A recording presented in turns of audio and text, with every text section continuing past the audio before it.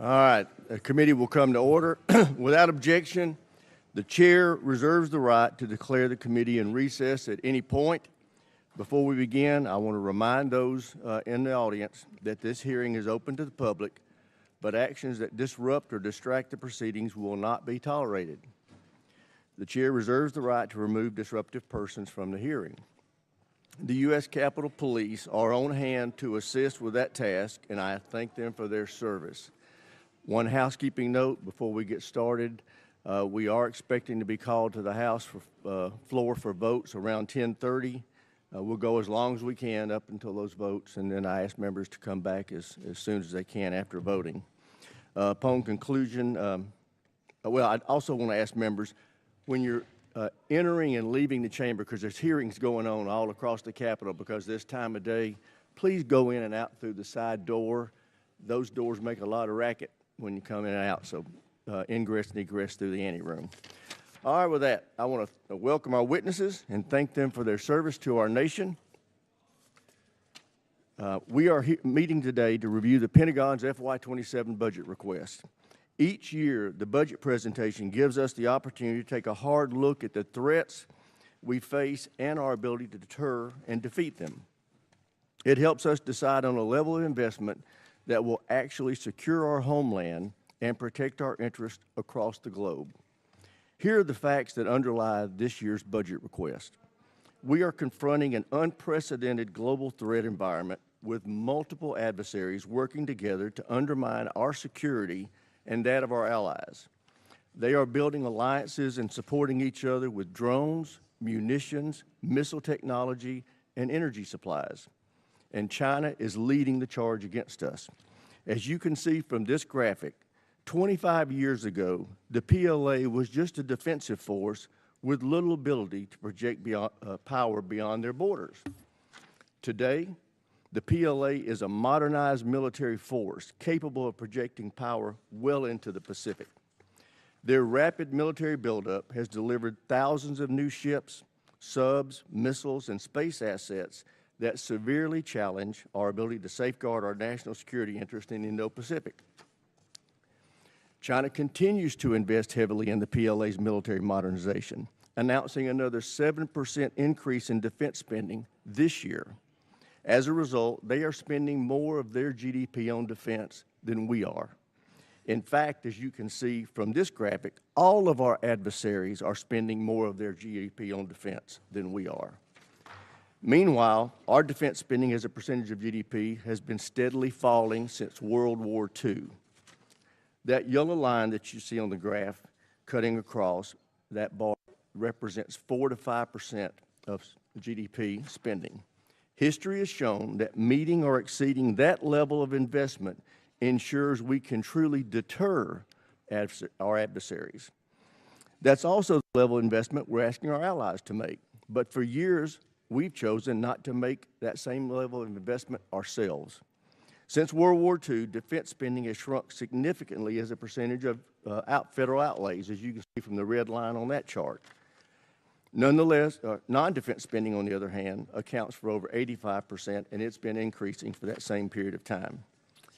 This underinvestment in our defense has had very real consequences. Our defense industrial base, long the envy of the world, has atrophied significantly. We're no longer capable of manufacturing for our warfighters at scale or speed. Just look at shipbuilding.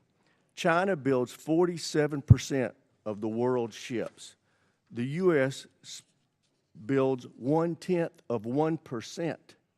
We build fewer ships than Croatia or the Netherlands. Our global munition stockpiles are low, and we lack the capacity to rapidly restock magazine depth. We have very little industrial capacity to mine, refine, or process critical minerals. As a result, many of our defense supply chains are reliant on the very adversaries we seek to deter. Beyond the impact to our industrial base, the inadequate investment in our defense has resulted in a vicious cycle that has pitted sustainment against modernization.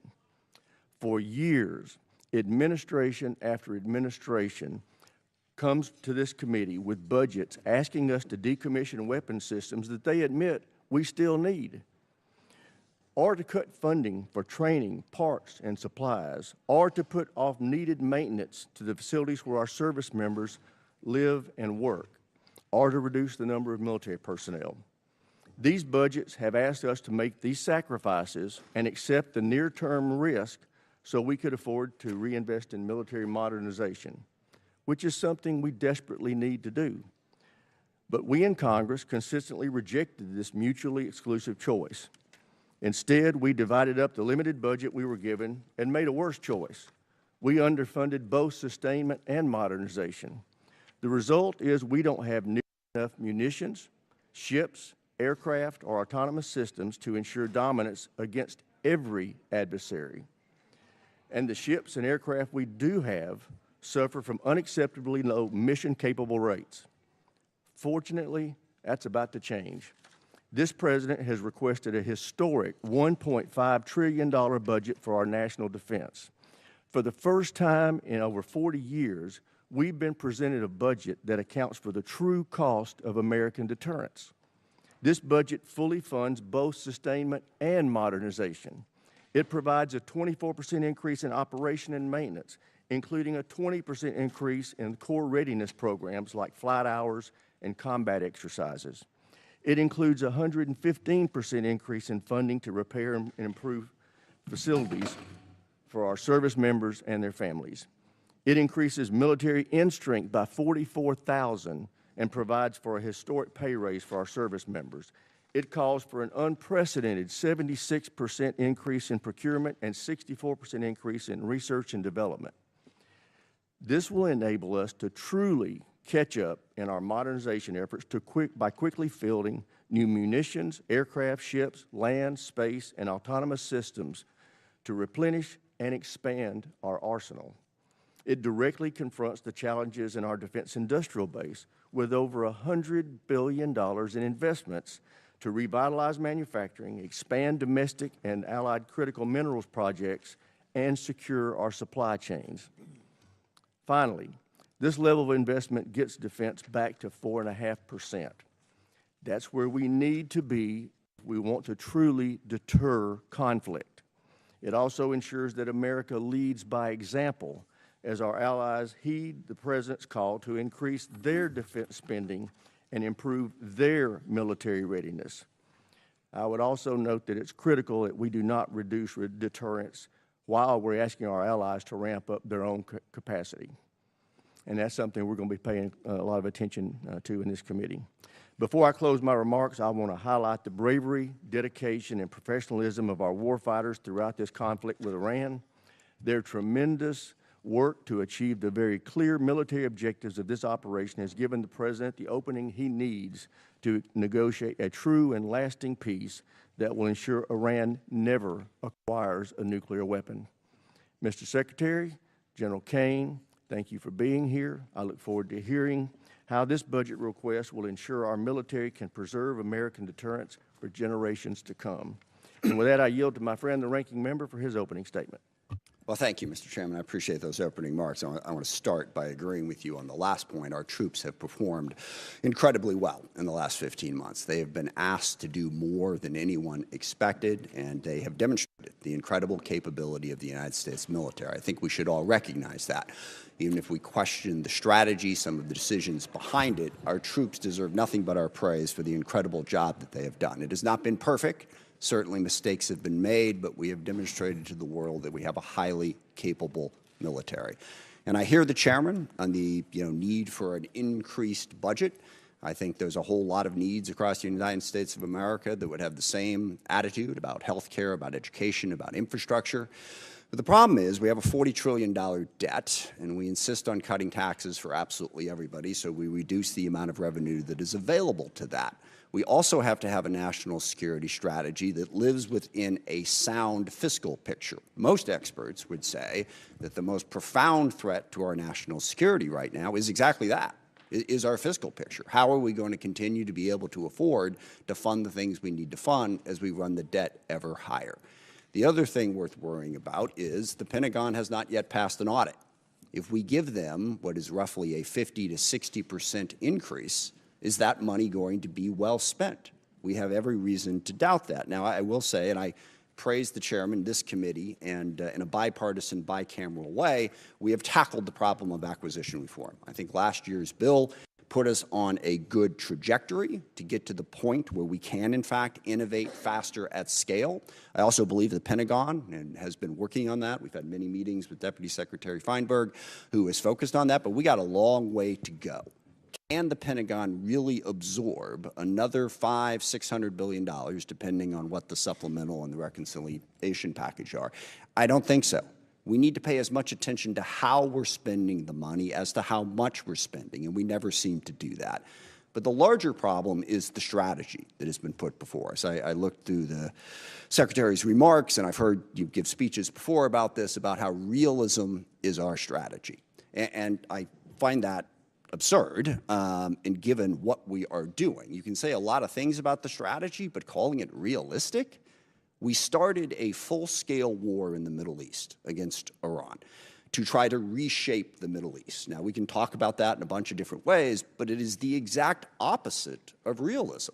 And in fact, starting wars in the Middle East that get out of control and lead us to have far greater costs for the benefits is one of the cornerstones of the unrealistic strategy that this administration has criticized over and over and over again.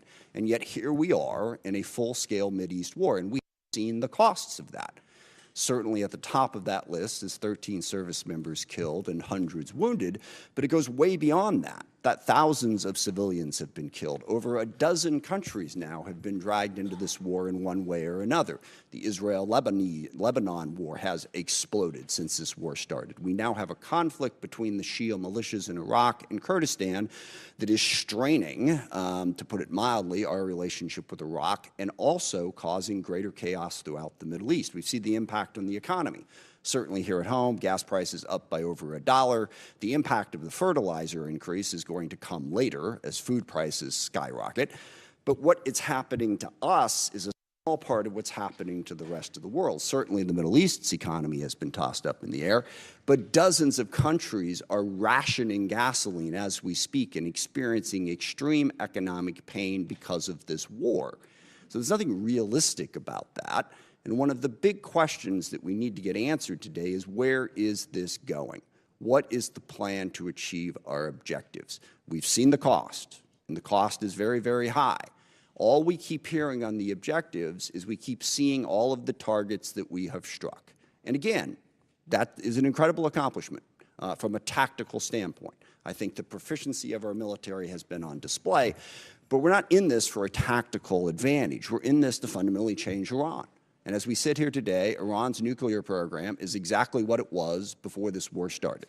They have not lost their capacity to inflict pain. They still have a ballistic missile program. They're still able to blockade the Strait of Hormuz and have the ships that are capable of doing that.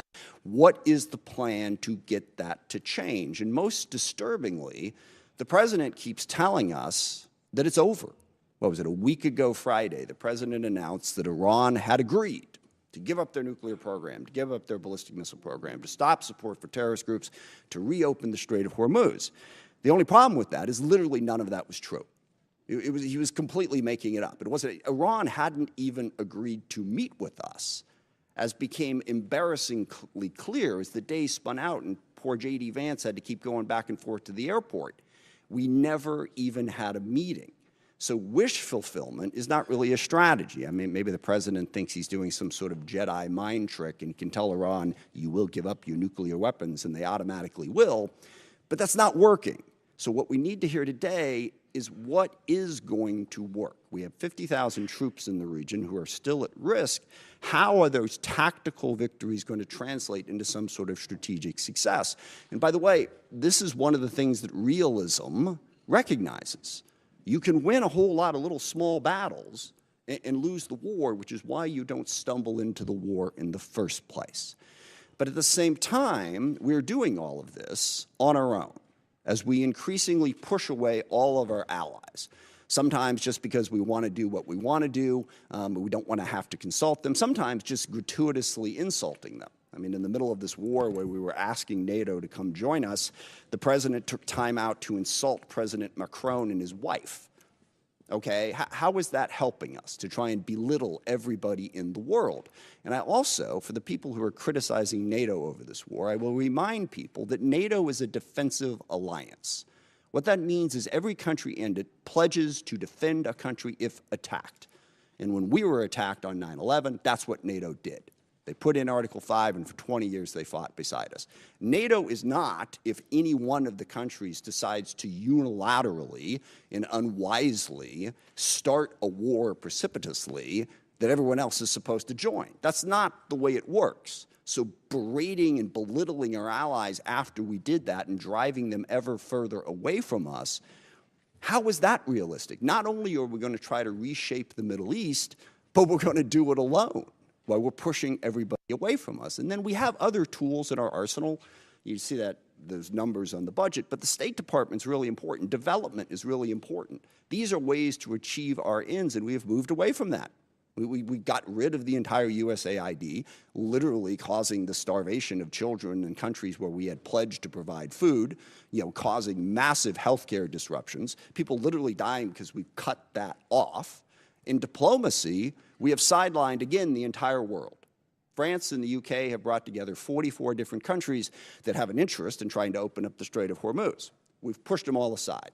And then we've even pushed aside our own diplomatic corps. We have a very, very talented State Department. I praise today the talent of our military, and I will stand by that. They deserve that praise. Our diplomatic corps deserves that praise too. But we've shoved them all to the side in favor of two real estate guys who are going to go negotiate all the deals in the world, which to date, by the way, has yielded exactly nothing. So there's nothing realistic about starting a war in the Middle East, going it alone, and pushing aside all diplomacy and all development and all other tools in our arsenal. And on top of that, of course, we also want to dominate the entire Western Hemisphere, including apparently annexing Canada and invading Greenland. How is any of that realistic? And then the administration comes before us and asks for what is a hopelessly unrealistic budget in this environment. Back on that chart there, when we were showing how much money we were spending on defense, we had a balanced budget. We had a surplus many years. We don't have that anymore. So call this strategy whatever you want to call it, but please don't call it realism. It's not.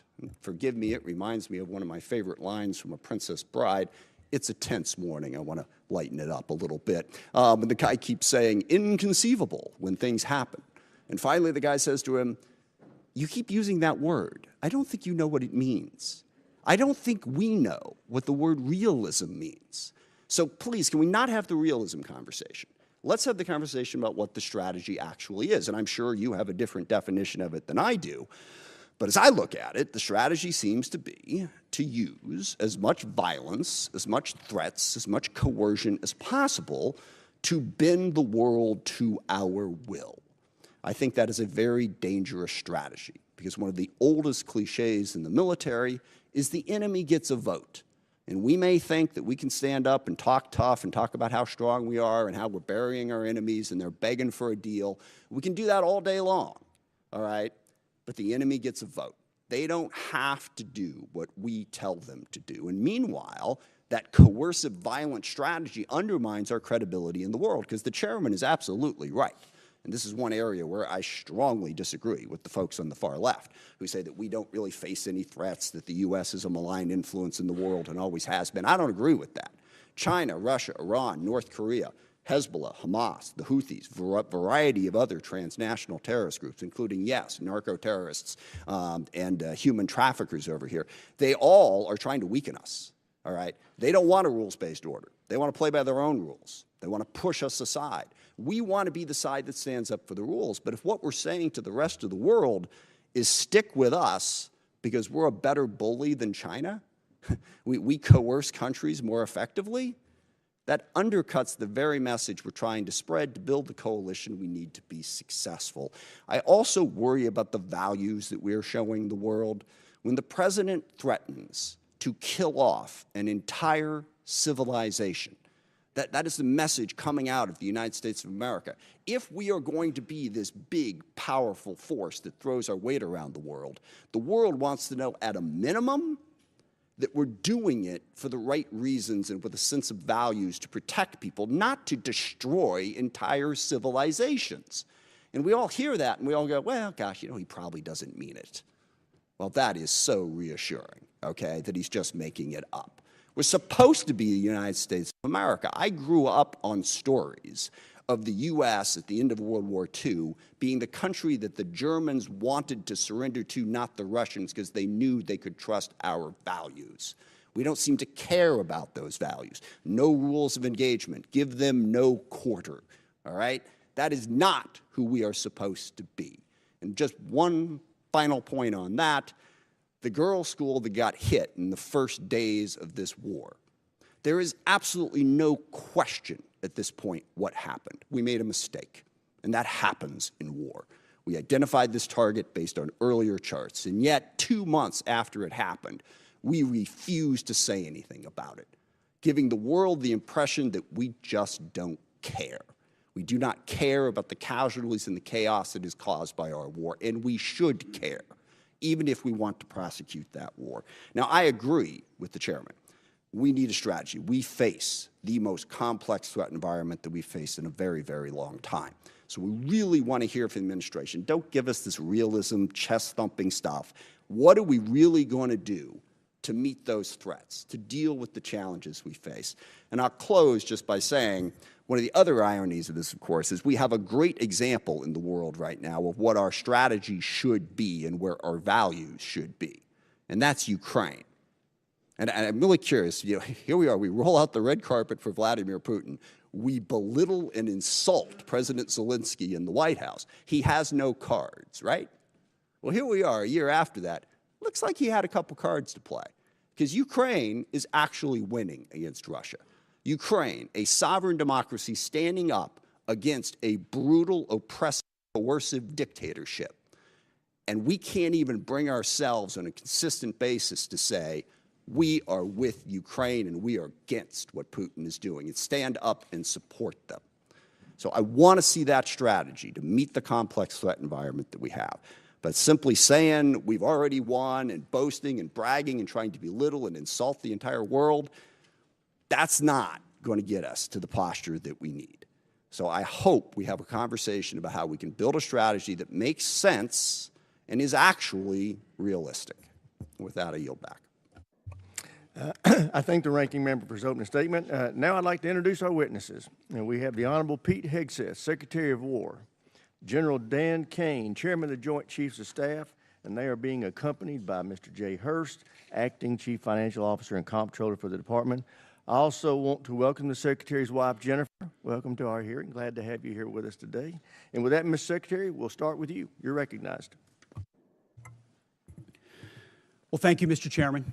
Ranking Member Smith, distinguished members of the committee, we appreciate the opportunity to testify in full support of President Trump's historic $1.5 trillion fiscal year 2027 budget request for the Department of War. The President's budget request reflects the urgency of the moment, addressing both the deferment of longstanding problems as well as positioning our forces for both the current and the future fight. We think divesting to invest is a strategy of austerity. I'm honored to appear alongside General Dan Kane, Chairman of the Joint Chiefs of Staff, as well as Jay Hurst, our Comptroller, or Chief Financial Officer. I'd like to start by thanking this committee and Congress for your partnership in securing the investments needed for a stronger, prouder, and more secure America. I think what our troops have demonstrated to the world over the last 15 months are a reflection of that. A nation's ability to build, innovate, and support the critical needs of its warfighters at speed and at scale is the foundation upon which its survival rests. However, upon taking office on January 20th, 2025, President Trump inherited a defense industrial base that had been hollowed out by years of America Last policies, resulting in a diminished ability to project strength. Under the previous administration, we were focused on offshoring and outsourcing, riddled with cost overruns and degraded capabilities.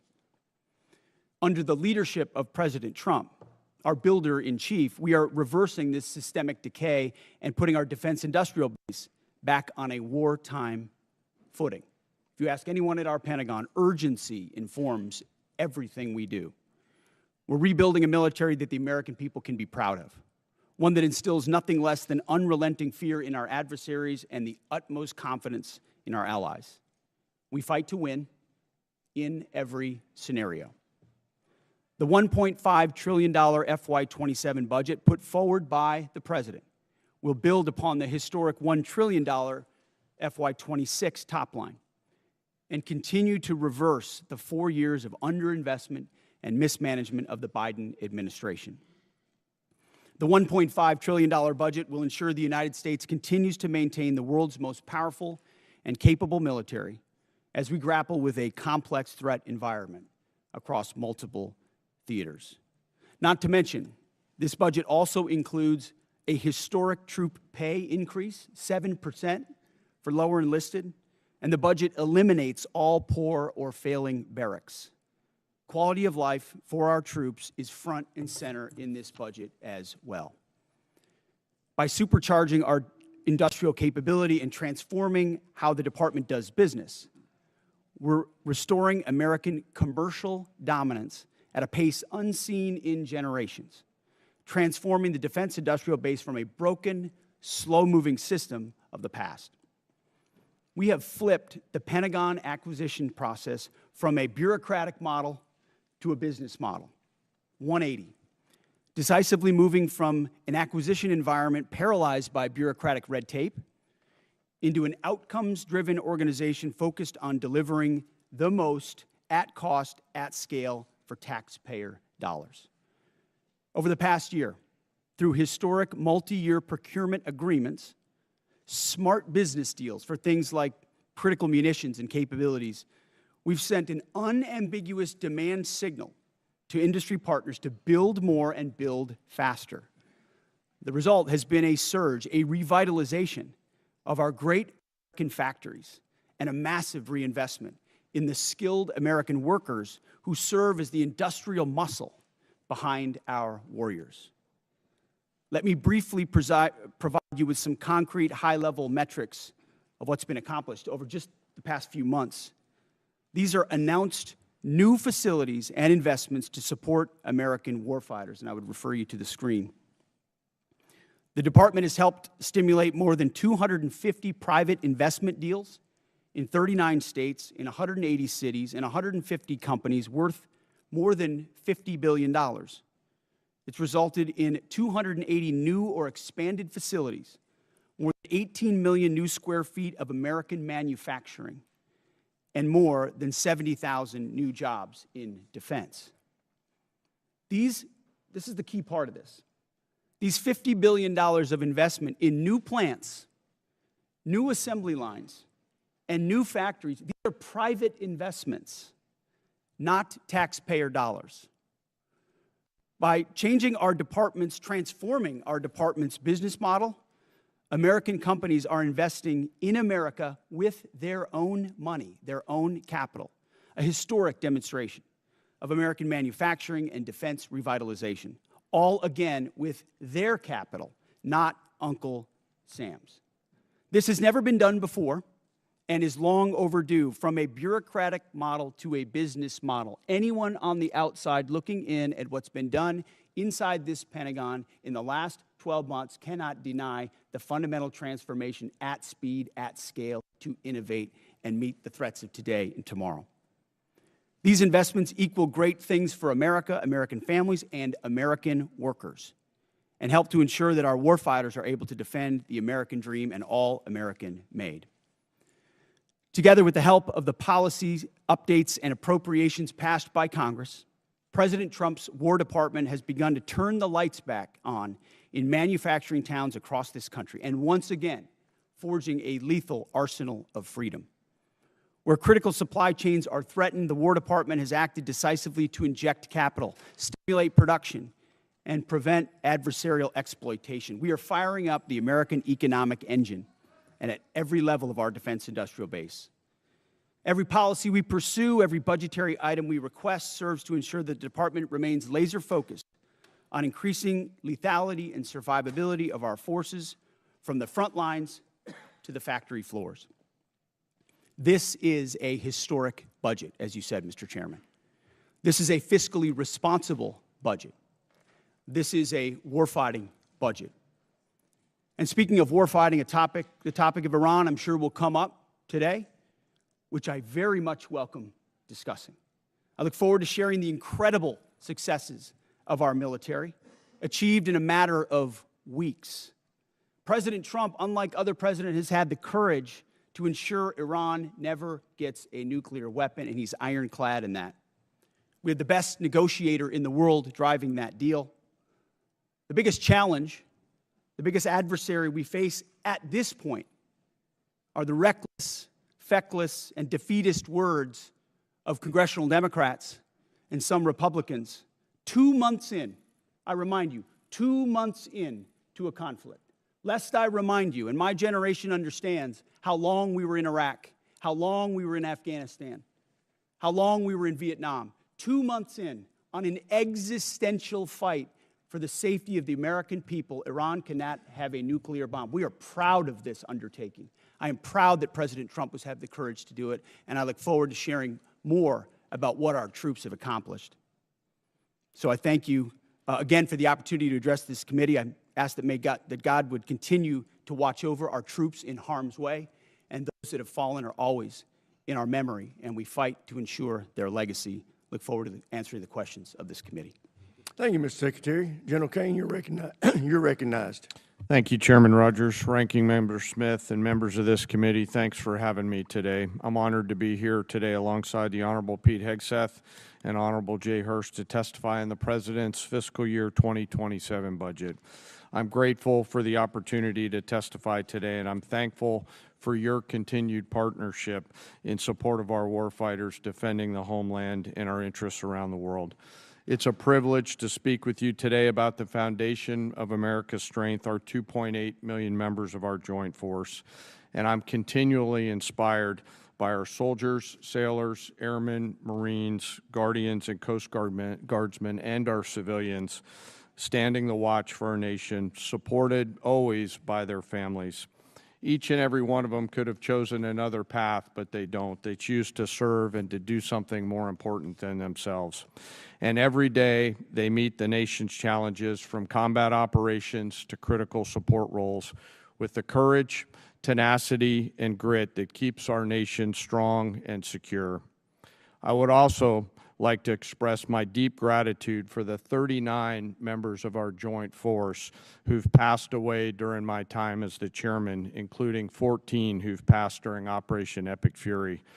As the Secretary said, we are deeply grateful for each of them and their families, and their names will never be forgotten. As the chairman, my duty is to ensure our civilian leadership has a comprehensive range of military options and the associated risks that, to those leaders who make the nation's hardest decisions, and offer my military advice privately. I owe the President, the Secretary, and the Congress the truth at every turn. My blueprint for this role is General George C. Marshall. His commitment to civilian control of the military and nonpartisan military remains a constant standard and something I borrow from often.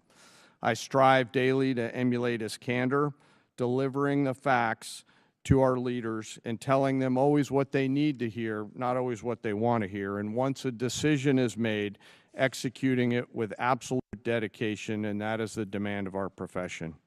I sit here today before you representing our incredible joint force, and I want to emphasize my commitment to this committee and the Congress that I will always follow General Marshall's steadfast example by providing clear and candid, nonpartisan military advice and working together with our civilian leaders to ensure that our military does the things that we must do, being prepared to deter and defend our nation, and if called upon, win our wars around the world. America's joint force is operational at its core, purpose-built for the realities of a complex and ever-changing world.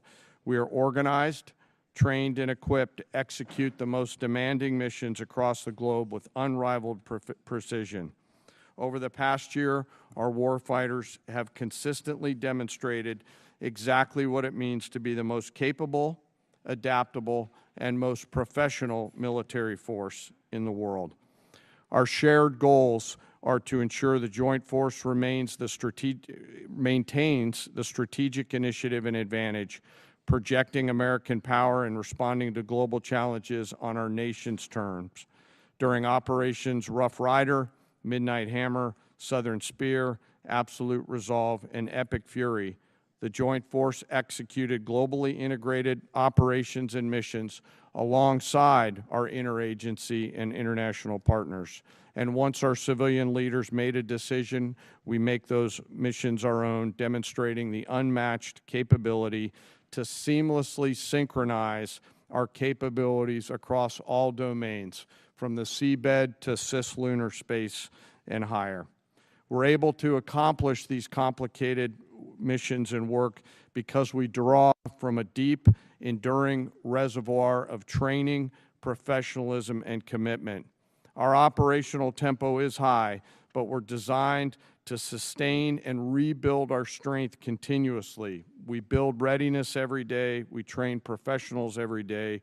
We learn and sharpen our edges every day by being learning leaders.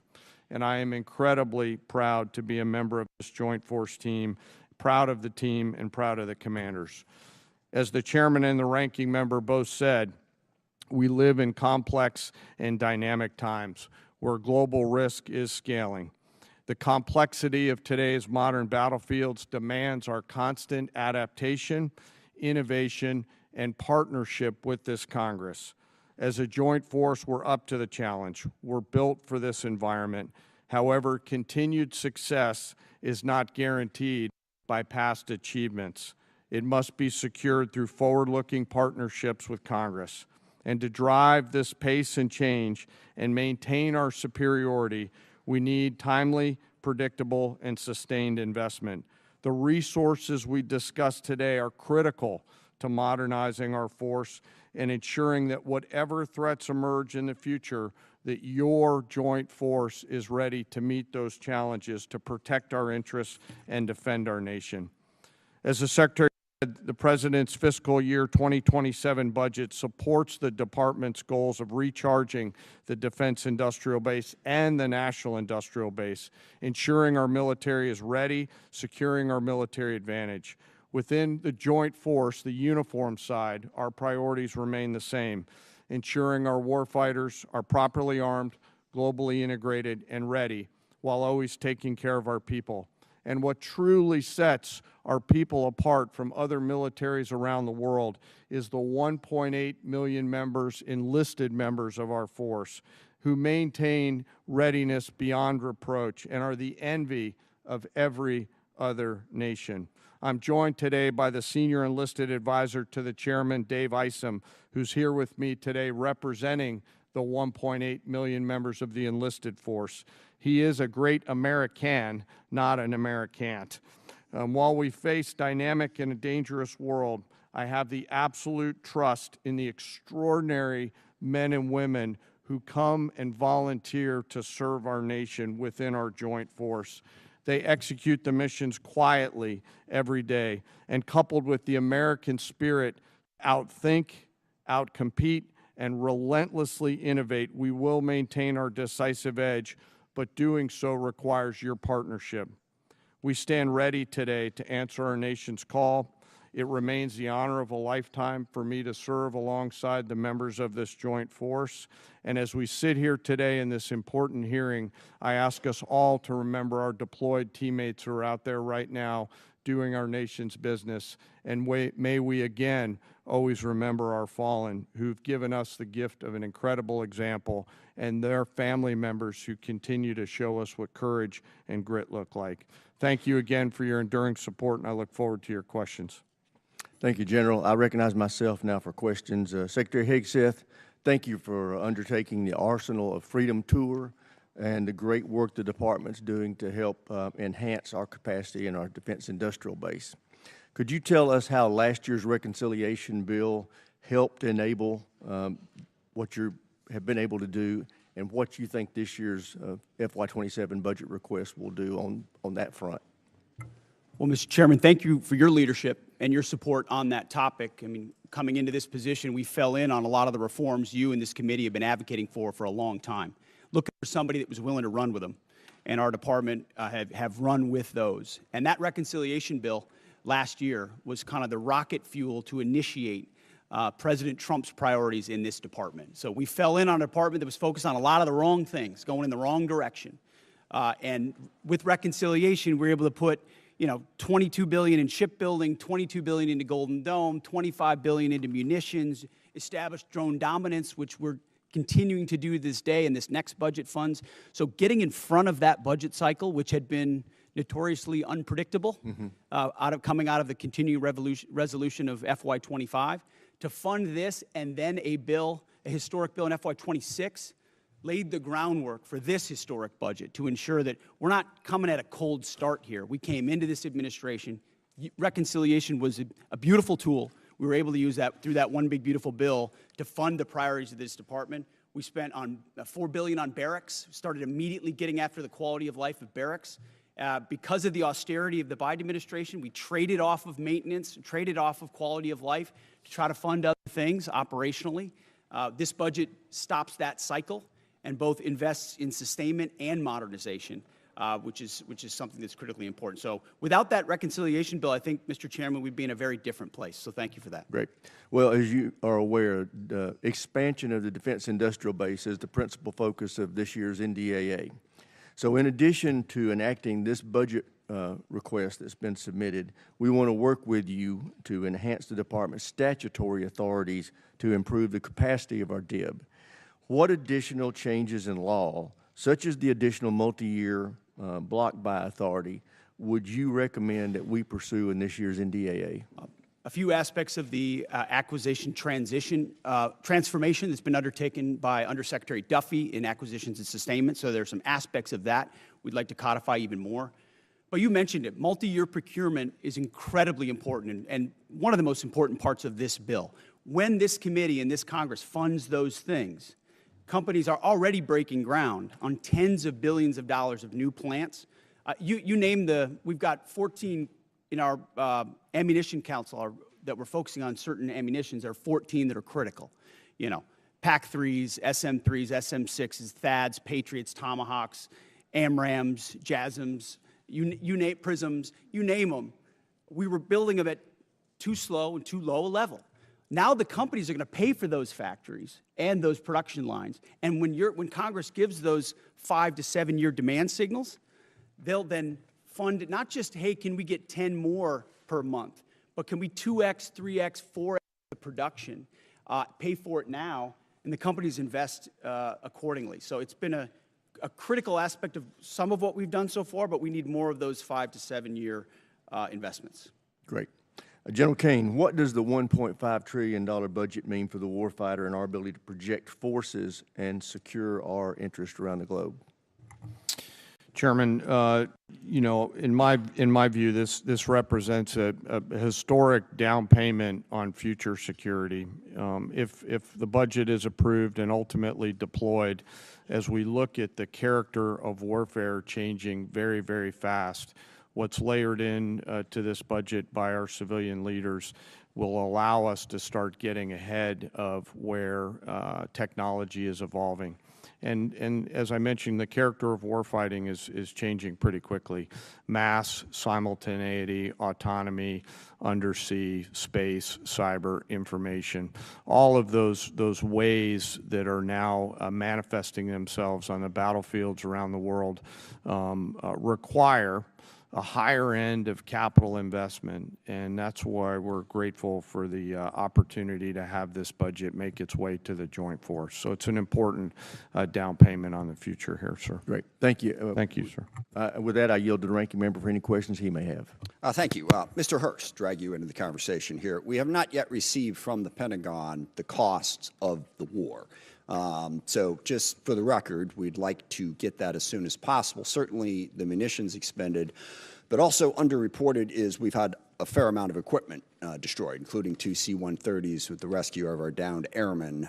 So do you have either A, a cost estimate coming to us anytime soon, or B, a specific supplemental request? Thank you for that question. So approximately at this day, we're spending about $25 billion on Operation Epic Fury.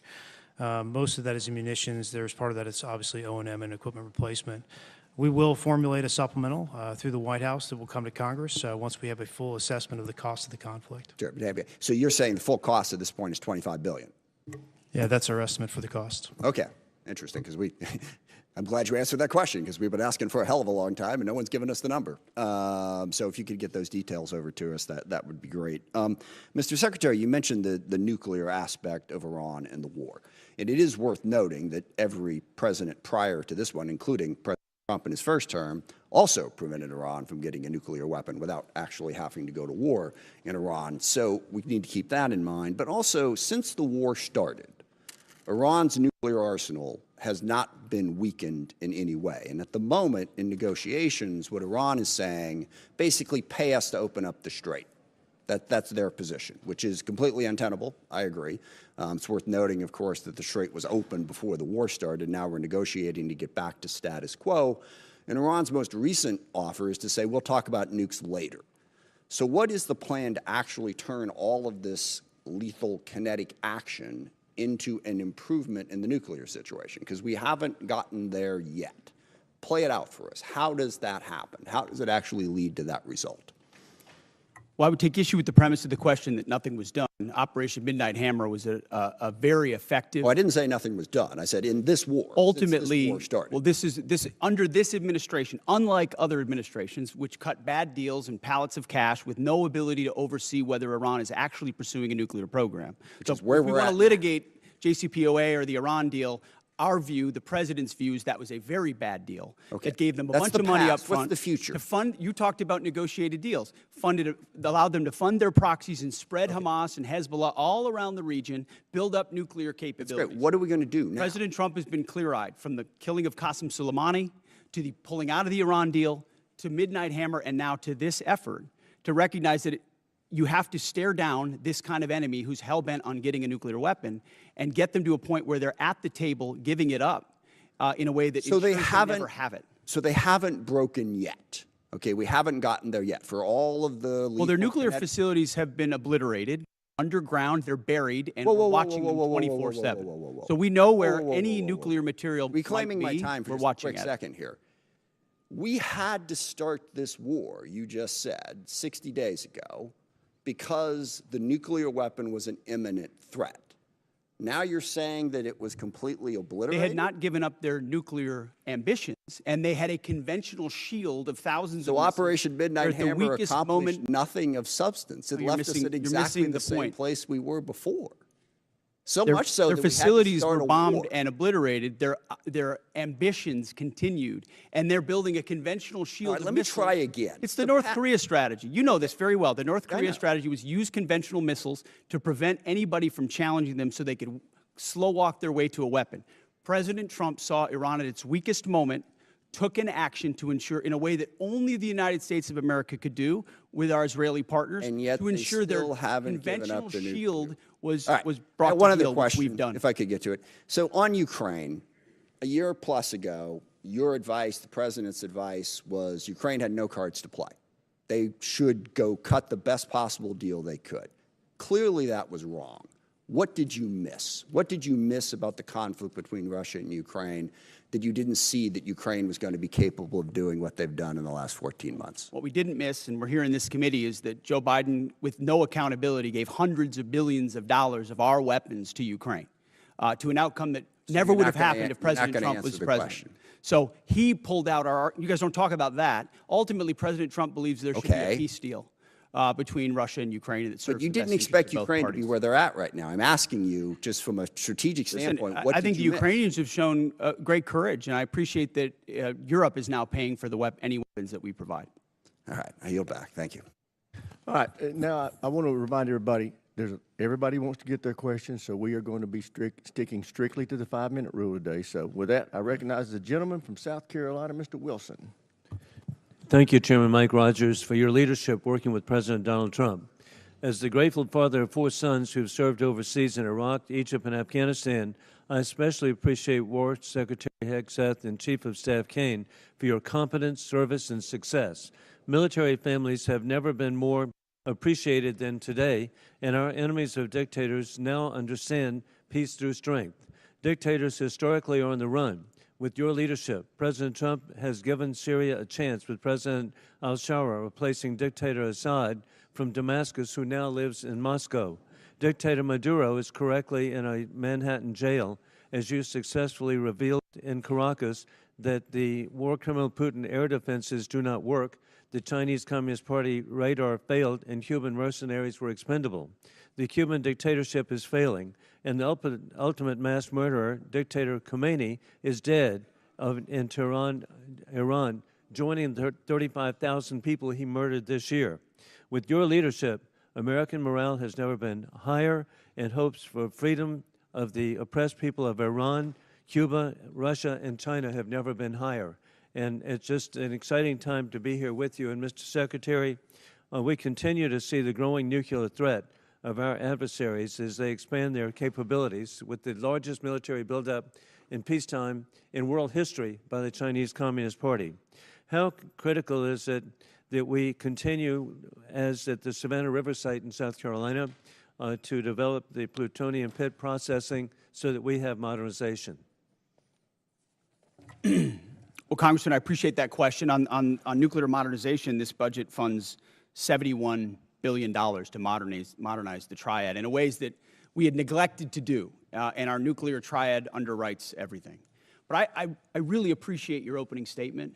I think something that obviously the media doesn't want to cover and doesn't want to talk about is the historic, record-breaking surge in recruiting in our ranks. 30-year record in recruiting of Americans wanting to join our joint force, wanting to put the uniform on. We're meeting recruiting goals halfway through the year. We couldn't meet our recruiting goals under the previous administration. Under Joe Biden, Americans didn't want to join the military. We couldn't get it. Now we have to turn people away and push them to the next fiscal year. That's why this budget grows our force by almost 50,000, ultimately. Additional troops into the force that we believe we can recruit. That's the best vote of confidence I can imagine. Well, hey, even better, hey, Mr. Secretary, you're really understating. Leaving no airmen behind. Hey, what an inspiration on Easter Day. God bless y'all and what you've achieved. With that in mind, too, General Kane, with your VMI military perspective, War Criminal Putin is losing in Ukraine as his 30-day special mission is now 4 years of, as the Secretary has identified, courageous Ukrainian success led by President Vladimir Zelensky. I appreciate that NATO and the EU have unified for Ukraine as the U.S. ranks 17th per GDP in assistance for Ukraine. Ukraine is frontline, stopping war criminal Putin from resurrecting the failed Soviet Union, rigging elections in Belarus, invading Ukraine, keeping troops in Moldova, and with the end of Israeli invading and rigging elections in the Republic of Georgia. As we're transitioning greater responsibility to our NATO allies, how do we ensure seamless integration to have deterrence during this shift? Congressman, we're very fortunate to have great leaders out in the European theater right now. General Grinkowicz and his leadership team are committed to ensuring that integration and transition takes place in a most combat-capable and effective way. Very entrepreneurial leaders out there across the components, and with General Grinkowicz, and he's doing a great job out there, as the committee knows.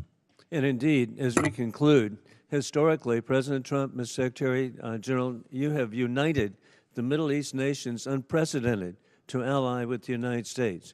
You have united Latin America, unprecedented to ally with the United States. You've united the Indo-Pacific, unprecedented to ally with the United States, and united NATO and EU, unprecedented to ally with the United States. You're achieving peace and deterrence through strength. I yield back.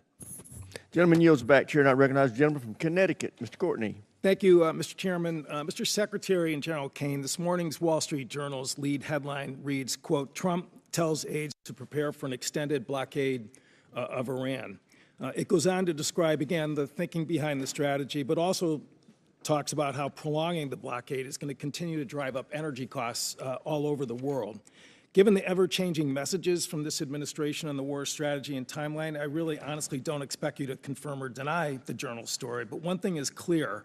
The number of transits across the Strait of Hormuz has dropped to the lowest level since the war began, and commodity markets have stopped listening to the happy talk, and crude oil prices this morning have risen to the highest level since the war in Ukraine started in 2022. AAA reported this morning that the average price of gas is $4.30 a gallon, up 30 cents in 1 week. Diesel's average is $5.45. My friend Mr. Garamendi says in California it's closer to $8 a gallon. And fertilizer prices have also hammered farmers at exactly the same time they're beginning planting all across the country. Aside from the damage this war has done to American consumers, farmers, and small businesses, I want to focus for a minute on the cost of the war and our military readiness, particularly to other combatant commands. Mr. Secretary, you put out a national defense strategy in January, which listed the threat assessment facing our country. China was number one, with the second largest, most powerful military in the world, of course. Russia's nuclear force clearly was number two in terms of the threat they pose to the homeland. North Korea, which has missiles that actually can reach U.S. territory, was ranked number three, and Iran was described as, quote, and accurately, after Midnight Hammer, that Iran's regime is weaker and more vulnerable than it has been in decades. Again, this was before February 28th, when the decision was made to go into the military strikes on Iran. So today, we have 3 carrier strike forces in Central Command.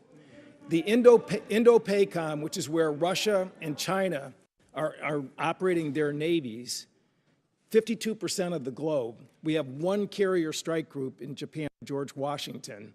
And the imbalance in terms of just, what our commitments and frankly, what our national defense strategy, is just blindingly obvious in terms of what this war is doing. Gerald Ford is on day 312 of its deployment. They've gone through fires, plumbing problems, and again, an extended deployment, which, in my opinion, is hitting readiness as hard as anything I've seen in the time that I've been on this committee. So, General Kane, in terms of, again, the carrier strike groups that are over there, assuming that we get to some end game here, Ford is not going over to the Indo-Pacific to buttress the gap that exists there today.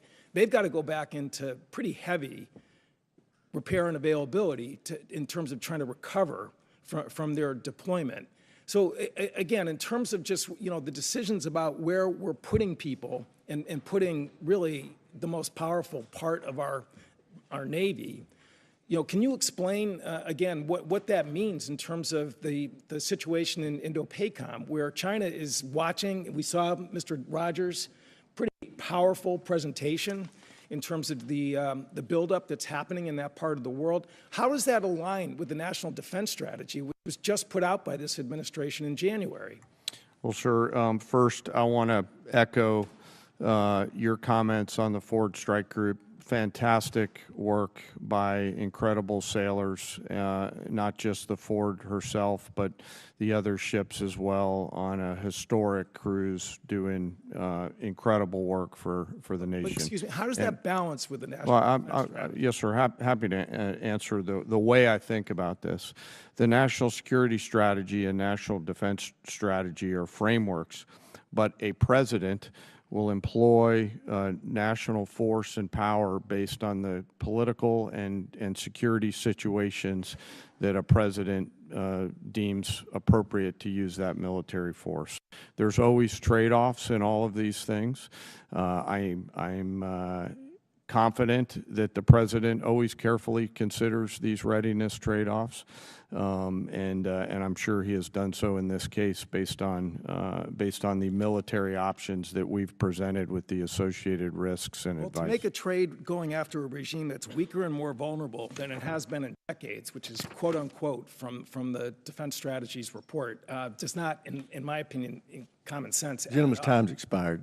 As you can tell from looking at the dais, votes have been called, so we are now going to stand in recess to the end of this vote. I expect it to take 20 to 25 minutes, but we are now in recess.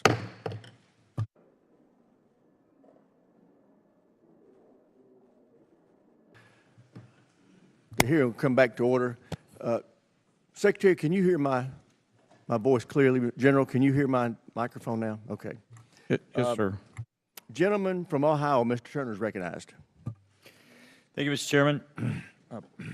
Secretary Hegseth, your written testimony on page 20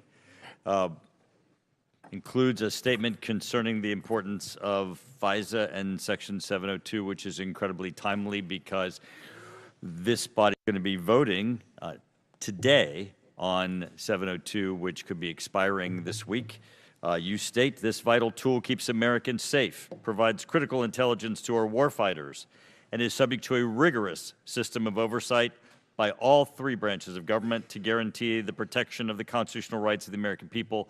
Thought I'd give you a moment to expound on that because this is going to be very important because there's several people who right now in this body are going to be considering their support for 702's reauthorization.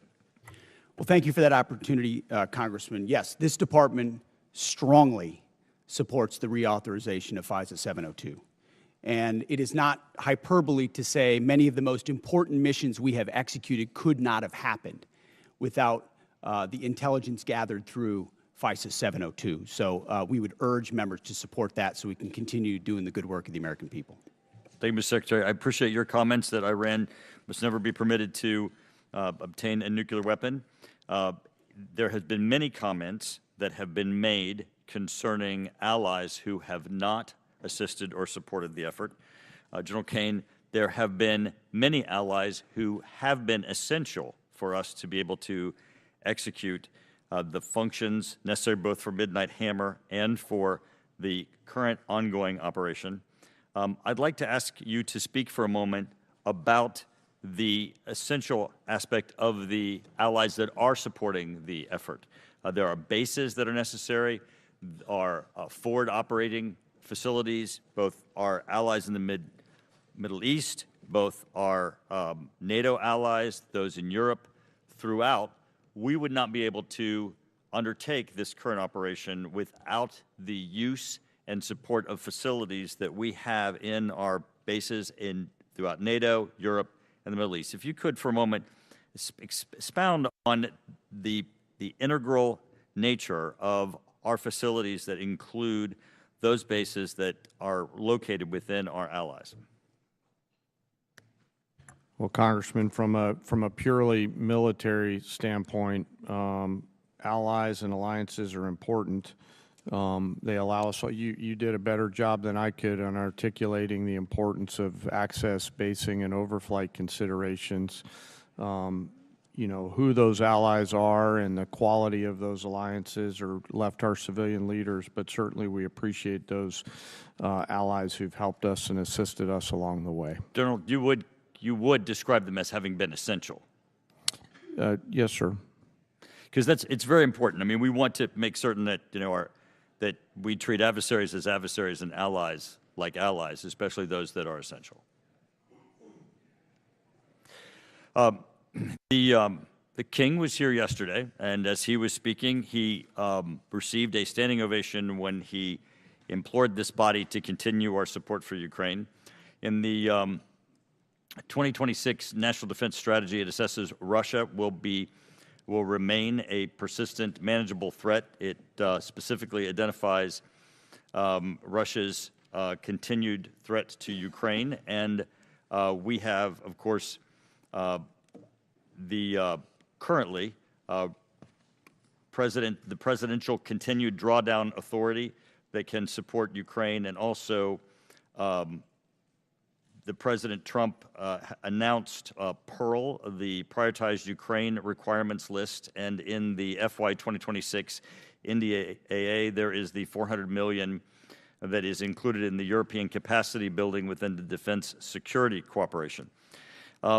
General, the last time it went on the House floor with respect to funding for Ukraine, there was a vote in the House of over 300 members of the House that supported Ukraine. Could you please give us a description of some of the things currently that we're doing operationally to support Ukraine? Congressman, a few of those are probably left for classified session. We continue through our security assistance group Ukraine to assist with some information sharing matters. UCOM continues. But you would describe it as continuous and ongoing and essential for Ukraine with U.S. support. Sir, much of the relationship. Gentleman's time's expired. Chair now recognizes the gentleman from California, Mr. Garamendi. Thank you, Mr. Chairman. Mr. Secretary and General King, let me begin by thanking the men and women of the United States military for their service and their bravery.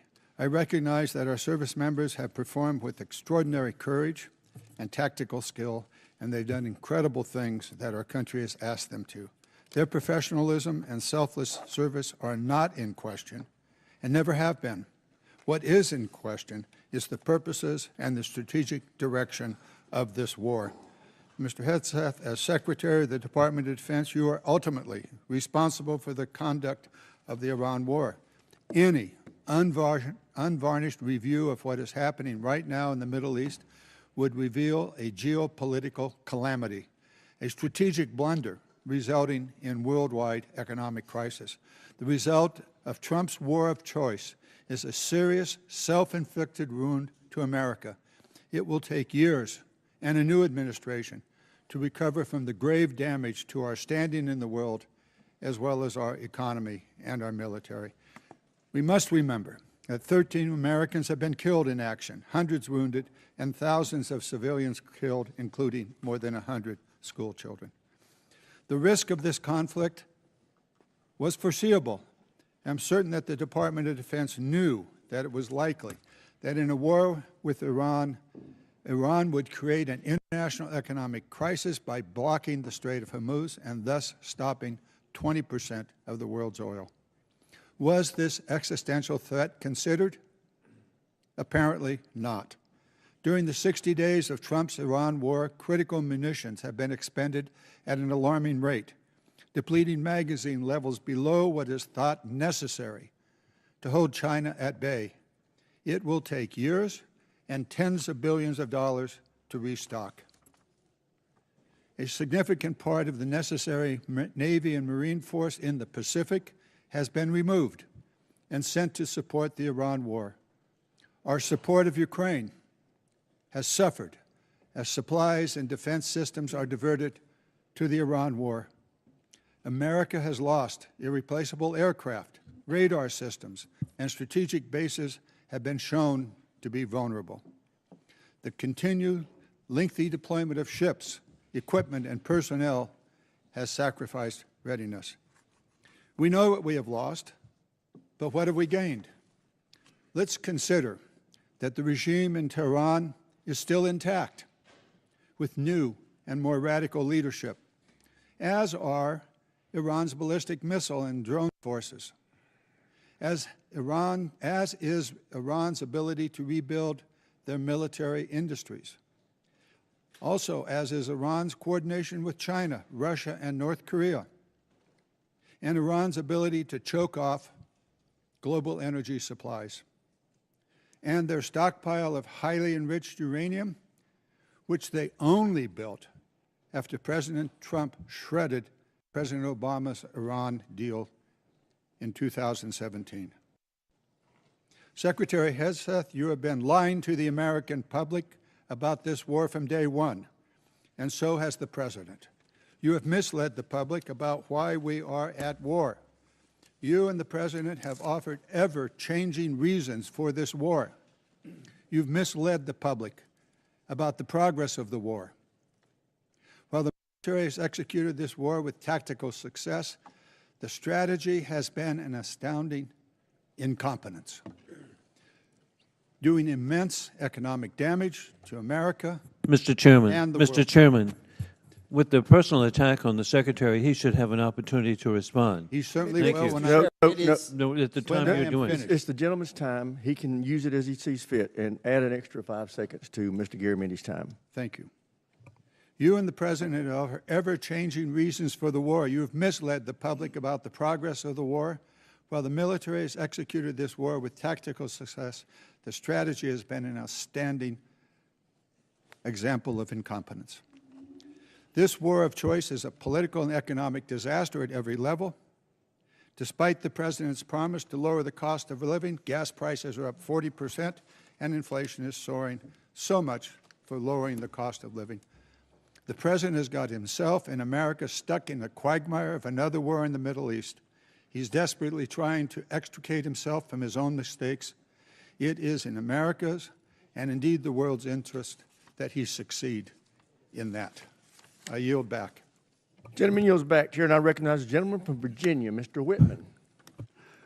Thank you, Mr. Chairman. I'd like to thank our witnesses for joining us today. General Kane, Secretary Hegseth, Mr. Hurst, thank you so much. I want to go to a statement I've been making here for the last several years, and that is we are in the most dangerous national security position that this world has been in since 1939.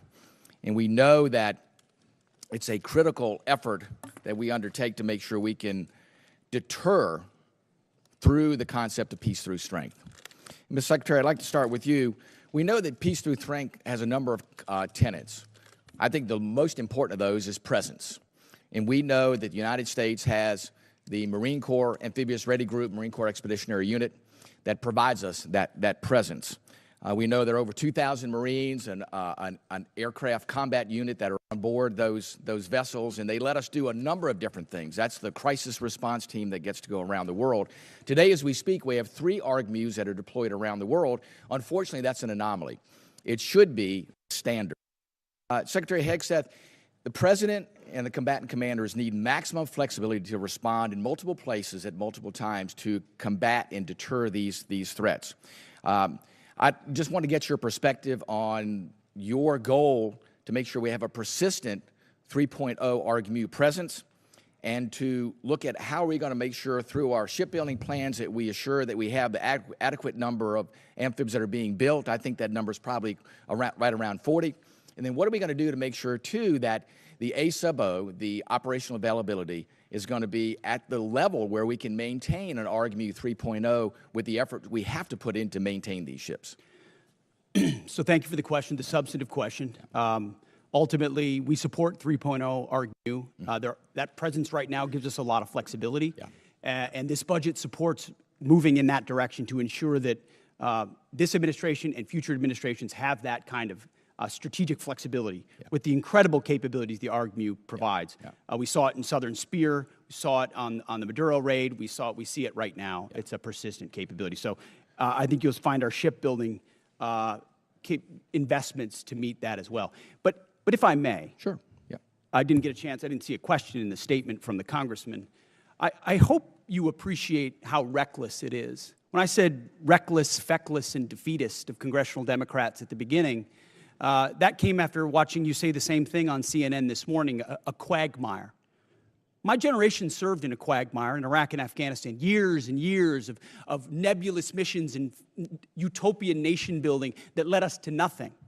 What we have right now, the way you stain the troops when you tell them 2 months in, Congressman, you should know better. Shame on you. Calling this a quagmire 2 months in. The effort, what they've undertaken, what they've succeeded, the success on the battlefield that creates strategic opportunities, the courage of a president to confront a nuclear Iran, and you call it a quagmire, handing propaganda to our enemies, shame on you for that statement. And statements like that are reckless to our troops. Don't say I support the troops on one hand, and then a 2-month mission is a quagmire. That's a false equivalation. Who are you cheering for here? Who are you pulling for? Our troops are doing incredible work. They've done incredible things for the entirety of this mission and achieved incredible battlefield successes. And you sit there and go on TV for your clickbait about quagmires. It undermines the mission. Your hatred for President Trump blinds you to the truth of the success of this mission and the historic stakes that the president is addressing, which the American people support. Iran's been at war with us for 47 years. You want to talk about a forever war? For 2 months, this president has stared them down. He's going to get a better deal than anyone ever has and ensure that Iran never has a nuclear weapon. I know the American people support that mission, despite your loose talk and words like quagmire. Thank you. Thank you, Mr. Secretary. General Kane, I want to quickly go to you. We know all about the need for exquisite platforms, but we know if we're going to close the gap with our pacing threats, we have to make sure we have those expendable and attritable platforms. And we know those nation capabilities are key, and we have to be able to spin them up quickly because that's the fastest way for us to, again, deter by peace through strength. Give us your perspective on how you see the urgency of getting that capacity not only in place, but getting that ability to go to scale and get those capabilities in the hands of our warfighters. Sir, I think it's critical, and when I look at what OSW above us is doing, and the Deputy Secretary as well as Secretary Duffy, and frankly, the National and Defense Industrial Bases all rallying around the need to scale, along with the new entrants that are out there who are coming and bringing products to the joint force. A key is capacity. Time's expired. Chair, and I recognize the gentleman from New Jersey, Mr. Norcross. Thank you, Chairman. I'd like to thank the witnesses for being here today. Mr. Secretary, it's well known that our Defense Industrial Base and Maritime Industrial Base has declined greatly over time.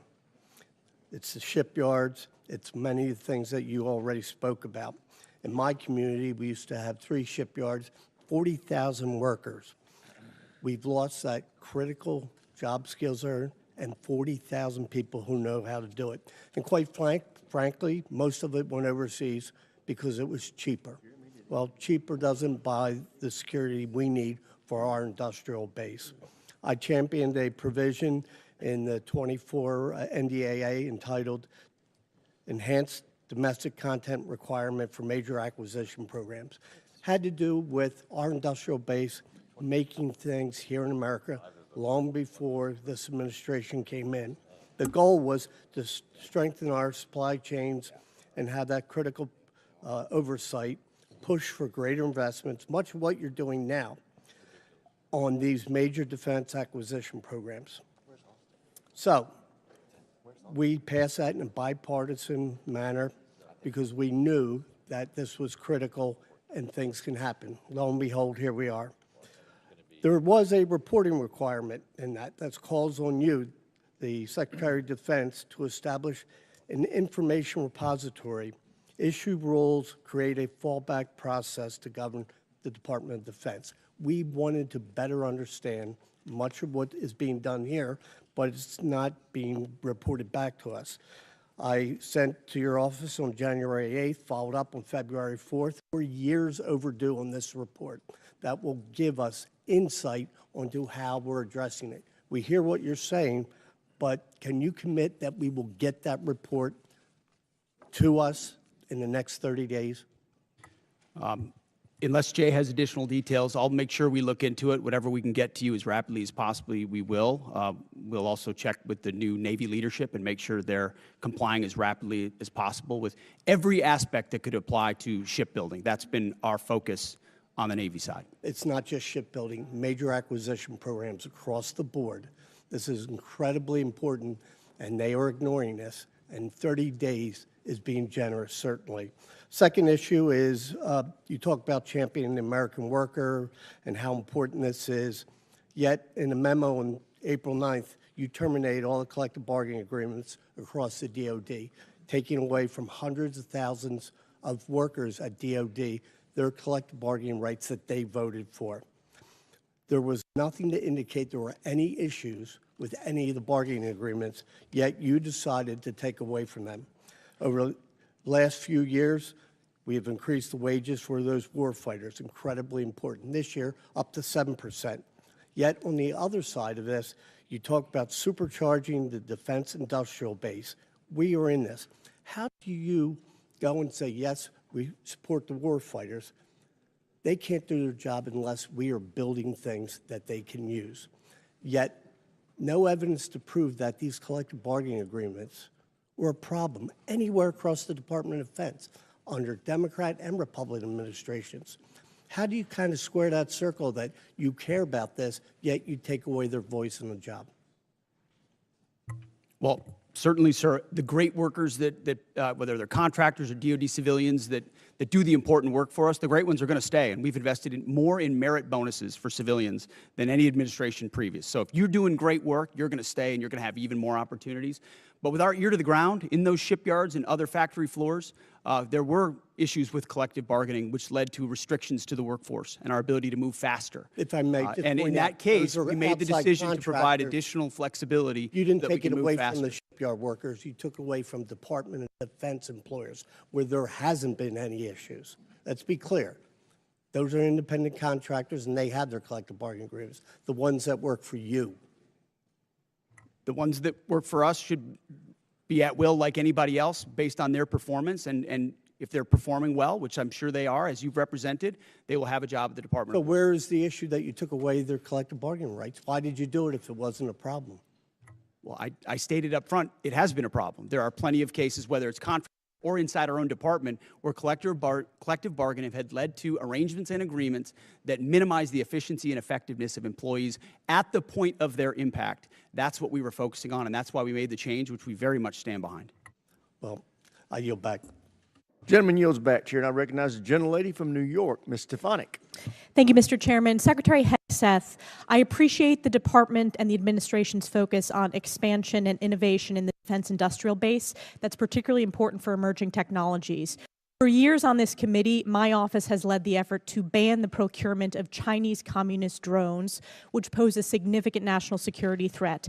And last year, after years of work, this committee finally passed my Countering CCP Drones Act, or Section 1709 of the NDAA, which was fully implemented in December. How does the FY27 budget scale domestic production and deployment of drone systems to ensure the U.S. has the decisive advantage against our U.S. enemies? Well, thank you for the question. First of all, thank you for your work on that. Critically important. When you look under the hood of the ways in which China is trying to use critical elements of our defense industrial base and supply chain against us, or capabilities in the future that could hamstring us with options for a future president, it's staggering. So drones is one that not only have we recognized, but thanks to your leadership and the leadership of others, we are supercharging in this budget. Conservatively, $54 billion in drone and drone dominance and counter UAS. Jay just slid me a piece of paper. If you add it all up, it could be closer to $74 billion. We started a defense autonomous warfare group, to focus on this, but we're going to do even more. We will shortly announce a sub-unified command of autonomous warfare. Drones are so central to the future of warfare and where we get them from that we have to be able to both make the exquisite ones better than anybody else and also the attritable swarm, and then the ability to defeat them ahead of our adversary, learning from battlefields like Ukraine and Epic Fury. So thank you for your leadership. It is front and center in this budget. I very much appreciate all that the department is doing under your leadership. One of the concerns I have is recent reporting indicates that while DJI, which is a communist Chinese drone company, is prohibited from receiving new FCC authorizations, there are still DJI products such as the DJI Avata 360 widely available in the U.S. through major retailers. These received FCC authorizations before my provision in the NDAA was fully implemented. So my question to you is, we need to close this loophole to protect our national security. Will you commit to working with this committee and my office to ensure that these products that pose a significant risk to our national security are no longer permitted, given the evident threat CCP drones pose to U.S. national security?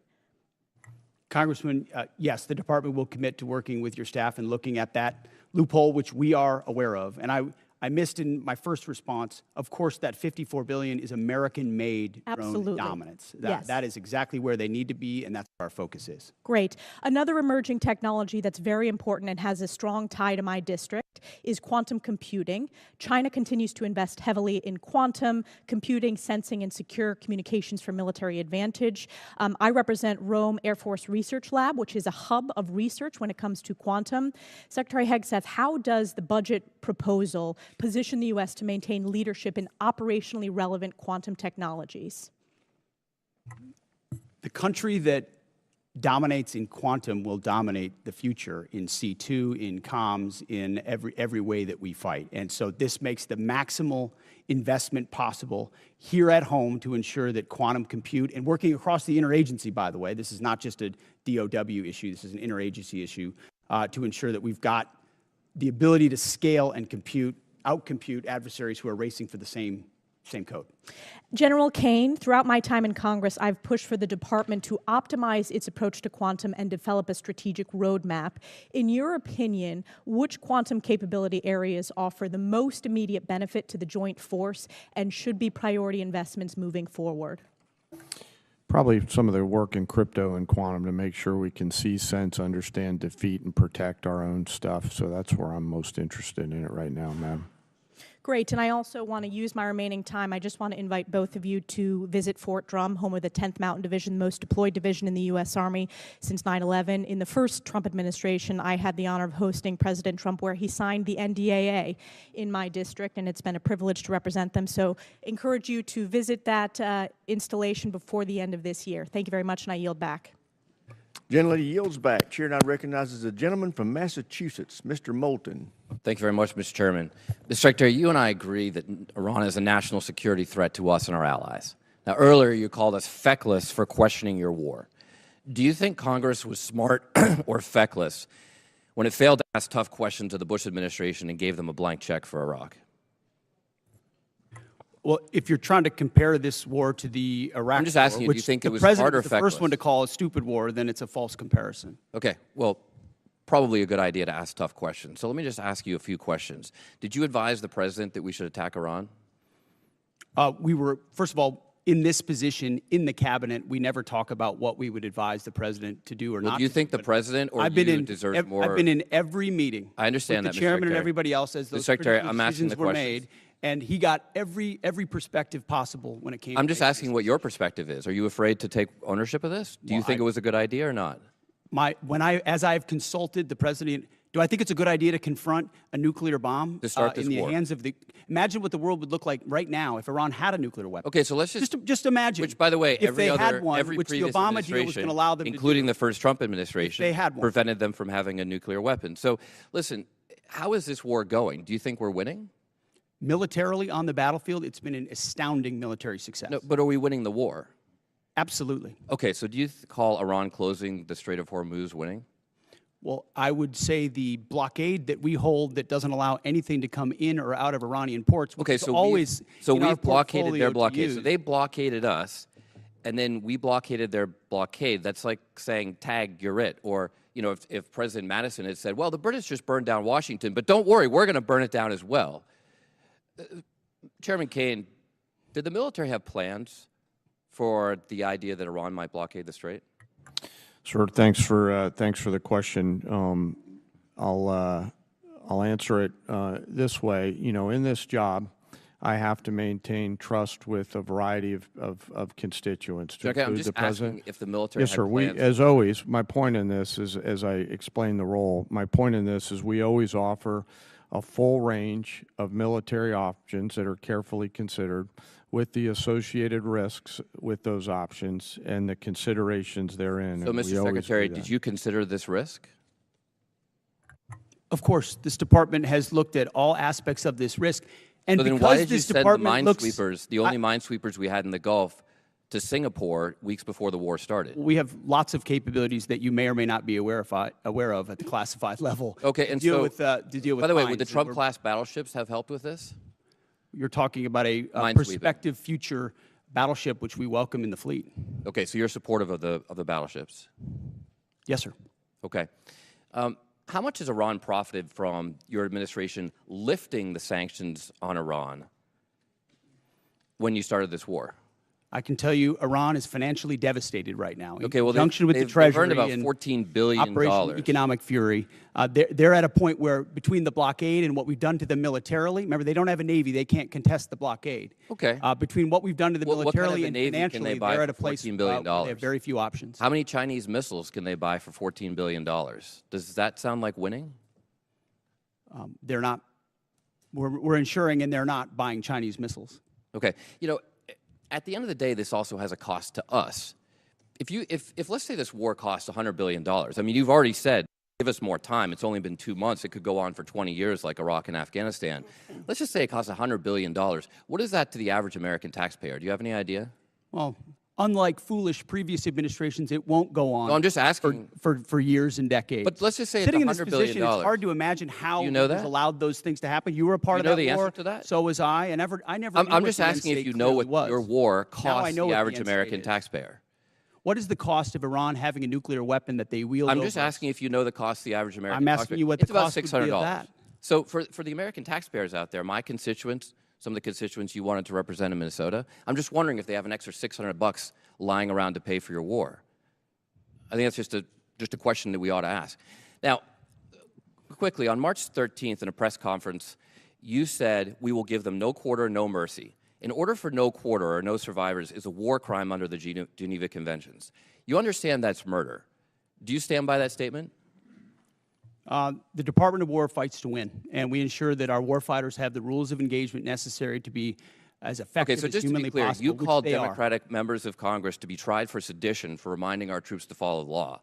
But when you tell them to commit a war crime, you stand by yourself. For insinuating that the laws that we're giving them are Gentleman's unlawful. time's expired. Chair, breakdown. and I recognize the gentleman from Tennessee, Dr. Desjardins. Thank you, Mr. Chairman, and I thank our witnesses for being here today.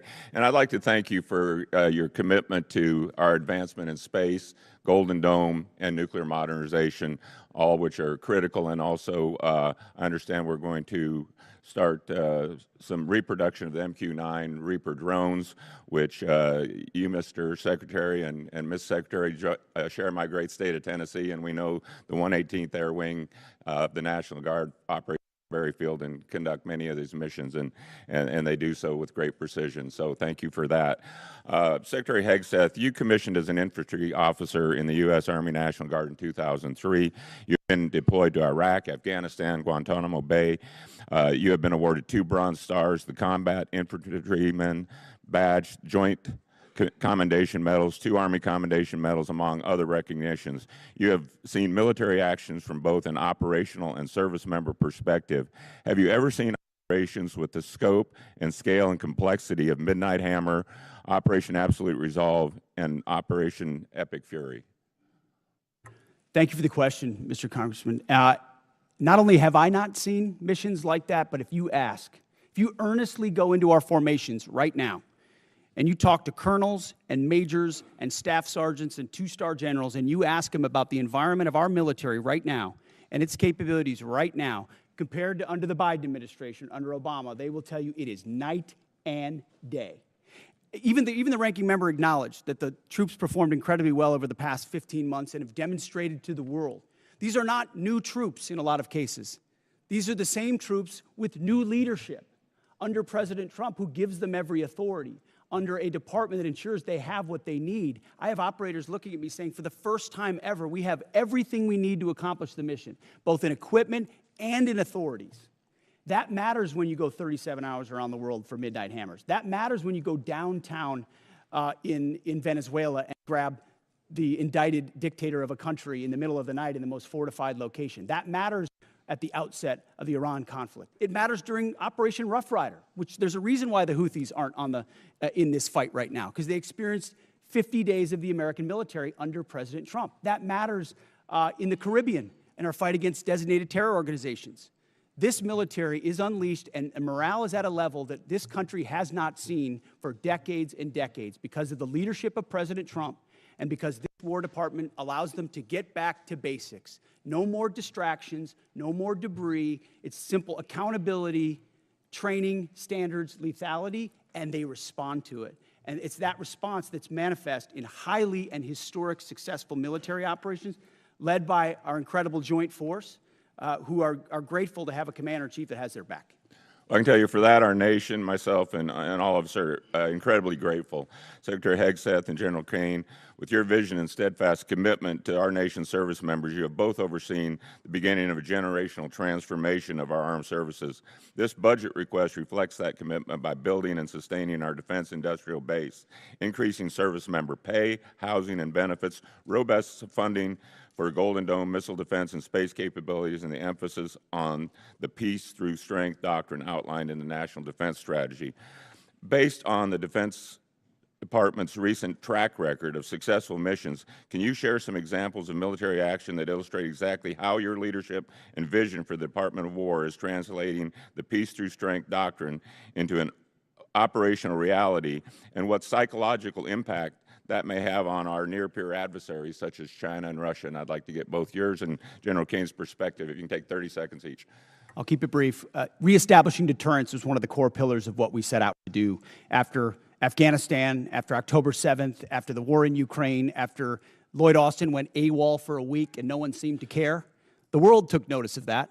And through the actions we've taken swiftly that I just laid out, the world has recognized that American power is back, and the willingness to utilize it shows that we can achieve peace through strength. And General Kane, in terms of our adversaries? Yes, sir. You know, when we look at the totality of actions that we've done over the last year, one thing leaps out at me that I think is clearly and unambiguously seen by our adversaries or those that may consider it, and that's our ability to integrate and synchronize a whole range of capabilities that we have in the joint force, information, cyber, you know, deception, jamming, air power, sea power, land power, et cetera. And I think that ability, and I'm so proud of our joint force, those young... Gentleman's time's expired. Chair, and I recognize the gentleman from California, Mr. Carbajal. Thank you, Mr. Chair, and thank you, General Kane, Mr. Hegseth, and Hurst for being here today. I associate myself with the comments of Ranking Member Smith and Mr. Garamendi, so that I won't repeat a lot of what has been said. Mr. Hegseth, I recently realized that we have something in common. I'm also a fan of Pulp Fiction. And no, the movie is not an accurate portrayal of the Bible. You know what I'm talking about. This president and his administration have claimed to be the most transparent of all time. With that in mind, I'd love to get some straightforward answers today. Some estimates show that the Trump administration's war of choice in Iran is costing taxpayers around $1 billion every day. In addition to spending taxpayer money on a war they don't want, it is also driving up costs. The cost of gas, while the cost of living is skyrocketing under this administration's policies. To me, and I assume to the American people, it is unclear why we started this war, how it will end, and what anyone gained from it. Mr. Hegseth, about how much money has been spent on this war to date, and how much more do you anticipate spending? Well, as our comptroller laid out, the estimate is less than $25 billion at this point as far as an expenditure. And the question I would ask this committee is, what is it worth to ensure that Iran never gets a nuclear weapon, considering the radical ambitions of that regime? I mean, almost every member of this dais at some point has said, whether it was 2015, thank you for your answer. I'll proceed to my next question. Thank you for your answer. President Trump is the one that's willing to make sure it doesn't happen. Supposedly, we had taken care of the nuclear capability last time around. And now this war, we're at it again, because obviously we said we did, but we didn't. In a way that we know, the United States military can do. I want to reclaim my time. We know that the cost of oil and gas has gone up as a direct result of this war, and the American people are feeling that pain at the pump.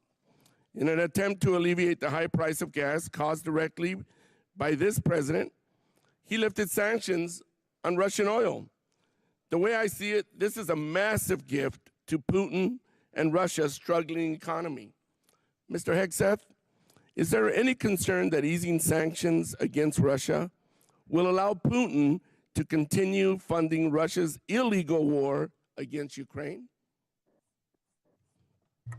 Well, we've seen Russia's and Putin's inability to make effective battlefield gains, just like their inability to defend the Maduro regime with the billions of dollars of systems the Russians sent to Venezuela in order to defend him, which were defeated in 15 minutes. So Russia's military capabilities are no match for ours. And you don't believe easing the sanctions is helping Russia? Well, we have the best energy team in the planet it's just a yes or no. White House, and we're going to ensure that this is not deja vu. It's a simple yes or no. I understand the energy dominance that this administration has unleashed. All right, well, I'll proceed to my next question. Strategy. Last week, it was announced that the Department of Defense is no longer requiring service members to get their annual flu shot. Now, this is an easy one for you. It's a softball. Don't screw it up. The rationale was to, and I quote, restore freedom to our joint force. This has been a requirement since 1950 because it is an effective at preventing the spread of flu among our troops. is not some new woke requirement as you like to lean on for much of your rhetoric. This decision is actively making our military less safe and less prepared. Mr. Hegseth, at this time are there plans to remove the mandatory requirement of other vaccinations like measles, mumps, and polio? We made very clear in our announcement that it applies to service members having a choice as it pertains to the flu vaccine. Don't you think that's a little reckless? No, I think allowing well-informed Americans who serve our country to make a choice is not reckless. And commanders will still have latitude, say, for a submarine or something else, to make a decision for a unit about whether it could be mandatory in a particular circumstance. But overall, our troops have earned the right to be able to choose about something like that related to their health. Mr. Hegseth, I stand by what I said last time you were here. You were incompetent then, you're incompetent now, and you're the gift that keeps on giving when it comes to incompetence. With that, Mr. Chairman, I yield back. Gentleman yields back. Chair, now Other than that, I'm doing great. gentleman Thank from you. Mississippi, Mr. Kelly. Thank you, Mr. Chairman. Secretary, don't you think it was extremely reckless to mandate COVID vaccines for the healthiest and most unlikely to get COVID and kick them out of the service if they did not comply with a, although legal, crazy order from the previous administration? Don't you think it was reckless to require that those soldiers and Marines and sailors had to take that COVID vaccine? Congressman, thank you for the question. Not only do I think it was reckless, but we point out the nature of the emergency and lack of actual data on it. We think it may not have been legal. And as a result, we're working very hard to ensure that any service member who was pushed out is brought back in. If they were forcibly pushed out with back pay and rank and everything that comes with it, those soldiers and troops of conscience who had to make that choice, we think are the best troops in our force. Listen, I'm grateful that we have two great National Guardsmen sitting at that table today.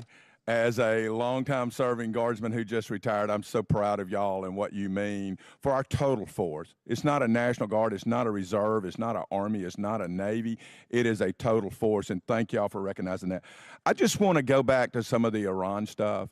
I don't know, maybe they're in a different world than I'm living in, but from where I live since 1979, Iran has been at war with the United States, although we refuse to acknowledge it, whether that's Hezbollah, whether that's the Houthis, whether that is Hamas, whether that is trying to build nuclear weapons, exporting terror everywhere. I know for a fact when I was in Iraq, both tours, that EFPs made by Iranians killed our troops. I know for a fact that many of the munitions, I know for a fact many of the militias in Iran that were Shia-based were there to attack Americans at the willing knowledge of the Iranian government. Do you agree they've been at war with us and are still at war with us and the world since 1979? Of course, for 47 years from Beirut to Baghdad, Iran has sought the most dangerous weapons in the world to try to achieve death to America. And if they were to get the most dangerous weapon in the world, a nuclear weapon, they would most certainly use it, which is why this is at the level of seriousness that President Trump was willing to address it. And that's what I think so many in this body misrepresent. North Korea is the lesson. Everybody thought North Korea shouldn't have a weapon. Under the Clinton administration, they gathered so many ballistic missiles that their ballistic missile shield allowed them to blackmail the region and the world to say, we're going to get a nuke and you can't do anything about it. Under this administration, them weakened by the 12-day war and what happened with Midnight Hammer, the president made a bold choice on behalf of the American people to say never will Iran, with their view of death to America and death to Israel, have a nuclear weapon, because if they have it, they'll use it. And he's taken that bold action in a way I think the American people, when they understand the nature of that threat, and they do, they support it. Chairman Kane, wow, I've been around a long time. Can any other military in the history of the world pull off Venezuela, Midnight Hammer, and Epic Fury the way that our great warriors that defend and project power for our nation? Are you aware of any other nation in the history of the world that could have done that?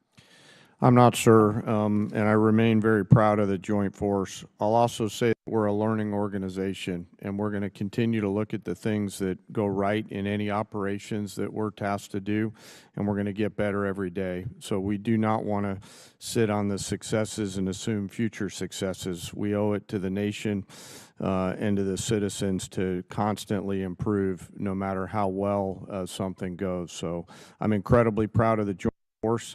That said, I'm even more proud when they come back after that. They go into a team room and they start debriefing to make sure that we do it better next time, whatever it may be. And my final point, I just want to talk about what a stroke of genius it was, greater than I would have thought, to blockade the ports of Iran. And that blow economically to their entire economy and to their leadership and everything else, it's going to take a little bit of time to play out.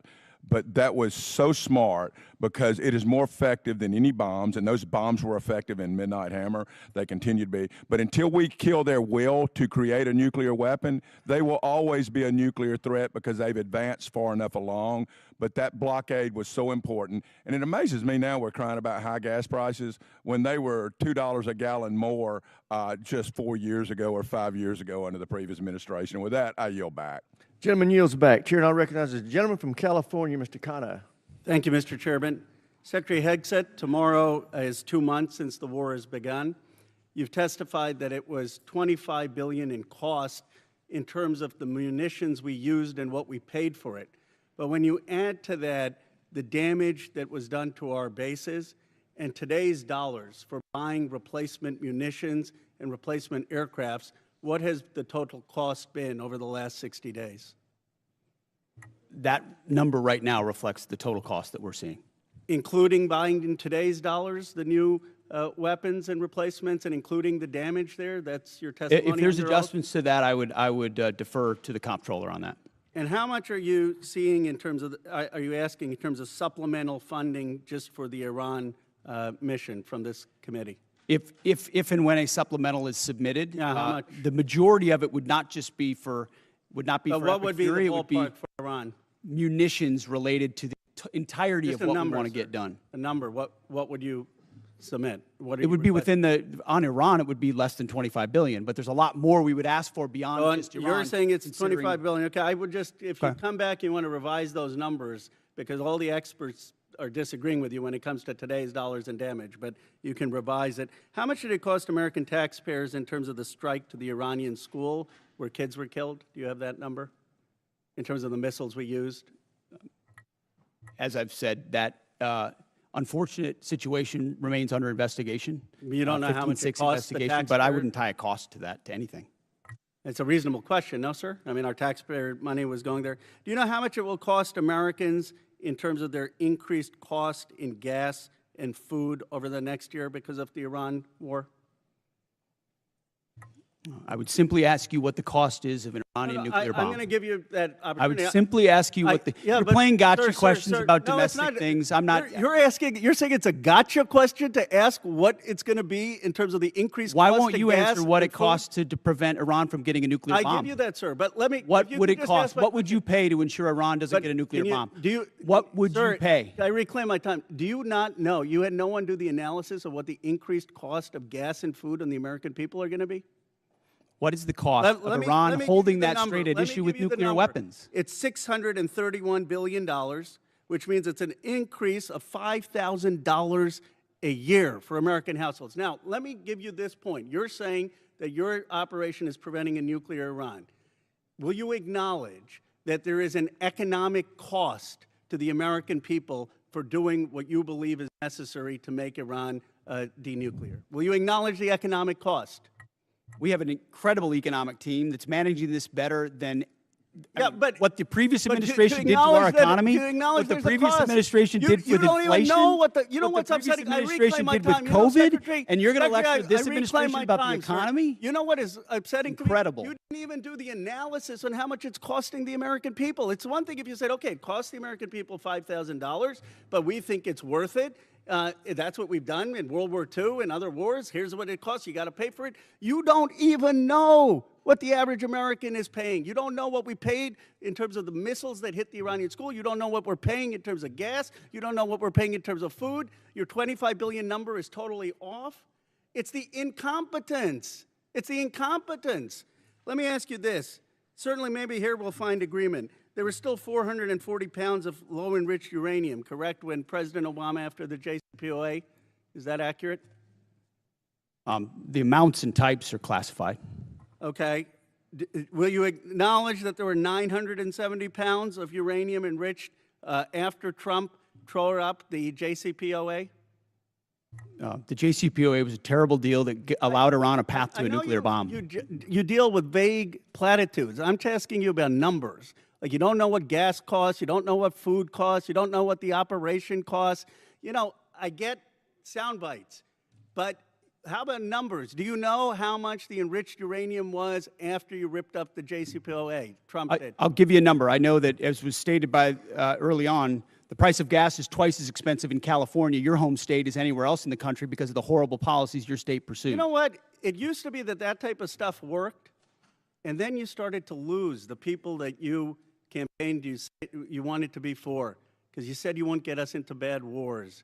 You said you would bring down the prices. You know what I'm sad for? I'm sad for all the people who voted for Trump. I'm sad for them because you betrayed them. You've betrayed a lot of that MAGA base.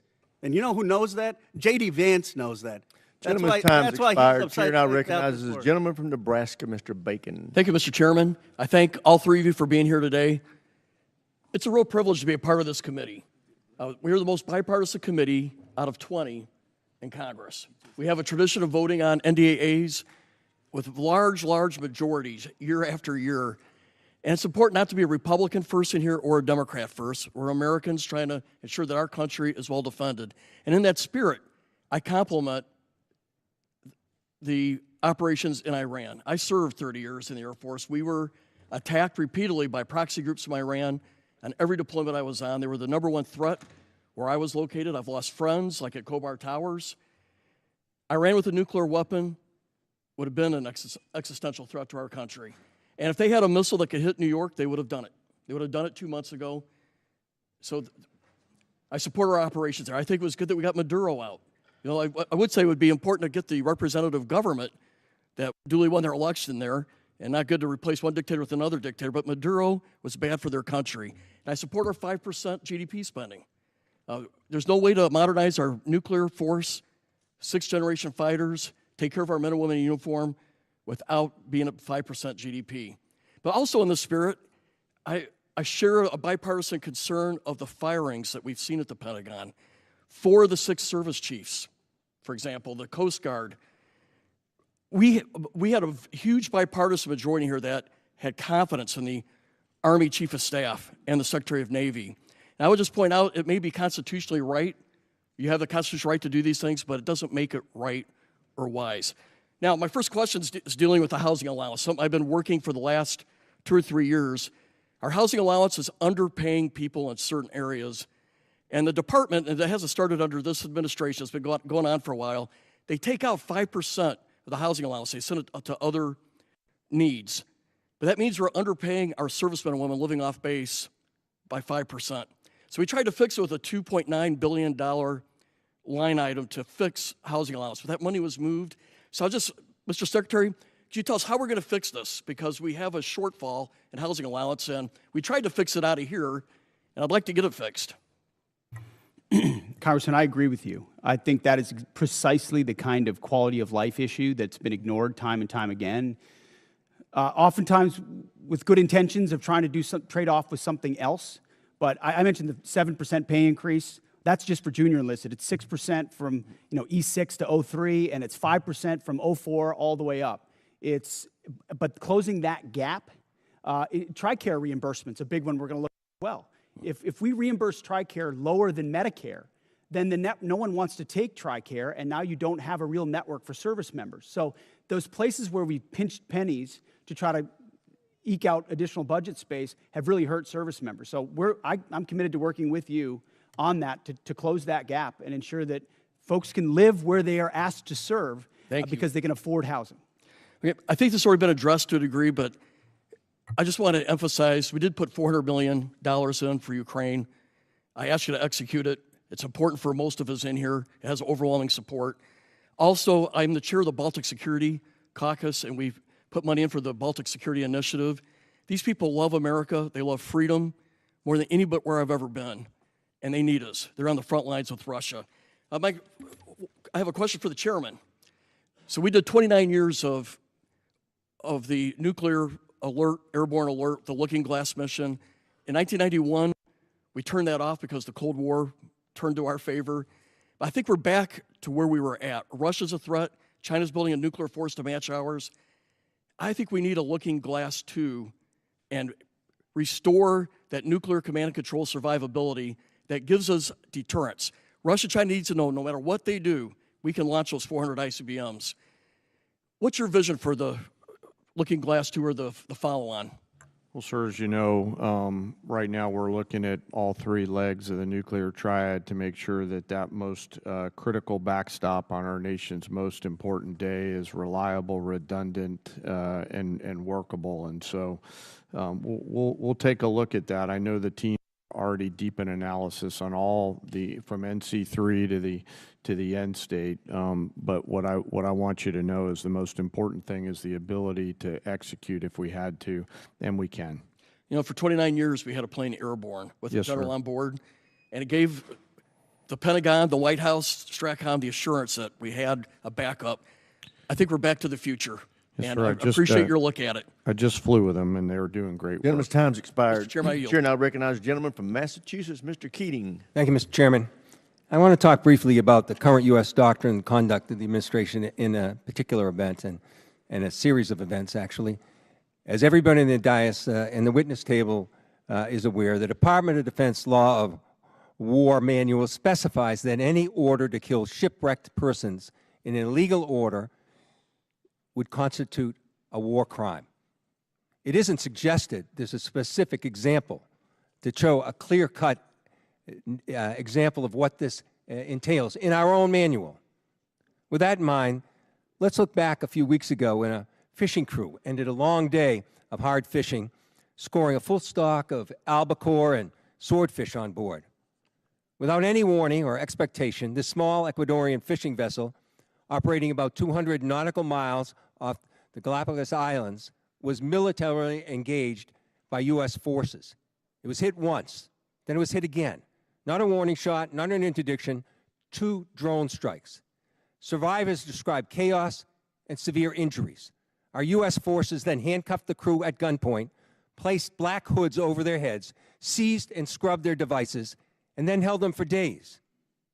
Ultimately, the crew was released, given there was no evidence to support any narco activity or any charges that may be against them. So to recap, we struck a vessel, we struck it again, set fire to it as it was sinking, and as public reports say, even drank their beer.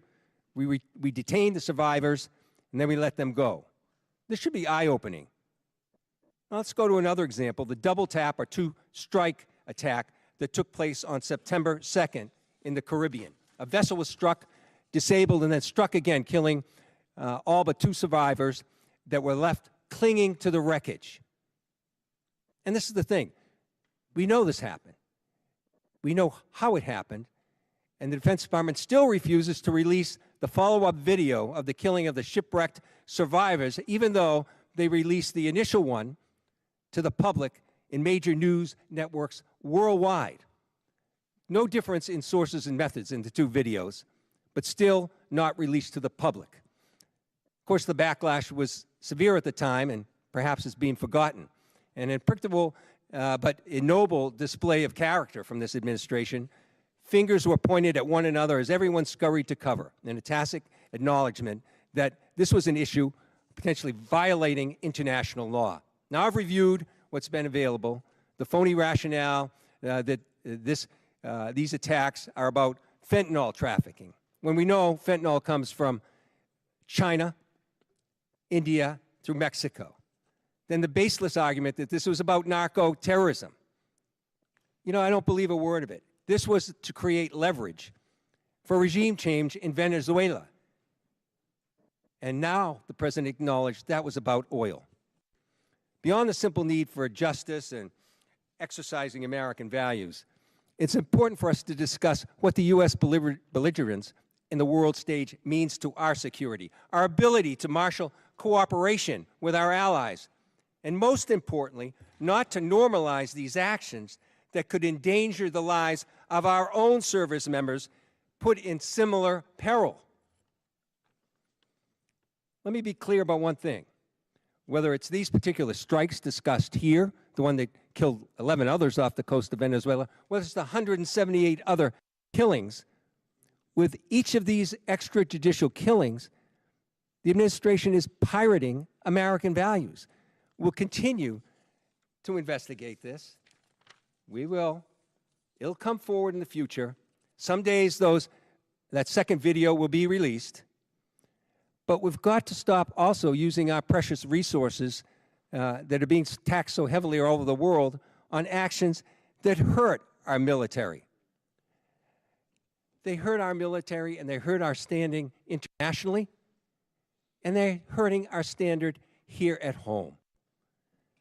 I hope that we can move forward.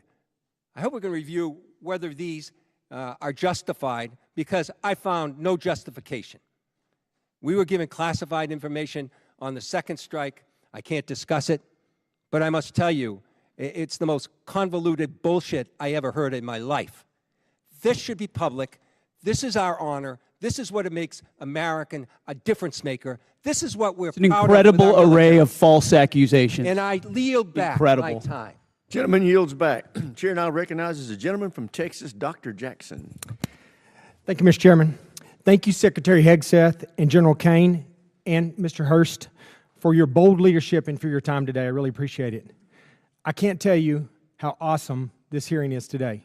It's fantastic. From someone who sit up here for 4 years during the last administration, this is a great day. Despite some of the crazy and disrespectful comments from some in this room, the Department of War is back. Today is a win because we are discussing American power and dominance, national security, and making America great again. There may be differences in how we go about that, but at least we are not wasting all of our time talking about how to restructure the Department of War into a social experiment that appeases the far-left woke agenda that existed for the last 4 years. Thank God those 4 years of the disastrous Biden administration are done. On behalf of someone who served 25 years on active duty and almost everyone I know currently serving in uniform, thank you, Mr. Secretary, for saving the department. Okay, my question. The U.S. Special Operations Command budget has been relatively flat over the past decade, failing to keep pace with inflation and reducing the command's purchasing power by 14%. I was disappointed to see that SOCOM's FY27 budget request was only $223 million higher than last year's enacted level, dropping even further from an already less than 2% to now just above 1% of the department's overall budget. All of this comes despite being increasingly asked to do more. From 2023 to 2025, there was a 35% increase in combatant command demand for soft capabilities. And last year alone, SOCOM was unable to satisfy roughly 70 mission-specific requests due to resource and capacity restraints. Secretary Hegseth, I have appreciated the opportunity to meet with members of your team and leaders like ASW Solik Anderson and SOCOM Commander Admiral Bradley as we work to grow the SOCOM top line for future fiscal years. Can you discuss the critical role soft plays in underpinning deterrence, and do you agree with the urgent need to grow the SOCOM budget accordingly?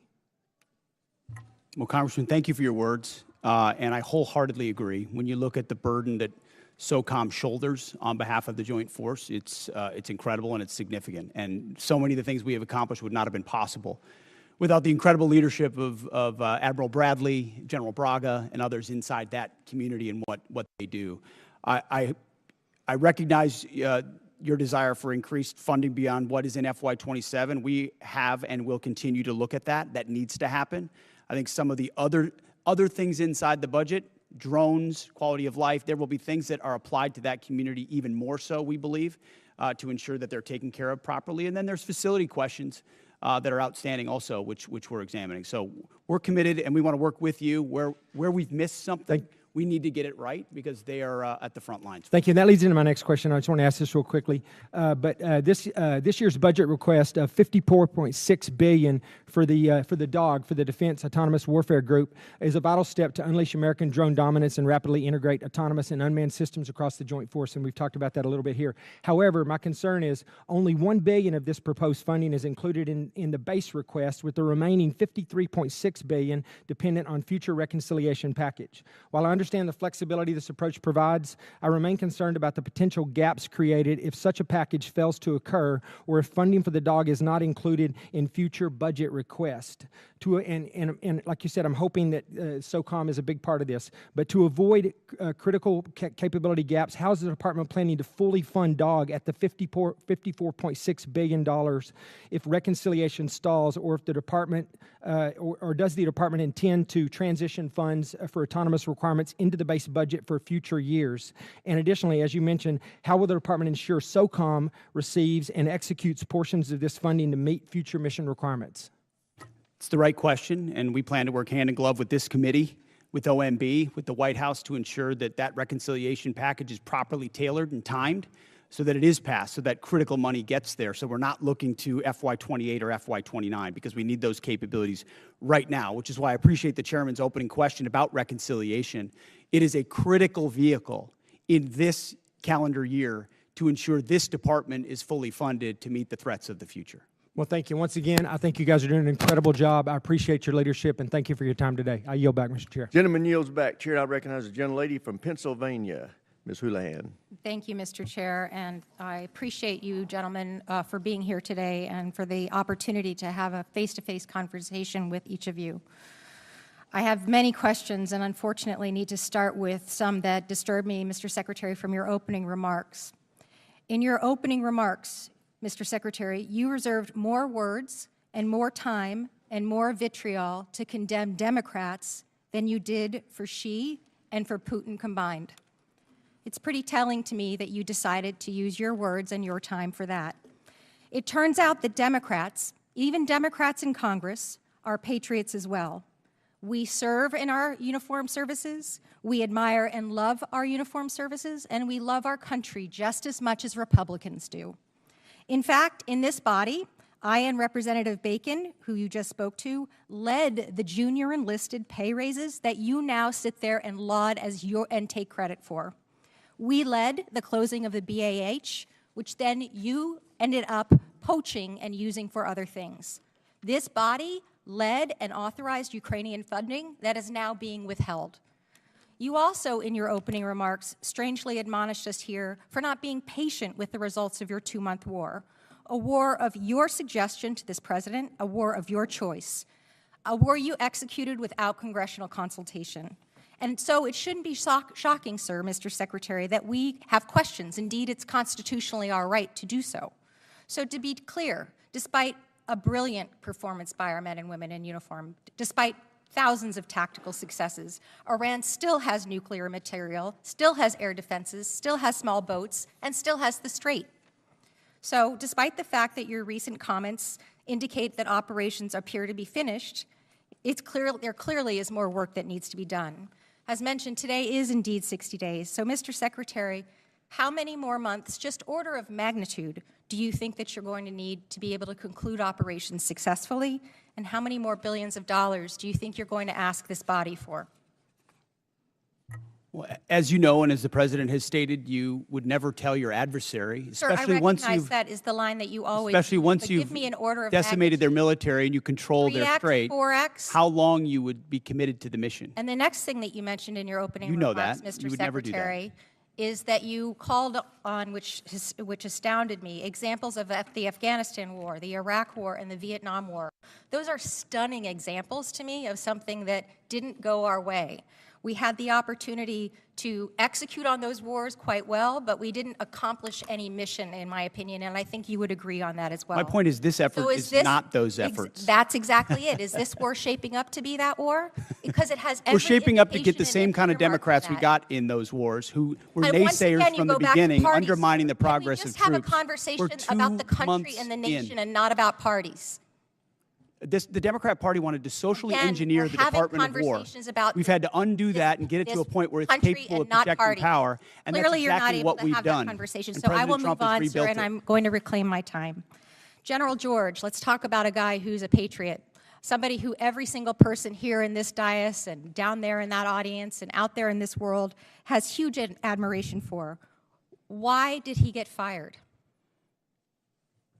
Well, as with any moves we make with general officers, first of all, I thank them for their service, and ultimately, My impression is you thanked him by a text or a phone call. You didn't even do it to his face.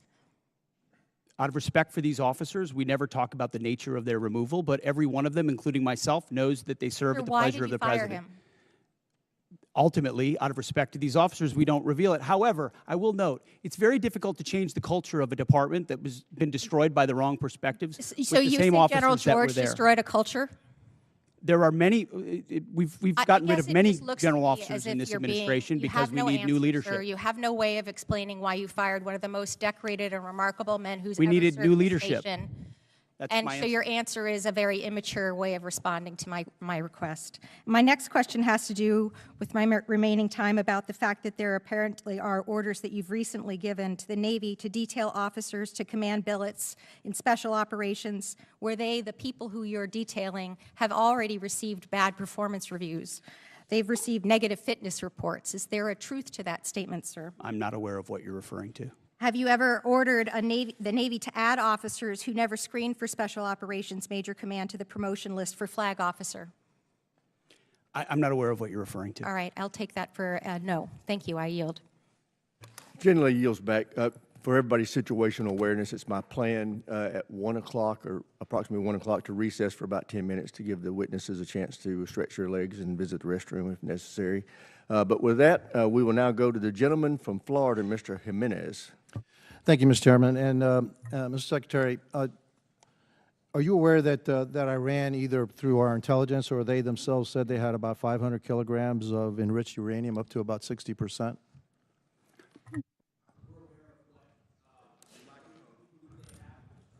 We're aware of what they have or what they believe they have and what we know they have, but all of that is classified. Fair enough. And if indeed they had 500 kilograms of your enriched uranium, how long would it take it to weapons grade? Quickly enough that it's a serious national security problem for the United States of America. that If should I be dealt said with. days or a few weeks, would that be inaccurate? You might be somewhere in the ballpark. Okay, thank you. Actually, you can just get that from ChatGPT. It'll give it to you. Okay. So it's not that classified. All right. Would you say that our primary mission in this war is to deny Iran the capability to develop a nuclear weapon? Yes. And would you say that a regime that's capable of killing 35,000 of its own people within a 2-day period, are they capable, if they had the delivery systems, to carry out their threat to destroy Israel and also to harm the United States of America? Any regime willing to kill 35,000, and we think it might be more, 45,000 too. of their own citizens in cold blood, would most certainly be willing to use the most dangerous weapon in the world, especially as history teaches us, when a nation says they will do something, you ought listen. And when they chant death to America or death to Israel, if they got that nuclear weapon, history tells us they might use it. Well, Hitler said he was going to kill the Jewish, and he was going to try to eliminate the Jewish population and Jews from the face of the world. Nobody really believed him, but he really tried to do that. So when somebody tells me for 47 years that they want to kill us, I think I'm going to take them at their word. And so would you also agree that now another goal of ours is to make sure that Iran never blockades the Strait of Hormuz, never has control of the Strait of Hormuz? Would that be an objective of ours? What they're doing right now is effectively piracy. It's terrorism. It's threatening international shipping. And our blockade is signaling to the world that we actually control that strait. And I would ask this committee, what would this effort look like if Iran had nuclear weapons? Imagine if not Iran had nuclear capabilities, what they would do to wield over any advantage they have, from proxies to funding international terrorism. Mr. Secretary, also, not only would they do that, but imagine if we had not become energy independent. Under the previous administration, they were hampering our ability to be energy independent under the guise of the Green New Deal, which is insanity, by the way. I'm going to go back a little bit in history. We were bombed, Pearl Harbor was bombed on December 7th, 1941. Do you know how long it took for the United States to have its first major victory in World War II? In the Pacific Theater? Number of years. No, it was actually 6 months. It was the Battle of Midway, all right? It was a turning point of World War II. Could you imagine if we had had the same Democrats asking then Secretary of War, all right, gee, it's been 2 months, okay, and we haven't won this war yet back then. We didn't win a major battle for 6 months. Your job, the job of the military, what you've done in the first 2 months is extraordinary. And so, again, for a couple of final questions. Do you know how much money we spent on Ukraine? Helping Ukraine? Under the previous administration? No, right now, up to now. Upwards of $300 billion, $350 billion? They're probably right about $300 billion. And yet I don't hear anything about, gee, how much money have we spent on Ukraine from the other side? The difference between them and me is this. I support the United States and their efforts to help Ukraine against a dictatorial, aggressive power like Russia, which is our second greatest adversary. But I also support our efforts to make sure that Iran never has a nuclear weapon. And so you'll always have my support, and I'm pretty consistent in that. I also support our efforts in what we did in Venezuela. We still have to go a little bit further because that remnants of that regime are still there. And we need to provide freedom for the people of Venezuela. And also, one thing, for me, I guess what I'm looking for in this war with Iran is to make sure that Iran never has a nuclear weapon, that we have established an inspection protocol to make sure they never get a nuclear weapon, and that we control the strait, and they never can control the strait. Gentleman's time's expired. Chair, now Thank you. recognize the gentleman from Colorado, Mr. Crow. Thank you, Chairman. Mr. Secretary, I want to go in a little bit different direction.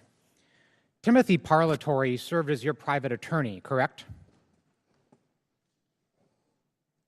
Correct.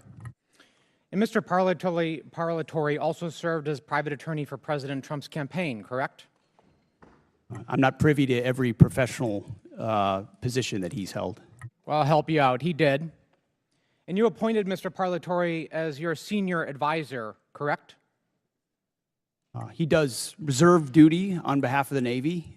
His title is senior advisor. You gave him that title, correct? And I would count him as very much an advisor of mine. Yep. He travels with you, correct? Tim Parlatore has been a long-term friend. He's a great patriot. He travels with you. That's not what I asked. I reclaim my time. He travels with you, doesn't he? He travels with you, doesn't he? Correct? There's public Instagram that shows this. Just say yes. Yes, of course. Okay. He sits in meetings with you and advises you, doesn't he? He sits in some meetings on occasion. Well, he maintains a desk in an office in the Pentagon, does he not? I'd have to check. You don't know? It's a big Pentagon. You directly commissioned Mr. Parlatore in the Naval Reserve as a Navy commander in March 2025, did you not? I was very proud to do so. And when you did, because he's a Navy Reserve officer, he didn't have to go through the PPO process, the White House Presidential Personnel Office, right? He wasn't vetted by White House PPO. Uniformed service members don't get vetted by The answer is yes. He didn't have to be vetted by White House PPO. He didn't go through the Senate confirmation process either, did he? The answer is no. I don't know what you're getting to, but Tim is a fantastic I'll tell you what I'm getting to. The answer is no, right? He does great work. Okay. He didn't maintain a security clearance when you appointed him as special advisor. Is that right? I'd have to check. You don't know?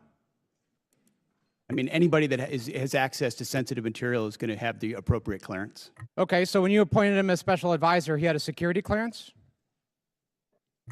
You're trying to piece together a timeline. No, I'm asking a simple question. One of your special, most sensitive advisors, did he have a security clearance? No, you're playing a gotcha game like you do on TV and everywhere else. You're trying to thread together details that are connected about something else. Clearly, you're concerned about my line of questioning, aren't you, Mr. Secretary? Because you know where it's going, don't you? I think you do. So, does Mr. Parlatore represent foreign governments? He has a private law practice, does he not? From what I understand of his law practice, he does a lot of great work for service members in the military and other. He maintains a private law practice. Does he represent foreign governments or foreign persons in that private law practice? I don't know. You don't know. Somebody who's sitting in your meetings, a special advisor, you don't know. Does he represent any senior officers who are currently under consideration for promotion by you or your office? The only person that makes determinations about senior officers is me. Answer the question. Does he represent senior officers who are under consideration for promotion by you? No, I'm the one that makes decisions about choosing. Does he represent them, Mr. Secretary? Does he represent them? He doesn't represent anyone. He's a legal advisor and always has been. But he has clients, does he not? He's a legal advisor to me on reserve duty, and he always has been, and he does a fantastic job. Is it true that Mr. Parlatore was removed? I reclaim my time. Is it true that Mr. Parlatore was removed from an investigation by the White House last year? I don't know what you're referring to, but not that I'm aware of. You're not aware of it? Was it true that you were also removed from that same investigation? The answer is yes. No, not that I'm aware of. You're not aware of it. That's interesting. Well, is it true that Mr. Parlatore disparaged President Trump? I don't know what you're referring to, but no. Is it true that Mr. Parlatore was accused by President Trump and his lawyers of lying? What you're accused of is a cute line of questioning that's going nowhere. Well, it's going somewhere, which is why you're not answering the question. Was it true that he was accused of lying by the president's legal team? I'm not familiar to. You'd have to give me the context. Well, it's right of that here. article, you want to look at the statement from President Anybody Trump's could blow legal up team? a quote and claim it says something, and that's what you're doing in a little stunt. Secretary Hegseth, what I'm really concerned about is you purport to have unfaltering loyalty to President Trump, and yet you are continuously going. You care a lot about reclaim President my time. Trump, don't you? You this are going is a behind cute his waste back of your 5 and minutes. appointing A people. huge, cute waste of your 5 minutes that I led reclaim nowhere. my time.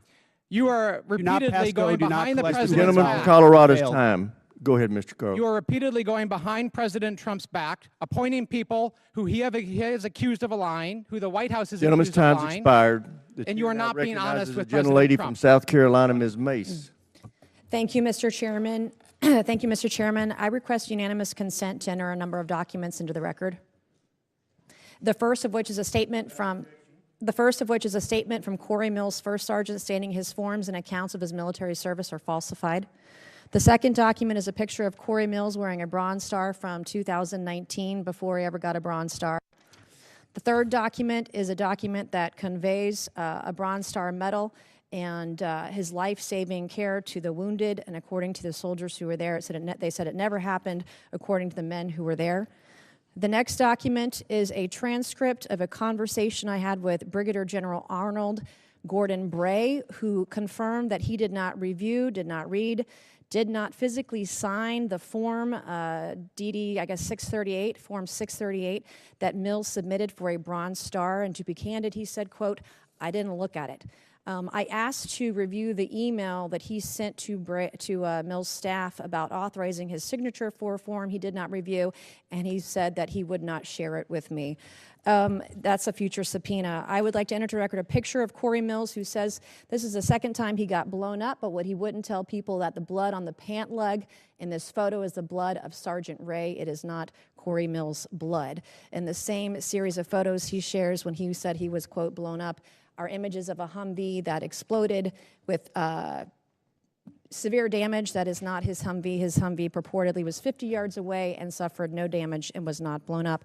This is a copy of Corey Mills' marriage certificate with a 9/11 imam at a 9/11 mosque, entered for the record and redacted, with family members' names redacted and protected. This is a picture of Corey Mills with a purported Russian hooker in Afghanistan, which he, of course, denies. And then last but not least, I would like to request unanimous consent to enter into the record a restraining order against Corey Mills for dating violence. Thank you. I just buried my father on Thursday, Mr. Chairman. My father died with shrapnel in his body. He had 3 tours of combat, 2 in Vietnam, 1 in 1965 during the coup d'etat of the Dominican Republic. And I take stolen valor seriously because we have men and women in uniform that have given their lives. And an individual that steals the stories of dead soldiers or injured soldiers have no right to serve in this body, let alone on this committee. And so I take it very seriously. I want to thank you, Mr. Secretary, and the folks that serve under you in the Department of War. As my father lay dying on April 14th, there was only one thing that calmed him down, that gave him the courage to pass on to the next life. And that was for me to read stories and testimony from 3 different soldiers that we didn't have, our family previously didn't have. We've been doing a lot of research on my father's service when he received the Distinguished Service Cross with V device in 1968 in Dong Zai. He rescued every man in that battle, in that firefight, over a 2-day period. He rescued them dead or alive on his own. He stood up to take fire over and over and over again. He called on artillery, heavy artillery, onto his position within 100 meters of his position. The man should have never made it out of Vietnam alive. And in fact, his commanding officers kept him back in many cases because they thought he was on a suicide mission because he was just so dangerous out there. But he saved the lives of so many soldiers. And so as he was taking his final breaths, I was provided by the Department of the Army some testimony of soldiers we didn't have, and diagrams and information. It was the one thing that calmed him down so that he could pass away knowing that he was a war hero and knowing that Jesus loved him. And it changed our family's life, and it changed his life in his last moments, his last breaths, his last hours. And for that, I am so grateful for the ship that you're running at the Pentagon and the Department of War. I have heard from people in the way that you're trying to innovate and trying to change the way we do business there. And I'm glad that you're firing people. There are people there that are getting in your way. They need to go. And the efficiencies that you want to bring, whether it's shipbuilding, whether it's cyber, whether it's AI, whether it's public-private partnerships, we have never seen a secretary at the Department of War who has been as innovative as you have. So I can't say enough good things about you right now. I was impressed. I was concerned about troops on the ground in Iran early on, and I was impressed with where we are today, how those soldiers were evacuated that got in that flight that crashed. But everything I have seen, you have surpassed all of my expectations, and I just want to say thank you from the bottom of my heart, and God bless you. Gentlelady yields back. Chair now recognizes the gentleman from Maine, Mr. Golden. Thank you, Mr. Chairman. Good morning, Mr. Secretary and General Kane. I'd like to use my time to drill down on an important decision concerning America's surface fleet. That is the future of the DDG-51 Flight 3 destroyer. Everyone on this committee knows about the Navy's struggles to successfully design, manage, and field new classes of ships. To name a few examples, I'll highlight the Littoral Combat Ship, the Zumwalt-class destroyer, and the recently canceled Constellation-class frigate. By any measure, the Arleigh Burke-class destroyer has been a highly successful program that continues to deliver the Navy a large surface combatant it can depend on. So the Zumwalt-class destroyers were going to replace the Arleigh Burke. It's a ship with some interesting capabilities, but the Navy rushed to construction before the design was complete, and it lacked a workable weapon system that the Navy wanted to outfit it with. So the Navy scrapped the program at 3 ships and went back to the DDG. I'm in my 8th year on this committee, and the entire time I've been in conversation with the Navy publicly and privately about the latest Flight 3 destroyer and how critical a role it would play, and now is playing for the surface fleet. And yet, even before we delivered one to the fleet, the Navy was already planning the DDG-X. I'm skeptical about the transition to yet another new class of surface ship, given the troubles I've laid out already.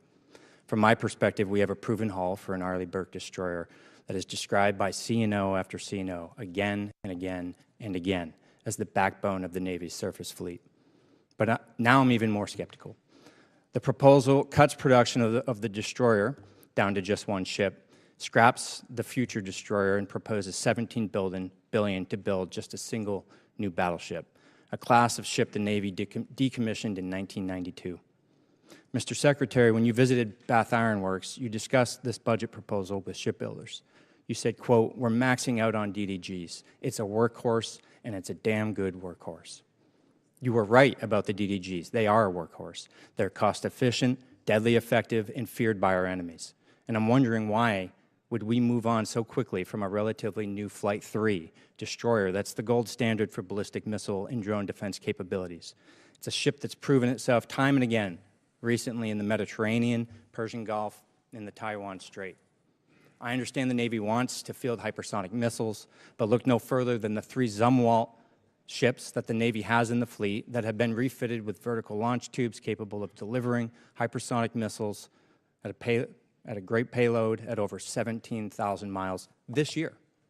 Perhaps what's most troubling to me is that the battleship plan proposes moving at a pace that is, I think, extremely dangerous, or just high risk, low reward. To begin construction so quickly, breezing right through design. It's well documented that expediting design and preemptively moving to construction is the greatest recipe for failure. This represents an unacceptable cost to taxpayers if it fails, and leaves America less secure and our Navy less prepared. I understand the proposed battleship was a bit of a dream child of the recently departed Secretary of the Navy. I want to remind everyone here that recent history is littered with failed efforts to replace existing successful programs that remain the best in class worldwide. This isn't the failure of shipbuilders or sailors. It's a failure by leaders to learn a simple lesson. If it ain't broke, don't fix it. My sincere hope is that you, the Navy, and the Congress will pump the brakes on this battleship. Take the time to get it right, whatever it is. And for now, focus on the workhorse you can depend on. America cannot afford a surface fleet without a backbone.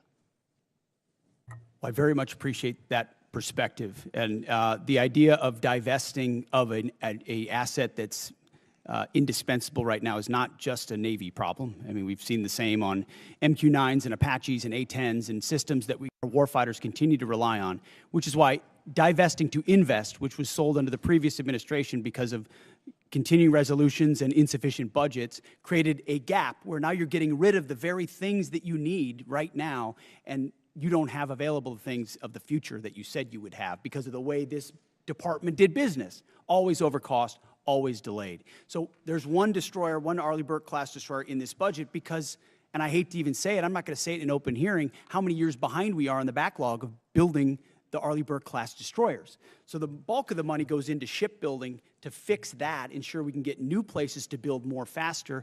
Then you can fund additional, whether it's this class or the next class. But the Arleigh We're almost over time. I'm going to reclaim and just say in my last seconds here, careful with the pace moving through design to construction so quickly as proposed by this budget. Thank you. Gentleman's time's expired. As announced earlier, we're going to now recess until 10 minutes past the hour of 1.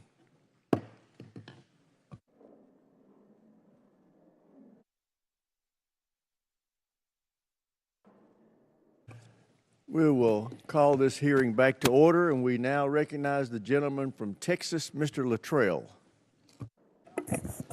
Thank you, Mr. Chairman.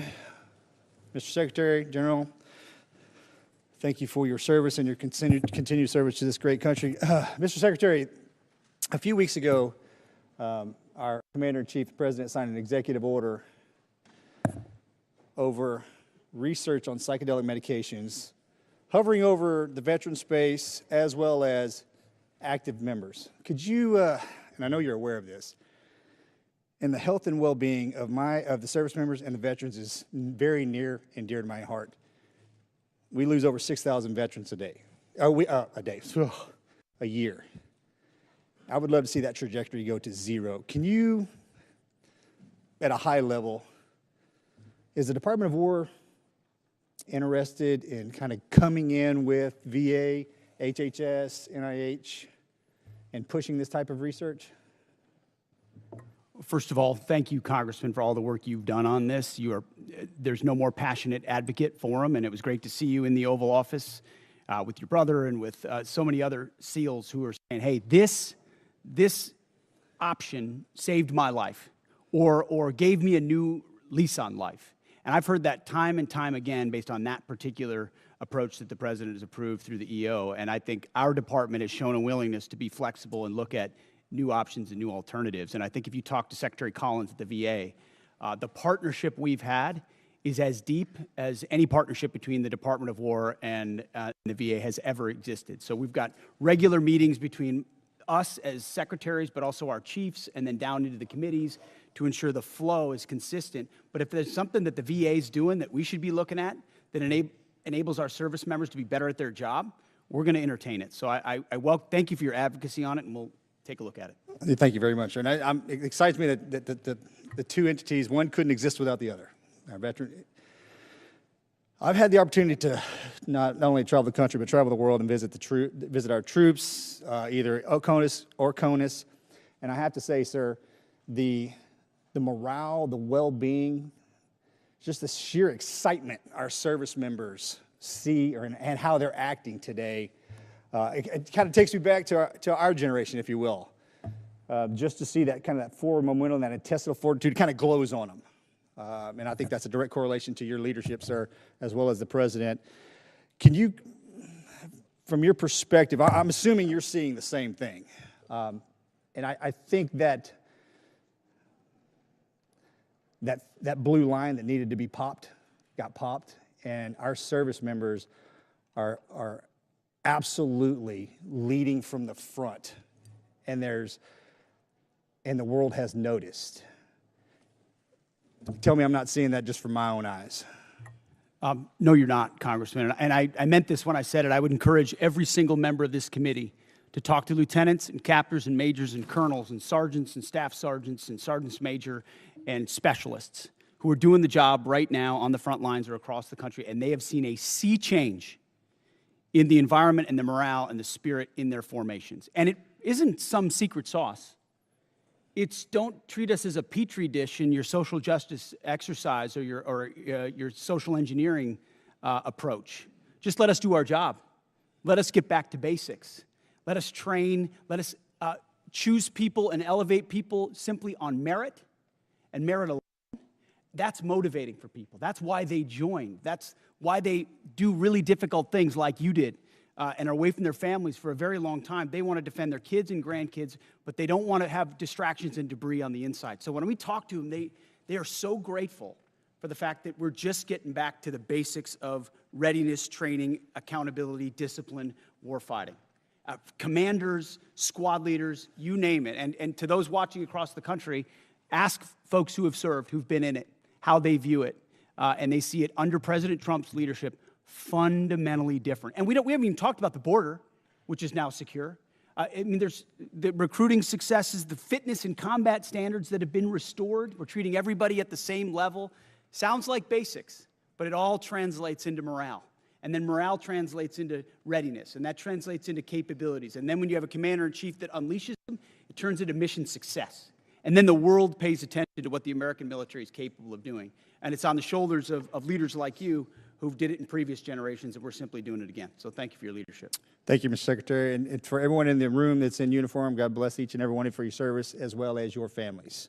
Mr. Speaker, sorry about that.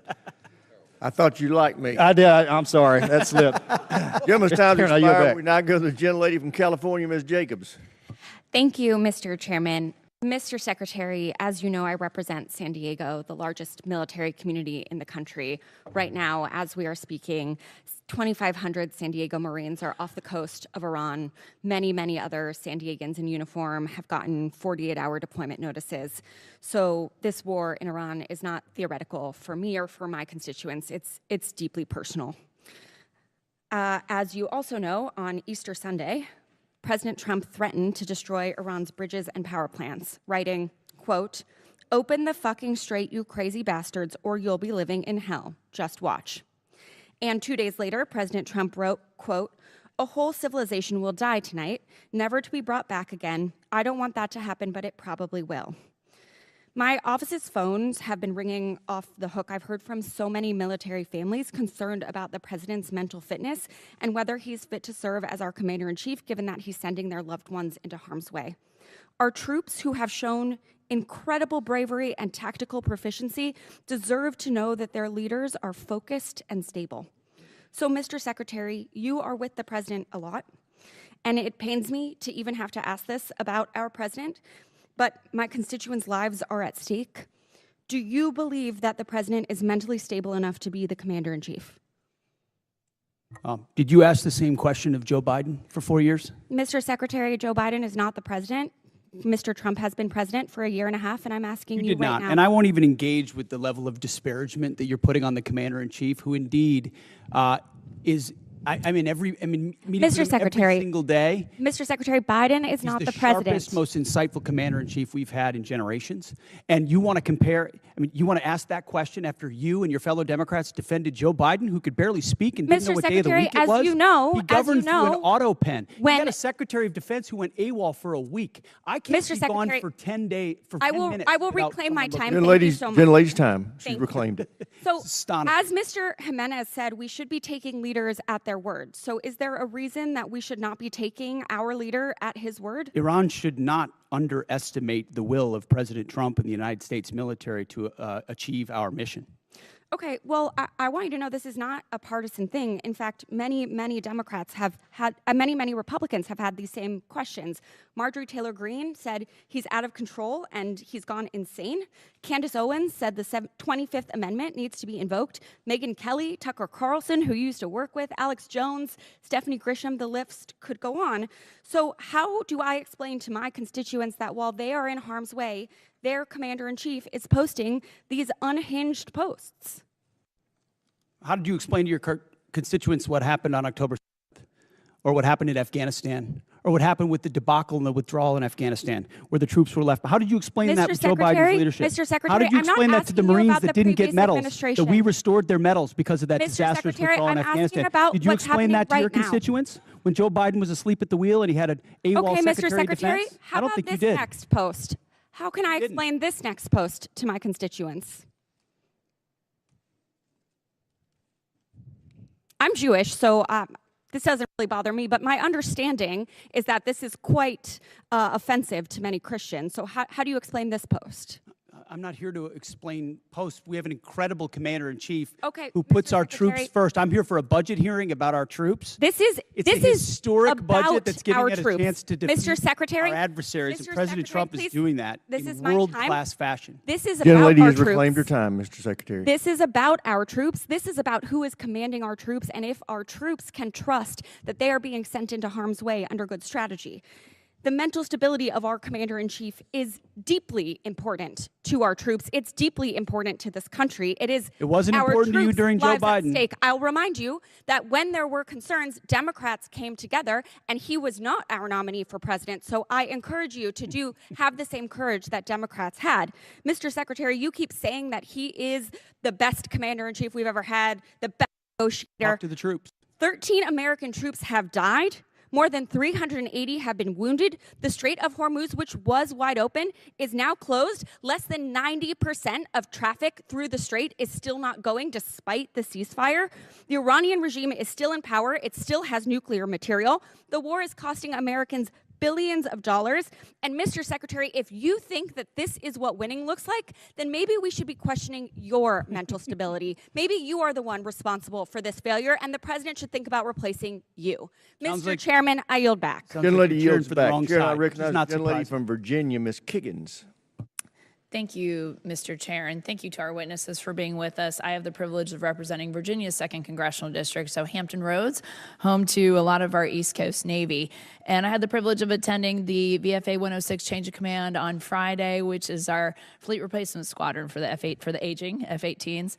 But what an awesome event. And to talk to some of the Navy leadership that was there and to listen to them say firsthand just about the morale of the squadrons that are currently deployed on the USS Ford, specifically talking to leadership. A lot of our children serve. It's a family business for those of us in naval aviation. And they're like, don't believe the media. The morale's amazing. Those guys are doing tip of the spear mission work. I live with a retired F-18 pilot husband who also is begging to find a way to get back in the cockpit because he's jealous of what he sees. So just that type of mentality.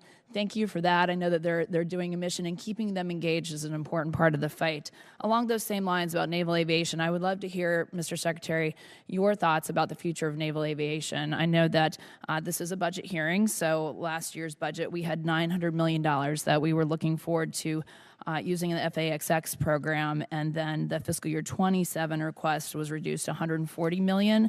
And I, of course, keeping tabs on the Air Force, $5 billion for their F-47 program. So we love aircraft carriers. We love that mobile air superiority piece. what are your plans for the future of naval aviation? I kick and scream every day of the week here in this committee about the F-35s and getting them at our East Coast Master Jet Base. I know the FAXX is our next generation strike fighter, but just would love to hear your plans and timelines for the future of naval aviation. Well, I appreciate your comments, and then I would defer to the chairman, too, on it, on the remaining utility of the F-18s, which are still flying critical missions right now off our carriers and do a fantastic job. 30-plus years old, but yes. Yes, correct, which is why the issue of the FAXX is important. It's not a matter of if, it's a matter of when. It's a matter of trade-offs in industry and design and capabilities, ensuring we're not slowing other things down at the behest of others. So I think in August, the August timeframe is, I'm sure you're familiar with that, is what we're looking at. It's a critical capability that we need to fund for the future of naval aviation.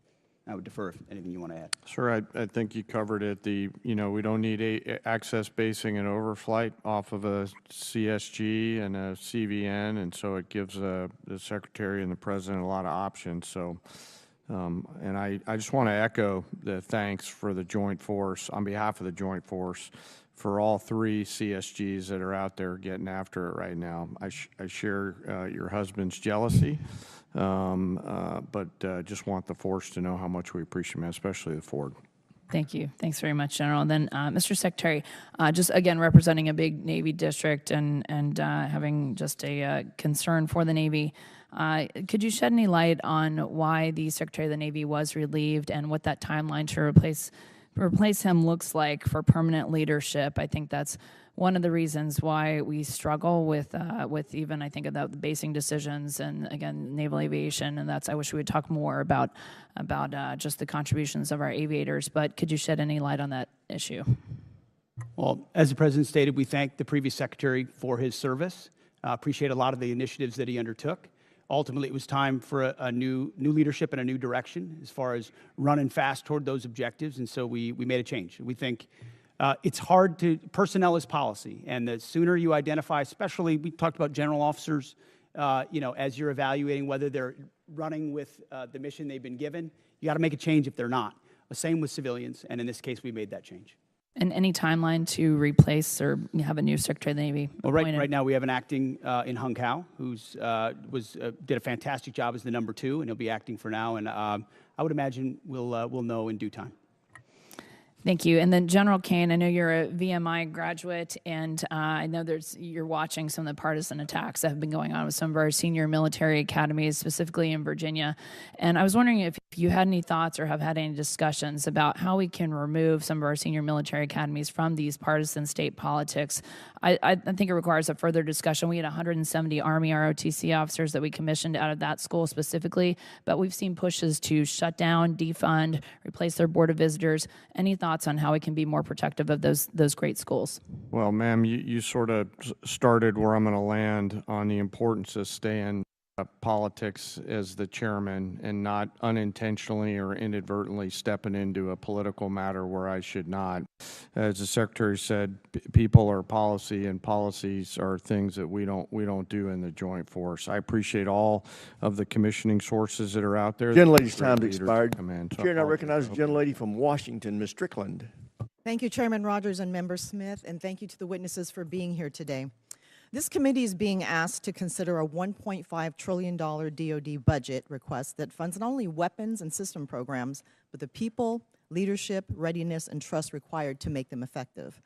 When senior leaders are removed abruptly or merit-based promotions are disrupted without clear explanation, Congress does have the responsibility to understand the rationale and operational consequences. So I'm going to focus on Secretary Hegseth. And to start, no one is disputing that senior officers serve at the pleasure of civilian leadership. The issue in front of this is whether the decision to remove General Randy George strengthened the Army or created an avoidable disruption during an active operational period. General George, who also served as commanding general at 1st Corps at JBLM, has been serving for 4 decades, including multiple command and operational leadership roles, culminating as Chief of Staff of the Army, responsible for readiness, force modernization, and the welfare of over 1 million soldiers and civilians. He was removed in the middle of an active conflict involving U.S. operations against Iran when leadership continuity is most critical.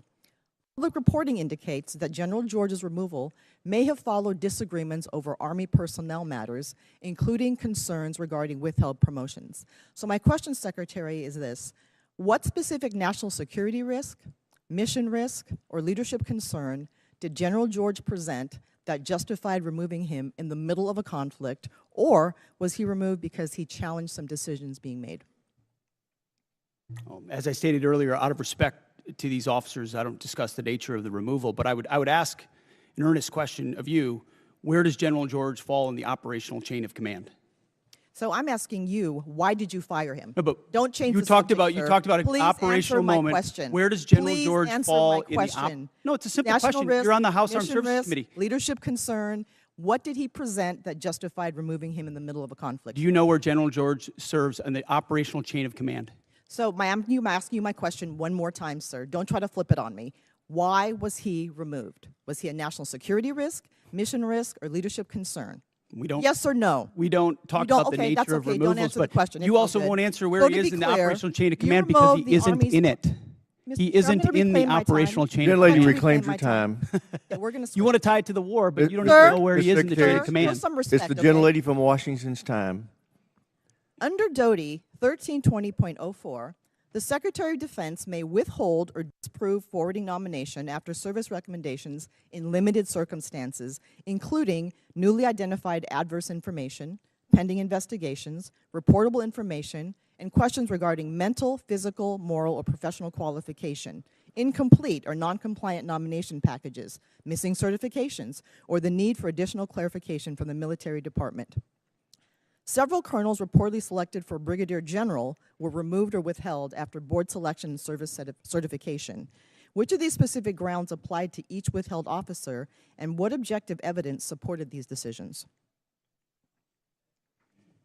Congressman, that was just one of many boards across the services where we will perform similar reviews, and I anticipate other officers will be removed also.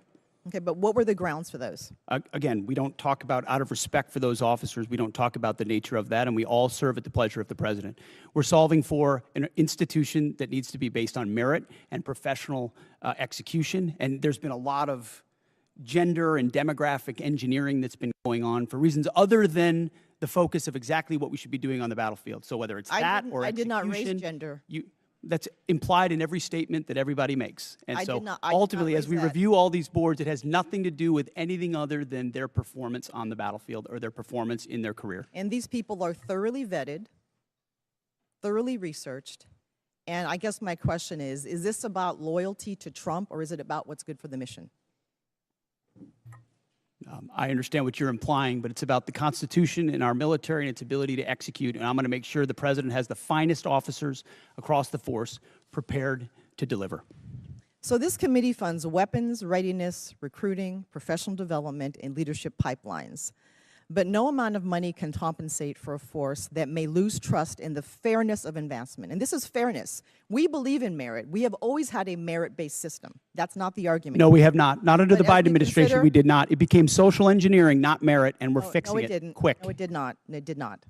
And when we consider this budget request, we must ensure that taxpayer dollars are matched by sound judgment, credible leadership, and a personnel system worthy of those who serve. I yield back, Mr. Chair. Gentlelady yields back. Chair, and I recognize the gentleman from Georgia, Mr. Scott. Thank you, Mr. Chairman. Gentlemen, thank you for being here today. I'm sorry I was late. I was on the floor of the House of Representatives with a FISA rule vote, and I did not hear the majority of the testimony. But Secretary Hegseth, I respect you. I do want you to know I disagree with the firing of General George. I've sent you a letter. I hope you'll, I look forward to seeing the responses on that.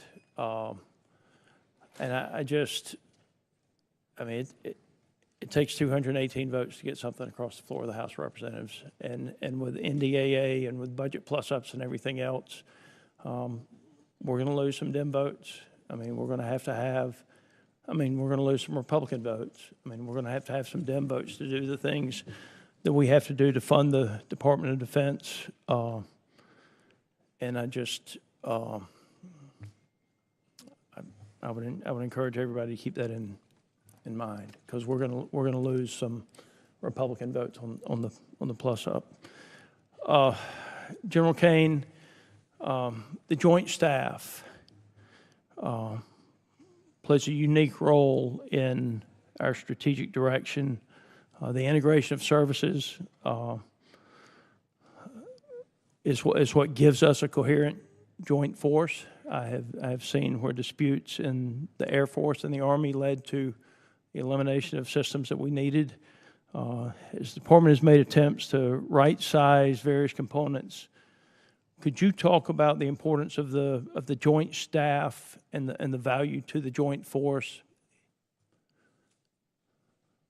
You bet, sir, and I'm incredibly proud of the joint staff. You know, our job is to integrate options, to deliver those options to our National Command Authority, work with all the services, and the one area of exclusivity we have pursuant to the 2017 NDAA is as a global integrator, and our J2, J3, J5, J7 team, J8 all do a fantastic job along with the 1 and the 6 every day and the 4 to really bring the totality of American combat capability together into a range of options and risks that we can then bring to the Secretary and the President. So they are extraordinary in everything they do, and I appreciate the chance to brag on them a little bit.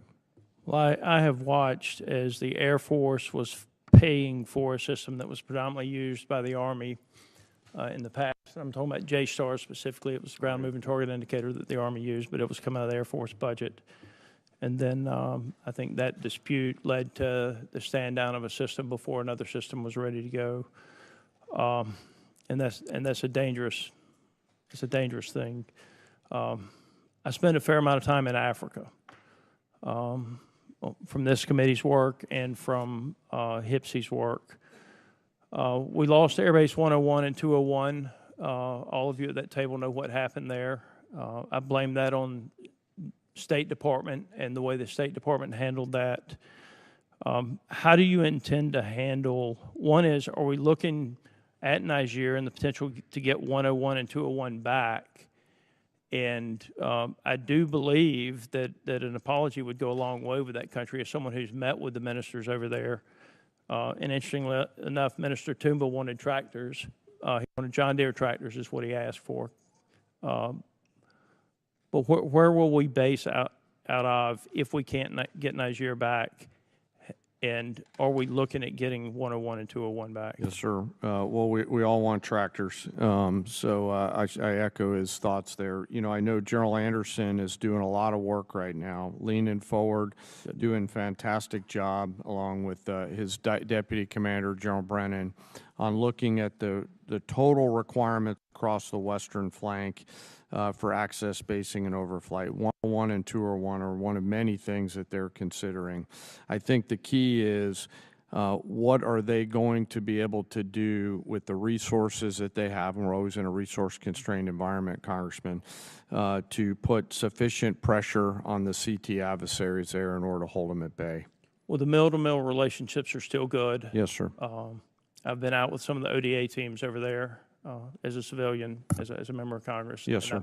Yes, sir. It does bother me that our footprint has gotten so much smaller over there, but I do know with drones and other things, it makes it much more difficult to have those outposts. But I appreciate all of you being here. Sorry that I have not been here. No, sir. Appreciate the other work. Gentleman yields back. Chair, and I recognize the gentleman from New York, Mr. Ryan. Thank you, Mr. Chairman. Head wounds, heavy bleeding, and then just shrapnel all over. So folks are bleeding from their abdomen, bleeding from arms, bleeding from legs. Secretary Hegseth, do you know who said that? I'm not sure I do. It was one of our soldiers describing the devastating Iranian drone strike at Port Shuaibah, March 1st in Kuwait. As you know, 6 of our soldiers killed, over 30 wounded. Secretary, do you know the range of the Shahed 136 one-way attack drone, approximately? It depends on the variant, but it's got serious distance. Several hundred miles. Do you know how far Port Shuaibah is from Iran? There's a reason why we took extreme measures of force protection, because we understood the proximity challenges. Mr. Chair, I'm going to reclaim my time. It's well under 100 miles. Before the war started, there was clear intelligence, that Shuaibah was high on Iran's target list. Internal analysis had said the site was indefensible from aerial attack and should not be used. Yet you sent our soldiers from the 103rd Sustainment Command there anyway. Is that true or false? True or false? Straightforward question. Are you going to give me a chance to answer or just play gotcha? Did you send them there or not?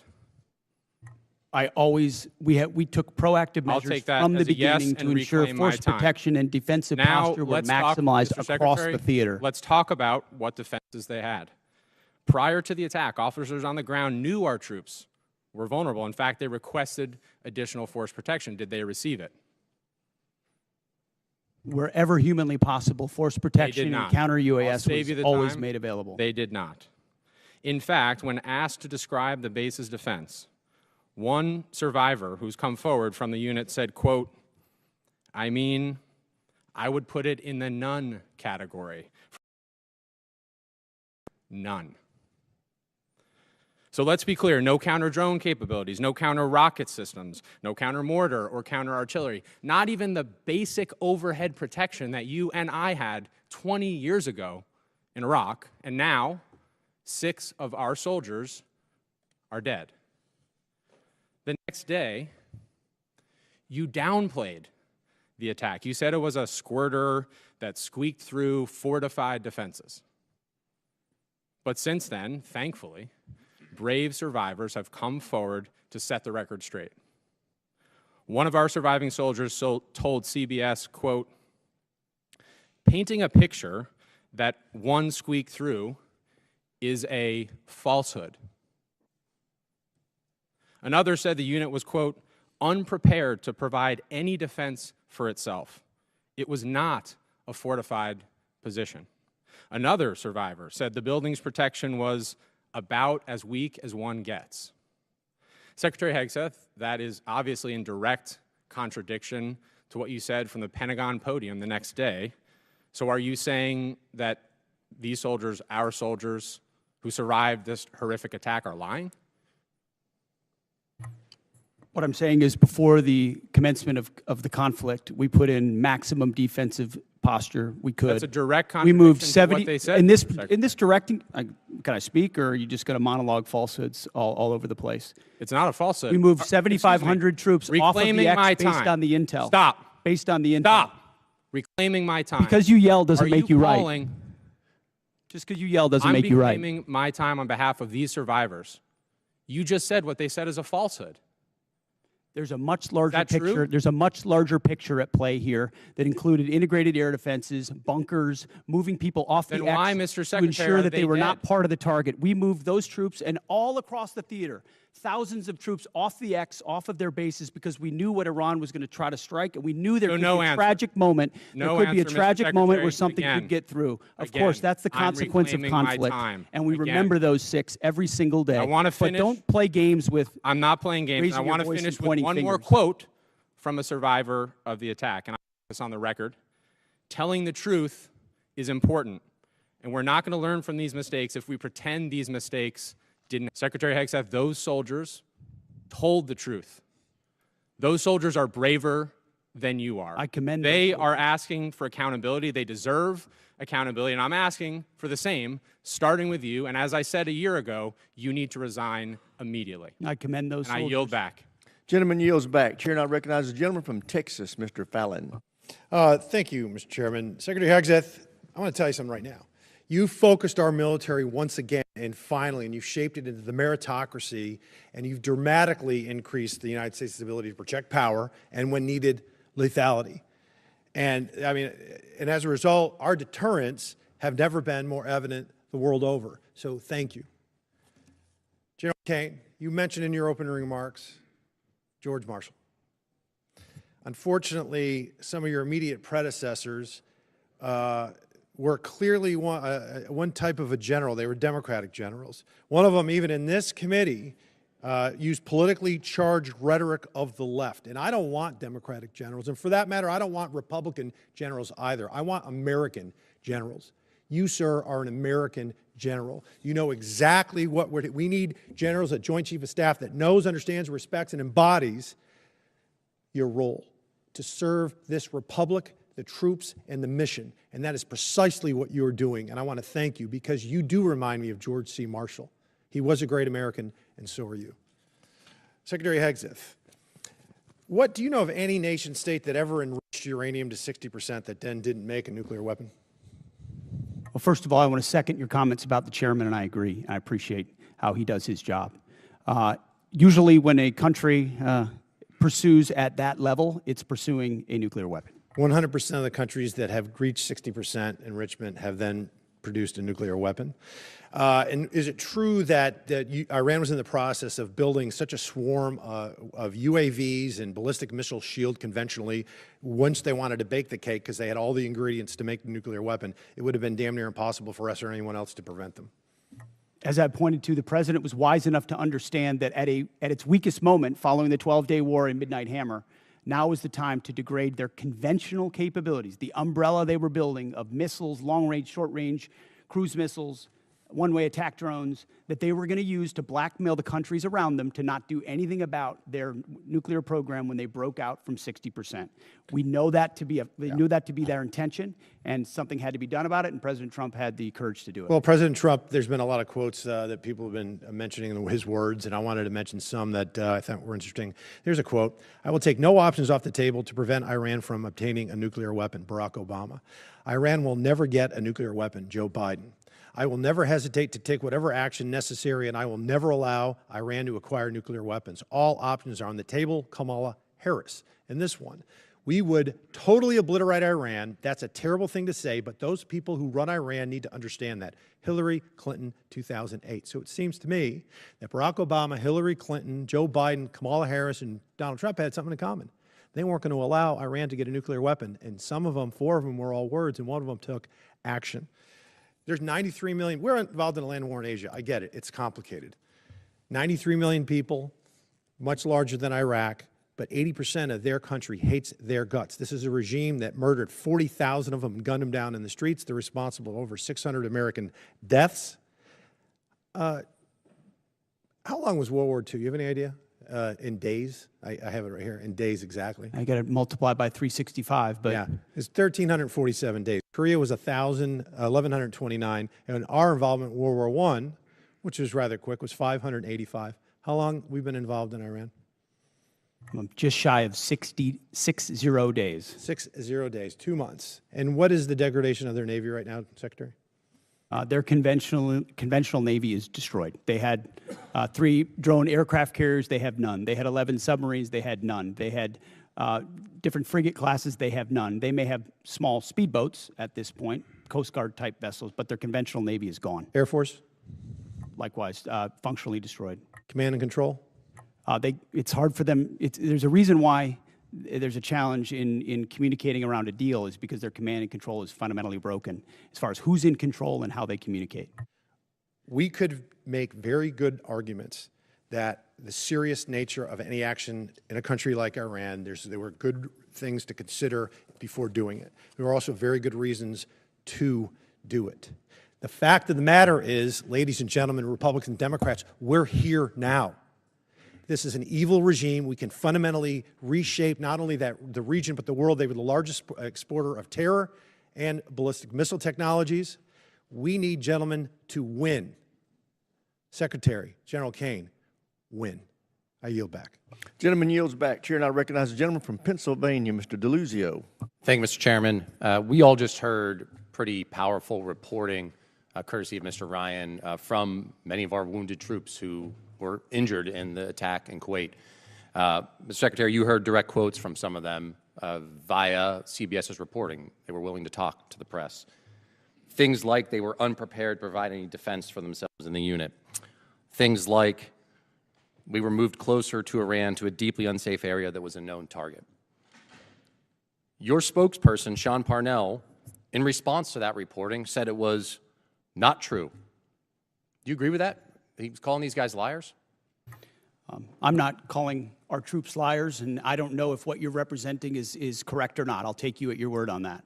But all I know is that we took every effort possible at the commencement of this campaign to ensure the defense of our troops, to include moving them off of known bases to places that were not known, and we had intel understood, intel Secretary, were not known, and then those were fortified with bunkers and other fortifications with theater air defenses. Was our concern that something could I'm going to leak pause you through? there. I'm going to give you a chance. Absolutely. Secretary, But I'm going to you're give you a chance. disparaging me that I don't care. I'm about asking the you whether you passing think of- they're no, liars or not. You That's what I asked you you. are disparaging me that I don't care about the passing of our troops. Nope. That I asked think if you our thought troops they're are- liars, Secretary. That's disparaging and reclaim my smearing time. in every way. Nobody cares more Gentlemen, about the fate of our troops. Nobody cares Mr. about the Mr. health of our troops. Mr. Secretary, Nobody wants to bring them all hope Mr. more than I do. Secretary, I understand, but he insinuating controls the we don't time. He controls the time. You get to control your answer. And the gentleman's If we're allowed to answer. Mr. Chairman, thank you. Secretary, my question was clear, whether you thought they were liars or not. You don't seem to want to answer it. We can move on. The other part of what your spokesman said, and you just reiterated here, was that, and I'm quoting your spokesman, every possible measure has been taken to safeguard our troops, end quote. You mean to tell us, and I'll give you a chance to clarify, there is not a single additional thing you could have done to protect those troops who are now wounded, 6 of whom are dead? I'm telling you that as a department, we did every conceivable thing at my level and every echelon down to ensure the maximum force protection for our troops. We live in a dangerous world, in a dangerous place against a determined enemy that can't have a nuclear weapon, and that requires sacrifice and risk. And it tragically, in this case, it meant 6 Americans lost their lives and others were wounded. And we all know that, and that's part of the cost. But it does not mean we didn't care, and it doesn't mean we didn't commit. I didn't ask you that, It doesn't mean we Secretary, and I'm didn't not do saying that. everything possible, which we did. But let's be clear about what was done. There were T-walls there, essentially.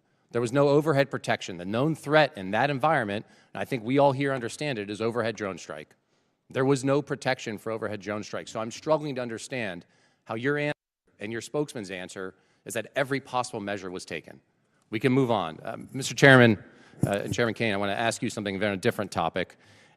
Folks at home know you're the senior military officer in our armed services. They may not have as much of understanding of your role in the chain of command. You're outside the operational chain of command, but you are the President's and the Secretary's senior military advisor. So I want to ask a very basic thing, what you would expect our commanders in the field, our troops to do should the enemy lay down their weapons and try to surrender. What would you expect commanders in the field to do? Well, sir, I think I'll go back to something I said earlier with deep respect for your question, but I think you're trying to take me to a partisan place here, and I can't let you do that. General, as always, I respect your no, sir, desire I just, to avoid it. I'm not yes, trying sir. to put you in a partisan no, place. and I know that, but our officers and enlisted service members always follow lawful orders. There's a checklist for them to do that, and I'll stay in the Very middle. good. Understood, General. Secretary, let me give you a chance. And you've been asked about this earlier. And you said in, I think, your press conference, essentially, and I'll quote you here, no quarter, no mercy for our enemies. That's the end of the quote. Is your guidance that you expect our troops in harm's way, if there's a foreign enemy surrendering, laying down their arms, they're supposed to provide no quarter and kill them? You denied it, but you were indeed trying to take the chairman to a partisan place. That was General Milley. That was the previous administration, which played politics. We don't play that way. It's a simple question. I'm asking you what you meant. We fight to win, and we ensure the rules of engagements are such that our troops have every authority possible to. I'll give you another chance. In saying that, are you trying to tell commanders that that's what you expect? You're in the chain of command. It's a simple question. I understand that. My commanders know exactly what the guidance is with each and every mission, and they know every tool. Secretary, every tool at in their disposal refusing to be to answer effective. it, I think you speak volumes. I think that's a dangerous thing. We all know the expectations. We know the law of war. We know what is lawful. I'd expect our commanders to understand that as well. I yield back, Mr. Chairman. Gentleman yields back. Chair, and I recognize the gentleman from Guam, Mr. Moylan. Thank you, Mr. Chairman. Secretary Hegseth, thank you for your continued attention to Guam. Really appreciate it, and while leading the War Department here, and I'd like to remind my colleagues that one of your first official trips as Secretary was to visit Guam. And during your confirmation hearing, you identified the island as America's most strategic location globally. And this commitment does not go unnoticed, sir. So I thank you, Mr. Secretary, for that. And as we continue our buildup for the defense of our nation in Guam and the people of Guam, as we have many active duties personnel, but we also have a lot of Department of War civilian personnel too. And right now, one of our my most consistent question from my constituents have been asking is, when would the living quarter allowance authorization for War Department civilians in Guam, when will it be implemented? And recently, your office confirmed that the guidance should be published early May. Will you work to keep that timeline? And will you work to ensure living quarter allowance will properly incentivize local hires to stay on Guam? Well, if that's what we stated, we need to stick with it. That's been our pledge. And I think it reiterates that the amount we're paying on to pay for housing and for quality of life and living at certain, especially unique locations, is usually mismatched, and it causes staffing and workforce problems that we need to address in a tailored nature to some of those unique locations, like Guam, like Hawaii, and others in Europe. So yes, we're committed to that. And I would just note that in our budget, we've got almost $1 billion for the Guam defense system. Also, we're investing in ensuring that that critical location you described is part of our theater umbrella.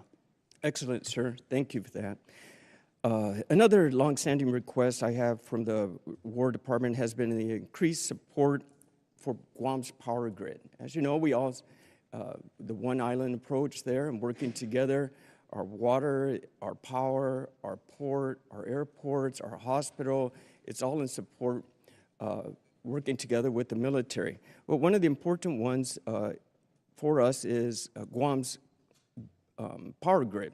And most of Guam's grid is owned by the department and is leased to the Guam Power Authority. And as the military demands upon the power grid increases, do you see either O&M funds or military construction funds being the best path for the department to support Guam's power grid needs? I'd welcome your input, first and foremost, as we have throughout. But as was noted, we've got $450 million for small modular reactors, which is a new approach we're taking, which we think makes our bases more resilient. If there's one place the American people count on being able to be prepared in that moment, it's our bases wherever they are, whether CONUS or OCONUS. And these reactors are a key part of getting at it. So that would be part of how I would answer your question. I appreciate that, Mr. Secretary. Also, the Guam Power Authority is the only one in charge of all the transmission lines. So we're that power source, and I know there was some consideration of the small nuclear reactors as well, but the Power Authority will be the one for the transmission lines for all the power on the island. So looking forward to working with your office. Thank you, Mr. Secretary. Another deep concern for the people of Guam has been the cost of housing, which is often driven up by large numbers of servicemen living on base in Guam, off base on Guam. And I've been impressed by the recent efforts by Joint Regional Marianas to reduce the reliance on existing housing stock in both north and south of Guam. Can you tell us how the Department Housing strategy in Guam will work to keep homes affordable to locals, and if increased private sector involvement would help address my constituents' concerns?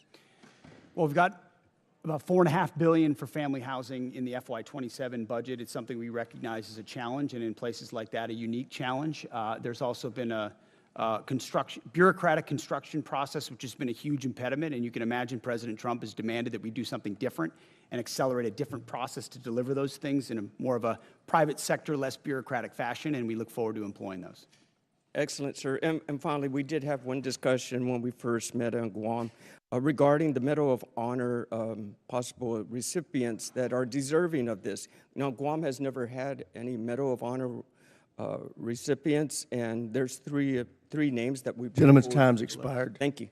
I would like to point out, once I recognize a member, they have control of that 5 minutes. If they want to give a speech, they can give a speech. If they want to ask questions, they can ask questions. But if you ask a question, I would hope you give the witness a chance to answer. But if they choose not to, then the witness has to recognize it's their time and cut it off and go back to them. But I want to stick... Sorry, go ahead. I want us to be respectful of each other and be able to make sure we maximize the use of this time. But everybody has to understand it's the member's 5 minutes once I recognize. Did the ranking member want to offer something? Yeah, I just want to second that. Yeah, it is the member's time. I do hope members, you do ask a question. Got to allow for more than 2 words. Yes, if they filibuster or don't answer the question, feel free to interrupt. But I hope we can keep this respectful and it's more productive for us and for the witnesses and for those watching. So thank you, Mr. Chairman. And with that, we will recognize the gentlelady from Hawaii, Mr. Kuda. Thank you, Mr. Chair. On February 2nd, President Trump said we should take over the voting in at least 15 places. The Republicans ought to nationalize the voting, despite the Constitution assigning primary responsibility for elections to the states.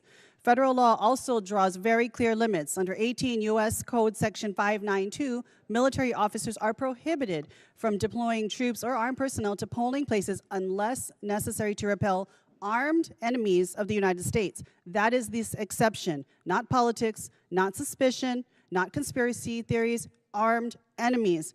Secretary Hegseth, do you think American voters are enemies of the United States? A simple yes and no or suffice. I think legal voters, I think everybody who's legal should vote, yes.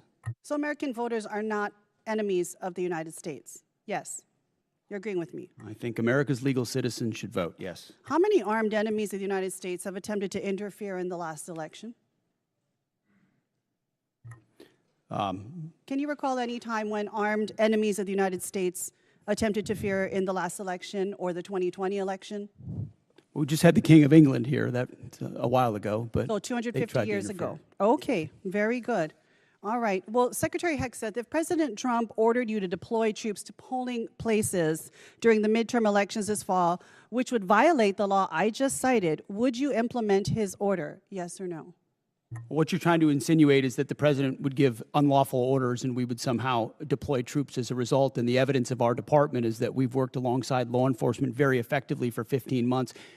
Los Angeles would have been on fire for the summer had we not come across I humbly disagree with that, but this is not a hypothetical situation that I'm inferring on. Your president in January of this year told the New York Times that he regretted not ordering the National Guard to seize voting machines in key states after the 2020 election. Last I heard from you, the last time we had any kind of armed enemies at any type of voting places was 250 years ago. We're talking 2020. So if the president, again I'm asking you, orders you to break election law, violate the Constitution and the law, would you follow the orders of the president, yes or no? The president, you like to insinuate that the president issues it's illegal orders. It's a simple question. And does not. Who would you follow, the president or the Constitution? I will note that in 2024, troops were, that was Joe Biden, by the way. Joe Biden were deployed to polling locations in 15 states. 2024, Joe Biden, troops deployed to polling locations in 15 states. Explain that one to me. I am asking you a question now. You seem to really like Joe Biden. You've brought his name up more than many other topics today. Answer the question. Who are you beholden to, Mr. Secretary, the President or the Constitution? Well, if you can't answer that question, very proudly served that as question president, when I asked very you, proudly swear an oath to civilians defend in the the leg Constitution. in Los Angeles. So you couldn't answer that either. So I think our answer is very clear. Obviously, you have taken a oath of loyalty only to the president and not the people of this country. Let's move on now, and let's talk about AI. The Marvin Smart system, which appears to be the program on record being used in Iran, does the targeting work we know of about 2,000 people. It's called the Maven system, not the Marvin system. Excuse me. Thank you so much for that correction.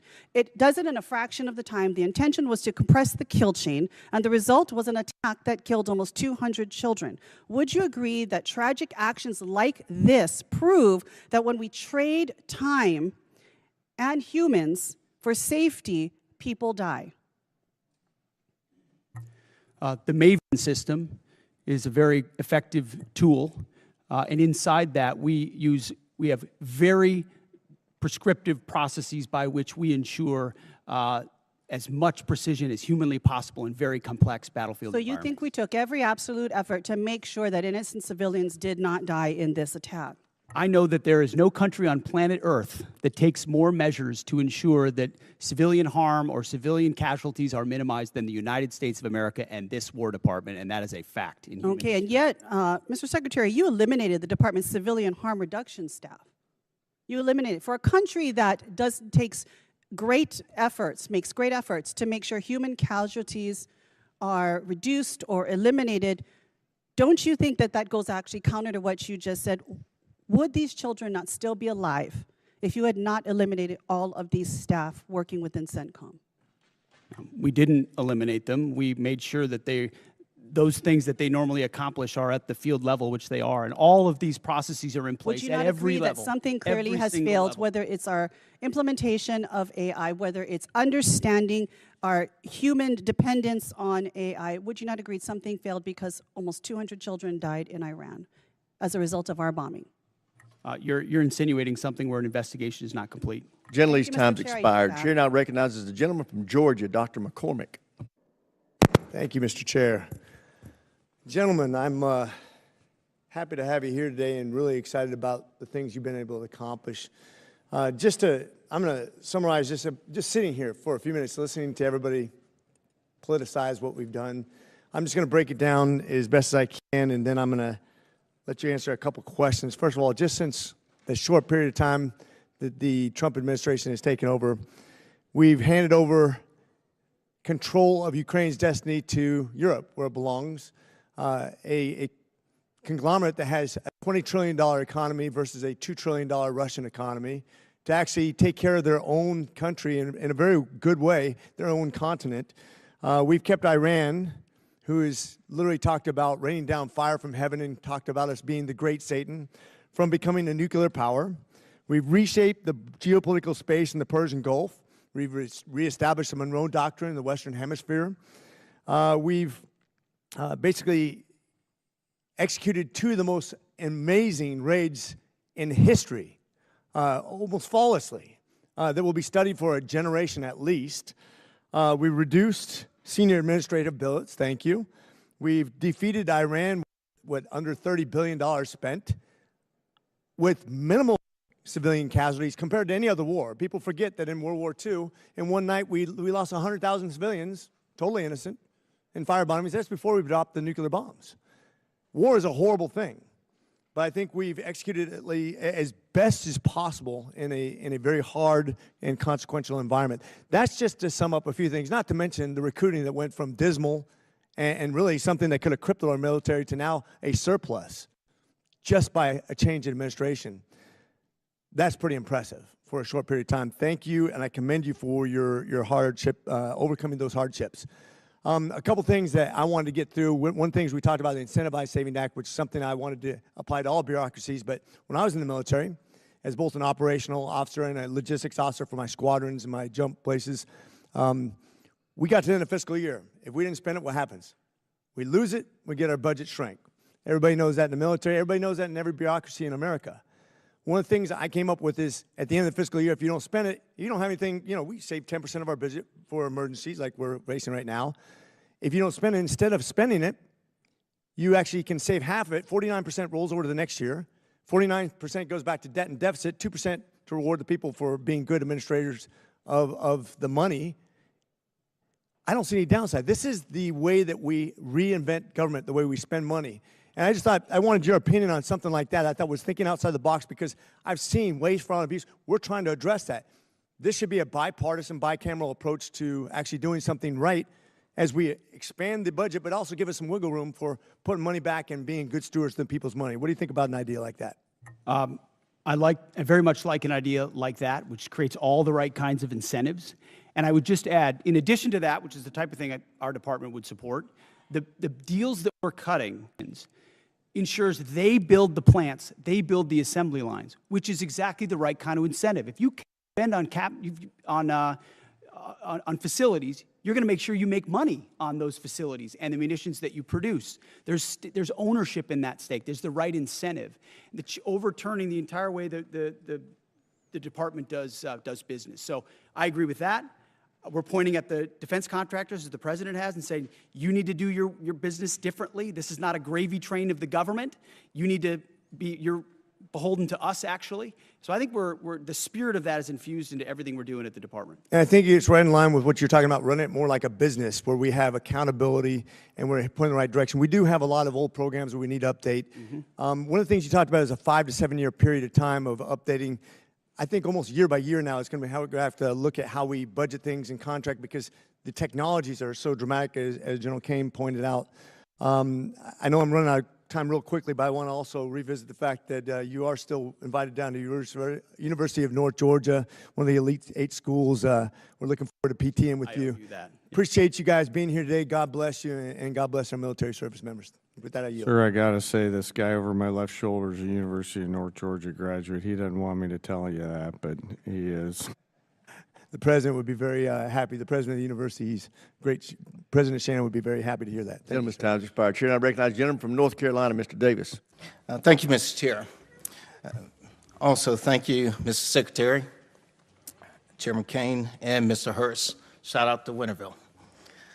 13 U.S. service members killed, 13 families forever changed, 13 heroes who put the uniform on and paid the ultimate sacrifice. We owe remembrance, those families. I just want you to know we see you, we stand with you, we'll never forget. There are Gold Star families who are here today sitting in the room carrying the honor and remember flags. Remember the sacrifice. And when we do so, words can't fully capture it. April 3rd, F-15E Strike Eagle pilots were rescued because we live by a simple promise: we do not leave anyone behind. The same spirit must be extended to those who are killed in action. That's why I arise again today and raise this question of the importance of passing H.R. 1363, Honor and Remember Flag Recognition. Mr. Secretary, I raised this with you before, and actually I come today to thank you for the response from your office and actually engaging with us in this. I rise again today and bring this up because we must never lose sight of the true cost of war. As we commemorate 250 years in this country, the first call for independence, Halifax County delegates moved forward with the first official action in my district. Our service members are the reason we are here today. They've delivered freedom, and I believe it would be amazing if we could deliver for their families, those who've sacrificed this flag, something to help them, ideally by Memorial Day, or at least commemorate their families.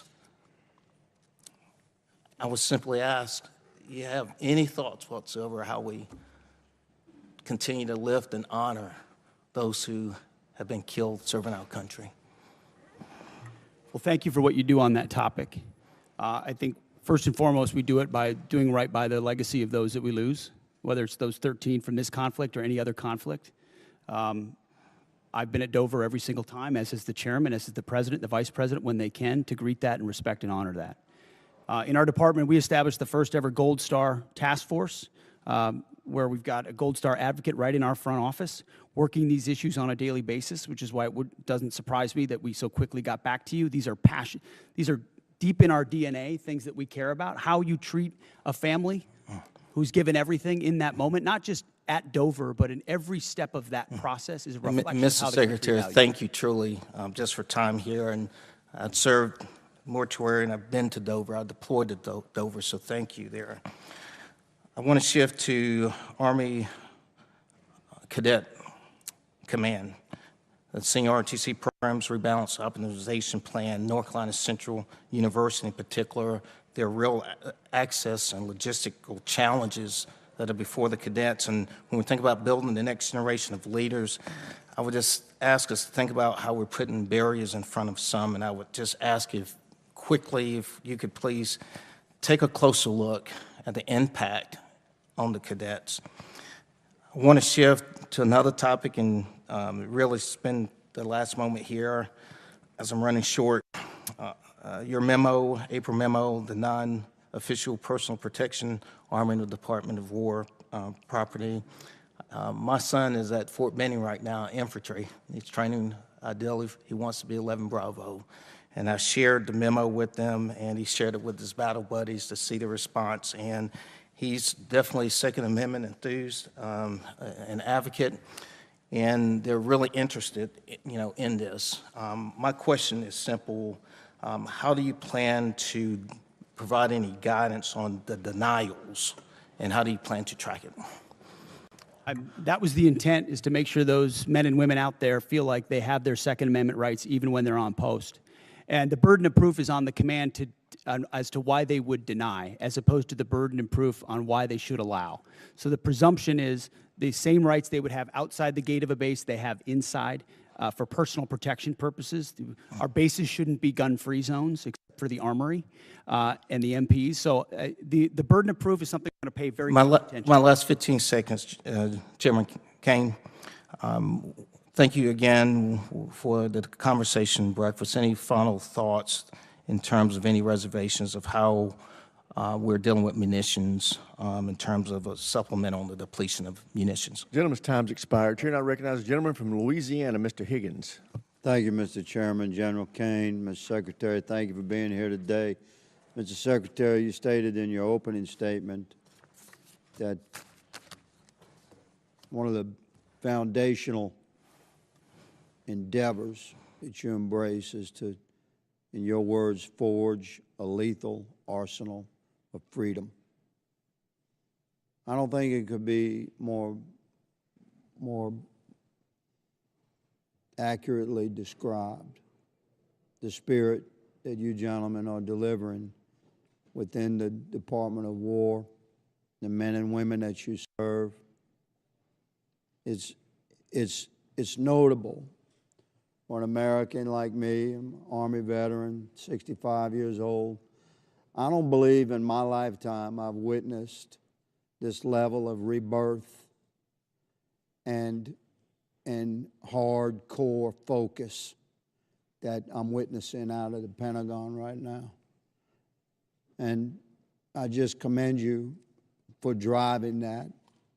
And please know that you have a great deal of support, not just in this body and on this committee, but across the country. Regular Americans that have served or have families that have served have taken note. General, you said in your opening statement that if called upon, we will win our wars around the world. Those are your words. And we're going to make certain through this committee that you have the support, the equipment, and the funding that you need to, if called upon, win wars across the world. But we expect a lot out of you, gentlemen.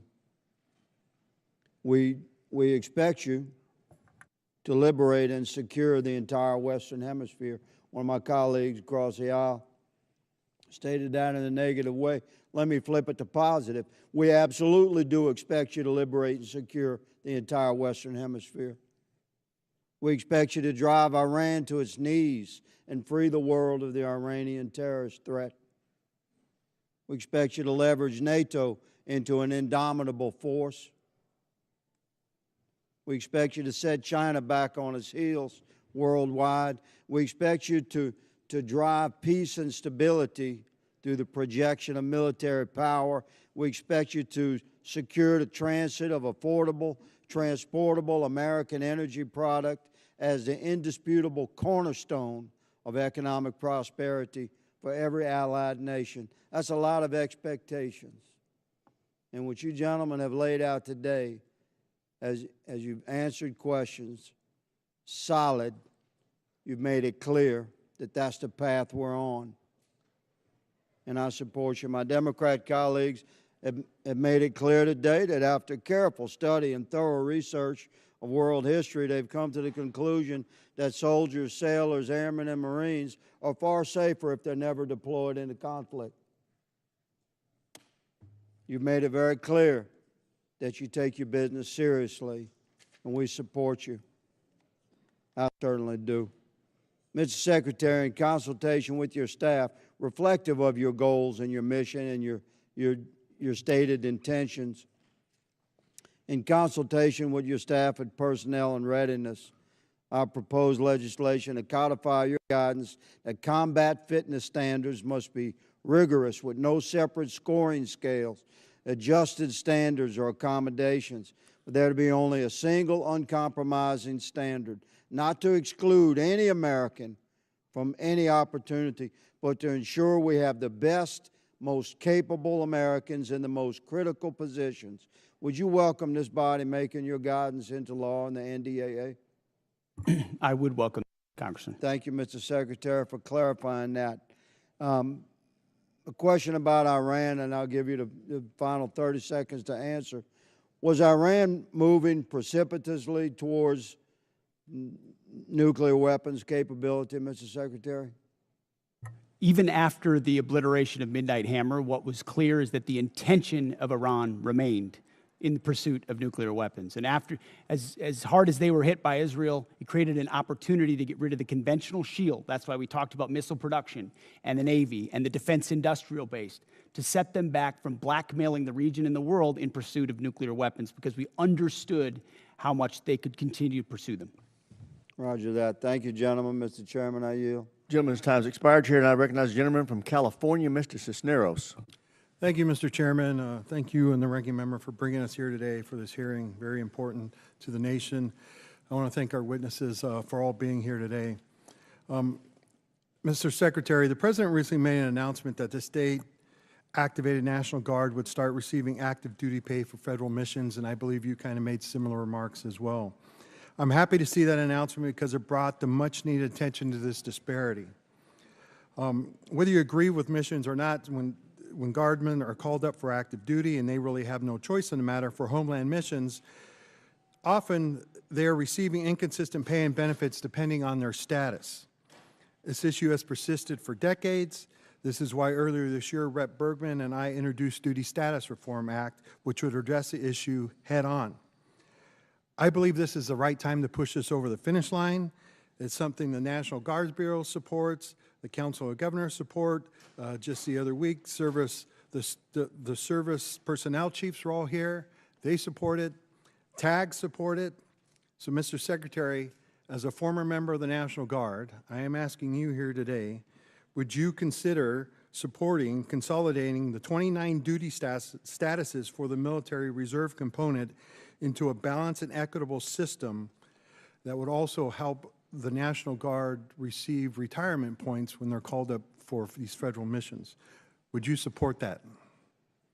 Congressman, thank you for your efforts on this. It makes a ton of sense, and we support these efforts for duty status reform in pursuit of things that work for the department and for the troops, because they deserve the kind of pay and benefits that are commensurate with active duty troops. So we would look forward to working with your office to get at duty status reform. I think now is the right time. Thank you for that.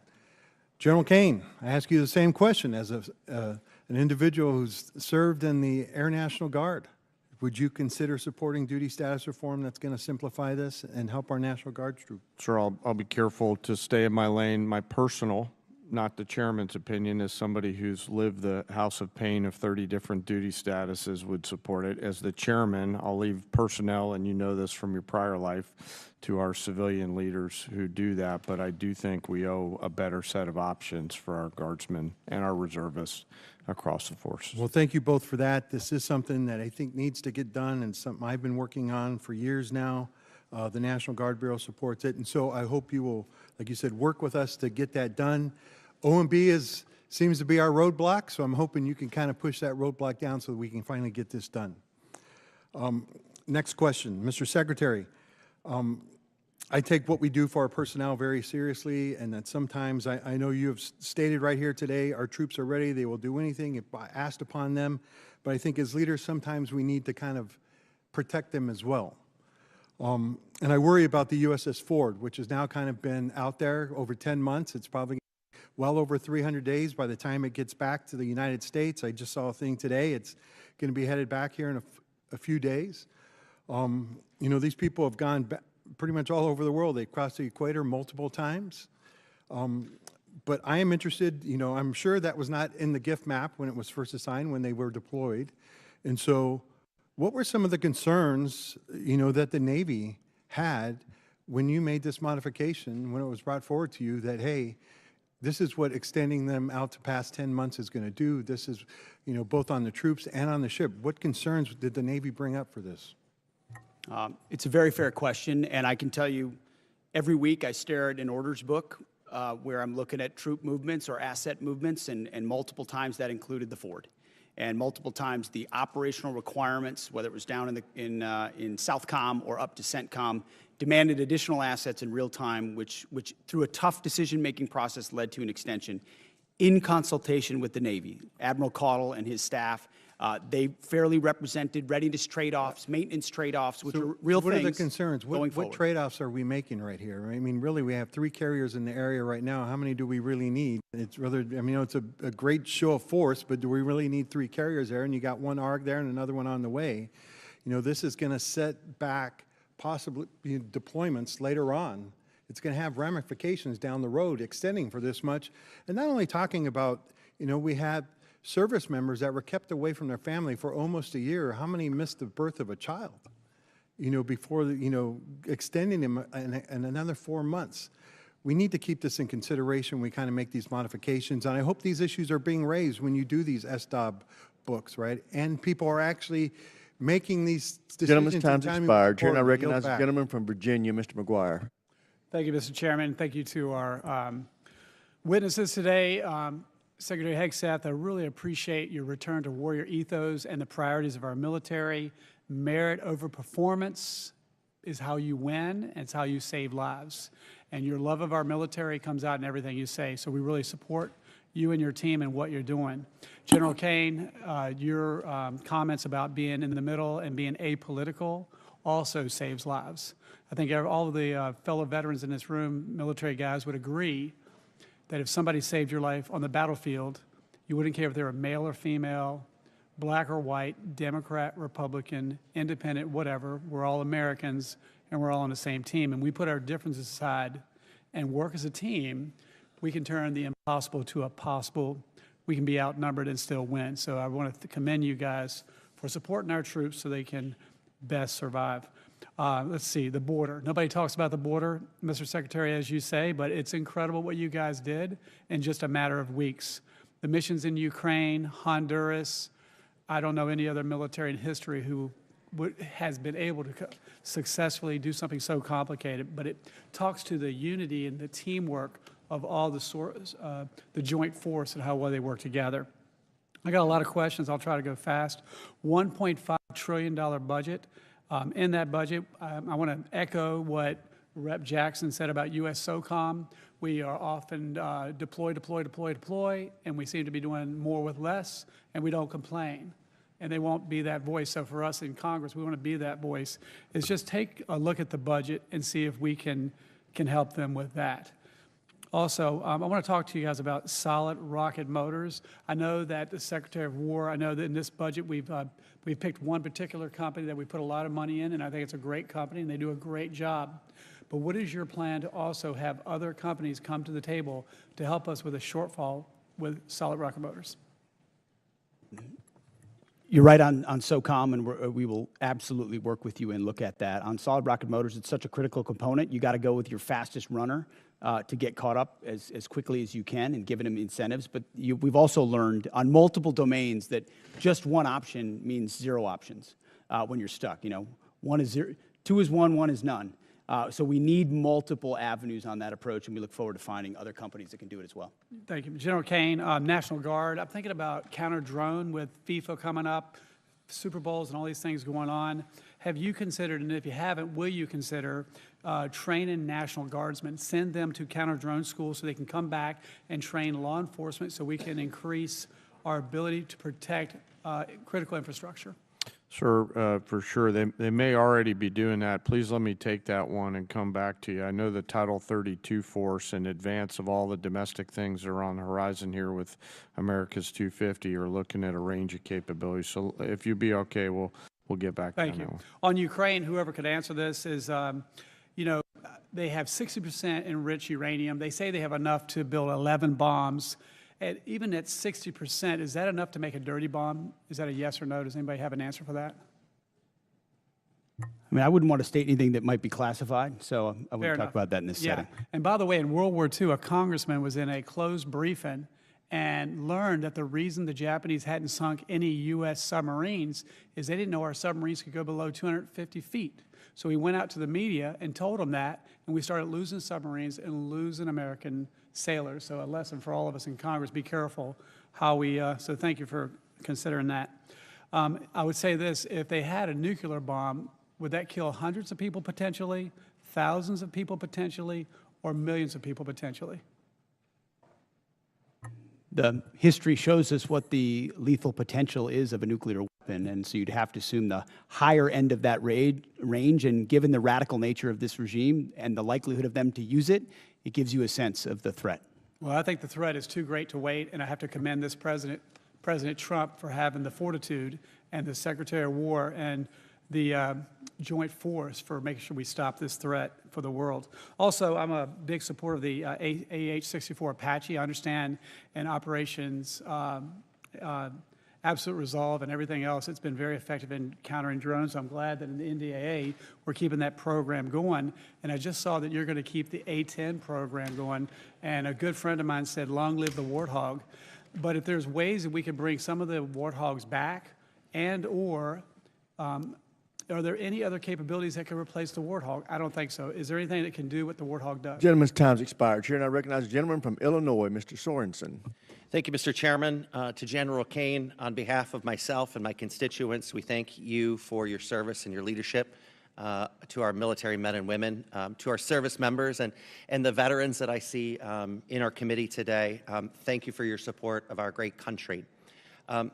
Mr. Hegseth, I hear from your officials in our briefings here on the Hill, and because I live in an Army town, I now hear from neighbors at the grocery store who are worried about our munitions stockpiles that are now down to critical levels, and they sure don't want another forever war. So, Mr. Secretary, first of all, talk to us about the need to renew munitions stockpiles, and tell us what happens when munitions stockpiles become depleted. Well, first of all, I would note that, as you know, we give weekly briefings on munitions to this committee, so it's not something that's withheld from any of the members here. We appreciate that. But it's also a topic that isn't something that should be publicly discussed as far as any shortfalls that may exist. But I would assure you that there are not shortfalls that exist in our ability to execute the missions around the world. And the reason we're investing in the defense industrial base with $1.5 trillion is to make sure the greatest companies in the world, which have been falling behind for decades, are running faster than ever before to give us 2x, 3x, 4x of the critical munitions, your Patriots, your THAADs, your SM-3s, every other standard missile, and my neighbors work really hard to make sure that we can. It's jobs in America. It's what our warfighters need. So could you tell me why we're firing the people at Joint Munitions Command for no cause other than just telling them they're overhired or they're surplus employee? Joint Munitions Command? I would have to look into the particular circumstances of that, but there have been places where we haven't been moving fast enough with munitions, and when people don't move fast enough in the Department of War, we find someone else that will run fast. This is Joint Munitions Command. I mean, your department says that you're prioritizing munitions, yet you cut 58% of Joint Munitions Command at Rock Island. But let me move on. My district is also munitions are not built by commands. Munitions are built by businesses. They're the ones that are. And we are very good at building commands and bureaucracies and slapping 3- and 4-star generals in charge of things that don't move things any faster. So our job is to unleash the private sector to provide these things. How are we going to get it done if we don't have Joint Munitions Command? But let me move on. We also have Army Sustainment Command in my district. Could you tell me why we're firing folks at Army Sustainment Command when now is the time that we should be giving our soldiers every piece of sustainment that we can give them? Because, as I've stated, the status quo at this department before the Trump administration was unacceptable, and changes had to be made. Do you think it's acceptable to fire veterans from jobs where they've been, you know, I talk to my neighbors at the Arsenal, and they've worked there 20, 30 years on top of their service to this country, and they're doing it exemplary. Great performers will always have a job at the Department of War, and when you reestablish merit, sometimes things happen, but we're grateful for all the vets that serve. And in fact, we've created a Patriot pipeline for service members to get into the defense industrial base manufacturing business, to consider that as a second career. So we're leaning into vets and service members as the workforce of the future in our department. And this isn't me. I mean, they tell me that, you know, they feel you're taking a wrecking ball to the civilian workforce. But, you know, I want to go and follow up on Congressman Norcross's questions about why you terminated collective bargaining earlier this month. This affects hundreds of thousands of hardworking DOD employees. So many of them are veterans who have honorably served our country. You testified that if you work hard, you do the work, you keep your job. But that's not what's happening. And you allege it is being done to maximize efficiency? Explain that. I thank you for asking that question. I'd love to clarify. I fundamentally believe the Department of War should not be subject to collective bargaining, full stop. So people shouldn't be able to fight for good wages and being treated well? I think our department does a great job evaluating and providing pay and benefits for folks I across would the spectrum. love to invite you to the Rock Island Arsenal so you can look these patriots in the eyes and tell them that. How does creating chaos for long-term civilian workers actually maximize efficiency? Do you have any comment on that? There are plenty of examples of shipyards and other manufacturing plants where there are restraints that limit the hours, limit the ability of leaders to ensure we're meeting the goals we're supposed to, and I don't think we should live to those constrictions. Okay. Well, you know what? I want to use the rest of my time to the men and women of our armed forces. Please go forth with the integrity and the morality that you've carried before this administration took us down a path that has allies turning away and American citizens objecting. Do what's right, even if you're asked to do otherwise. Mr. Chairman, I yield back. Gentleman yields back. Chair, and I recognize the gentleman from Florida, Mr. Mills. Thank you so much, Mr. Chairman, Mr. Secretary, General Kane, and the Honorable. We'd love to just thank you for this opportunity, for coming here, and for continuing to push forward the warfighter ethos, for making sure that the realities, regardless of what's said in here, are the realities on the battlefield that we're getting day in and day out. I ask the Chairman for unanimous consent to enter a couple of documents into record. Without objection. I'll be entering into record my DD-214, published in 2003, indicating my Bronze Star and other wartime medals and decorations. I'd also like to present the document provided by the Department of the Army in 2024 that also authorizes vets and verifies all medals and/or awards, as well as a document by Paul Savitsky, former Special Forces member, that annotates the 2 explosions that I was involved in Baghdad. Without objection, so ordered. Mr. Secretary, as you know, you're pretty familiar with the ideas of slander, defamation, and attack on character. So I apologize for having to take that moment to be able to go ahead and correct the record, but it was necessary. I would also note that my OMPF file that was FOIA'd by the Department of the Army, or that was FOIA'd, was actually released by the Department of the Army the same day as yours was. So everything is sitting on the actual website itself if people aren't too lazy to look at it.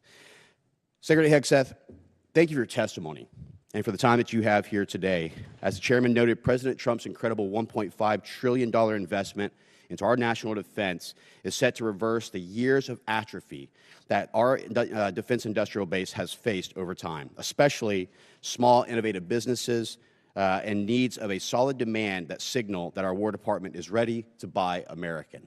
I witnessed myself as I was with you in Merritt Island, Florida, as we went on the Arsenal tour, and unfortunately I didn't get to do the cool things like fly in a jet really quick and buzz around while we were all actually doing hard work here.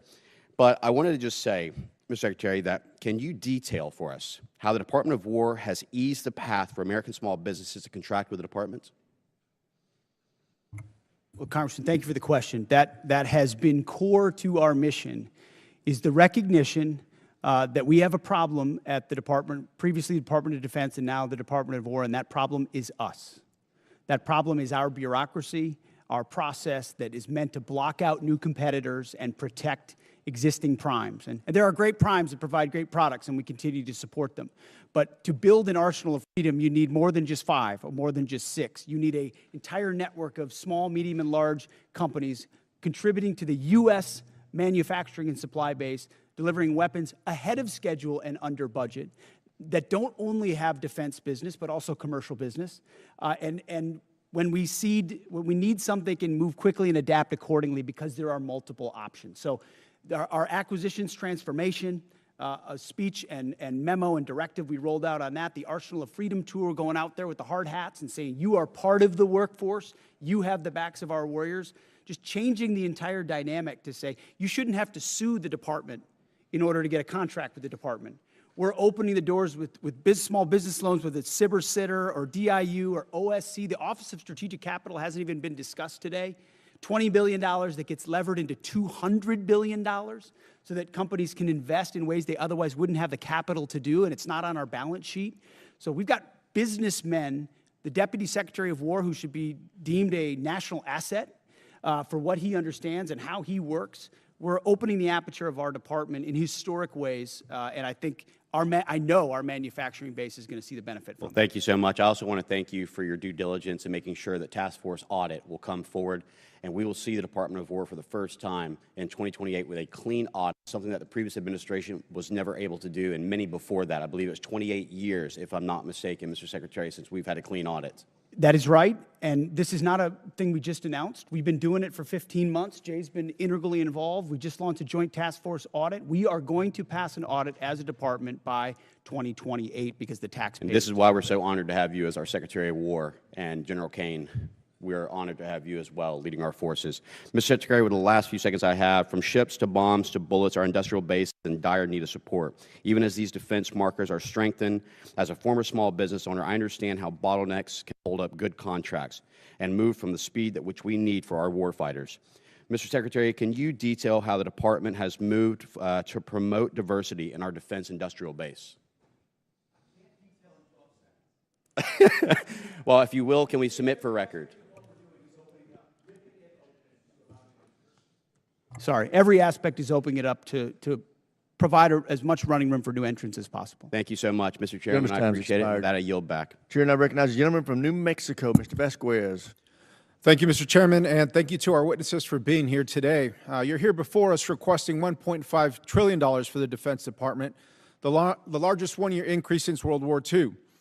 While I will recognize that your budget does include increases for pay and quality of life, these increases are outweighed by the rising cost of living and the department's ongoing failures on child care, education, medical care, and other quality of life factors.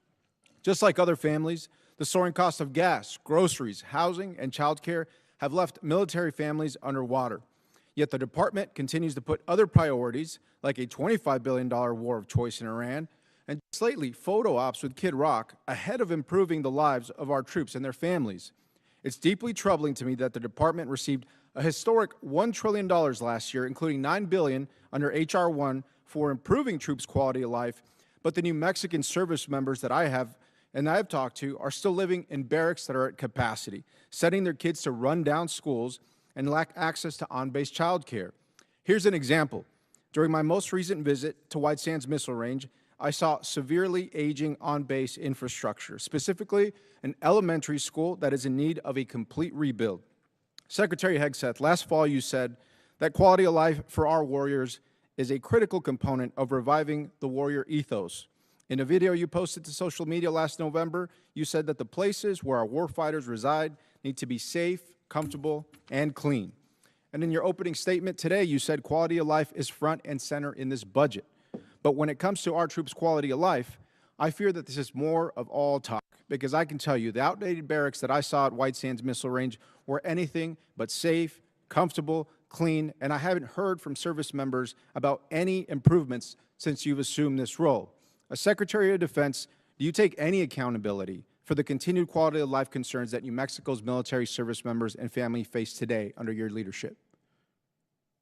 Well, I appreciate your attention to the matter of quality of life, which is incredibly important to us, and it's reflected in this budget. I mean, historic amounts in barracks, in family housing, in family support like child development, youth program. I mean, this budget surpasses anything you've seen from this department in quite some time, to include replacing or eliminating all poor and failing barracks. So we've seen those photos. We responded to them with a barracks task force with $1 billion initially, and now we have billions of dollars behind it to make sure they're safe and clean and quality, but also that where they need to be replaced, they're rebuilt and replaced. And the President has charged me with doing that, and we are focused on doing that. Thank you, Secretary. And I hope that the next photos that you receive and the next photos that I receive and reports that I receive are of improved conditions and of new barracks and of quality of life improvements, because this has gone on for far too long.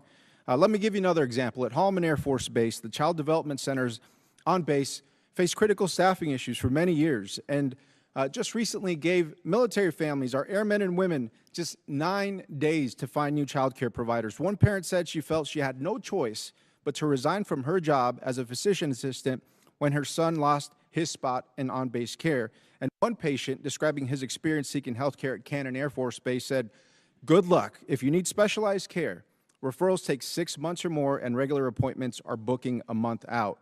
And so spending $1 billion a day on a war overseas while leaving our service members out to dry is not America first. It's a betrayal.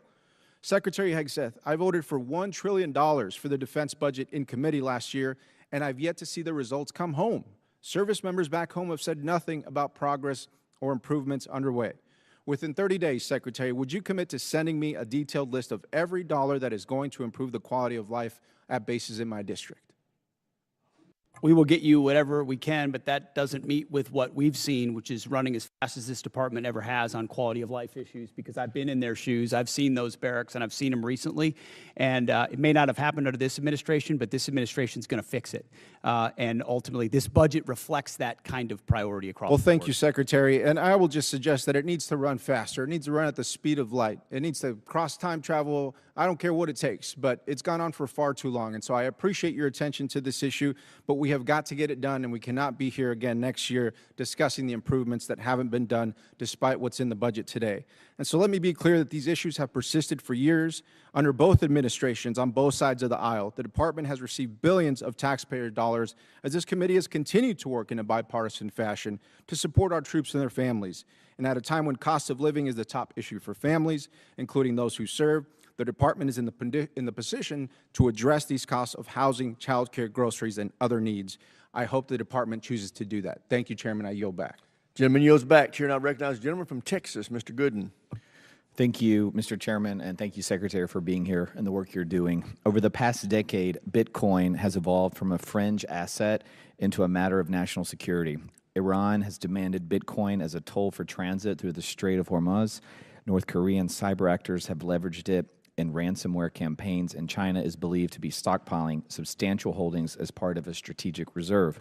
Just last week, Indo-PACOM Commander Admiral Paparo stated that Bitcoin has direct implications for power projection, and he noted that Indo-PACOM is operating a node on the Bitcoin network in furtherance of that mission. Secretary, do you share the opinion that Bitcoin is a tool to project power, and are there any department-wide initiatives to ensure the U.S. secures a strategic advantage in Bitcoin and combats China's digital authoritarianism? I guess my short answer would be yes and yes. Long an enthusiast of Bitcoin and crypto potential, and a lot of the things we're doing enabling it or defeating it are classified efforts that are ongoing inside our department, which do provide us a lot of leverage in a lot of different scenarios. I appreciate that, and I share your views. I thank you for that. I also wanted an update with our operations in Qatar. How are those going since the Iran war, and how have Qatar been as a partner to work with over these last few months? I think it's fair to say that the Gulf states, to include Qatar, have done a nice job integrating on air defenses specifically, and then providing access basing and overflight. Qatar being one of them, UAE, Saudi, Kuwait, Bahrain. They've lived the threat of Iran.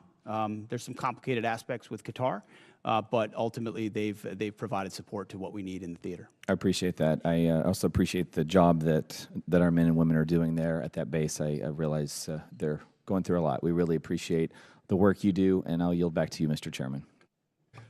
Chair, I recognize the gentlelady from New Hampshire, Ms. Goodlander.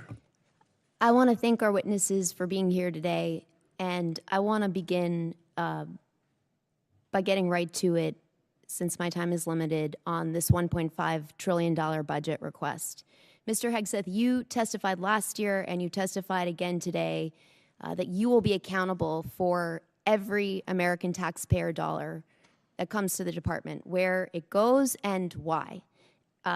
That's really important since, as it's been pointed out, the department has failed 8 audits. The department remains on GAO's high-risk list. The Inspector General just last year alone identified billions of dollars that could have been put to better use, and in questioned costs, that is spending that raised red flags. So this is a crisis right now in accountability of where the dollars of the American taxpayers who are in the middle of a cost crisis, where this money is going. I want to ask about your war in Iran. And Mr. Hurst, you testified earlier today that $25 billion has been spent to date. I just want to clarify that that is money, that taxpayer dollars that have been spent already in this war. $25 reflects the costs of the war, right? So we've already spent the dollars on munitions and things like that. So we're factoring in cost of munitions expended into that total. So how much of that has gone towards munitions? Does that include the munitions that have been spent to date? Yeah, that reflects the munitions that have been spent to date and other operational costs. Can you give us a breakdown of what those costs are? We'll work to get you guys a product that has a detailed breakdown of those costs. Yeah, my concern here is, Mr. Hegseth, you've testified repeatedly that you're going to be accountable for each and every American taxpayer dollar that you spend, that you're going to be accountable for the rationale. Here we are 60 days in to your war of choice in Iran, and you can't give us an answer on a breakdown of the basic breakdown of American taxpayer dollars that have been spent in your war of choice? That's a question for Mr. Hurst. Right now, as you sit here now, you We're cannot... happy to give you a breakdown. We'll provide you a product after this hearing. Well, I would love for you to give us this breakdown now and explain to us, was this unbudgeted costs, or was this something the department planned for in advance, since you were appropriated $1 trillion last year? The department deals with contingency operations all the time within its normal budget. So this was not budgeted for. My point here is, you know, and General Kane, you've testified to this.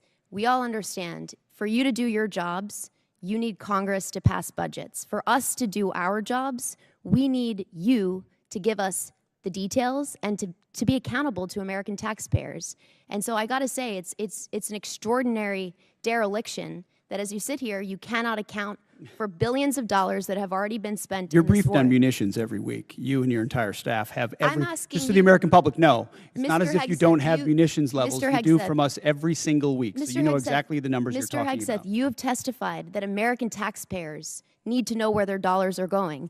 And as you sit here today, you can't provide us with a basic answer to the most simple question that you should be able to answer to each and every American You're taxpayer. asking a question to an answer with an answer you already have. No, I'm asking you for a breakdown where you said you will be accountable for every taxpayer dollar. You cannot tell us where any of the $25 billion in taxpayer funds that have gone to fund your war of choice in Iran. And I look forward to getting details from our witnesses after this hearing, because the American taxpayers need to know. Mr. Hegseth, can I ask you, do you know what the average cost of a gallon of gas was in this country on February 28th?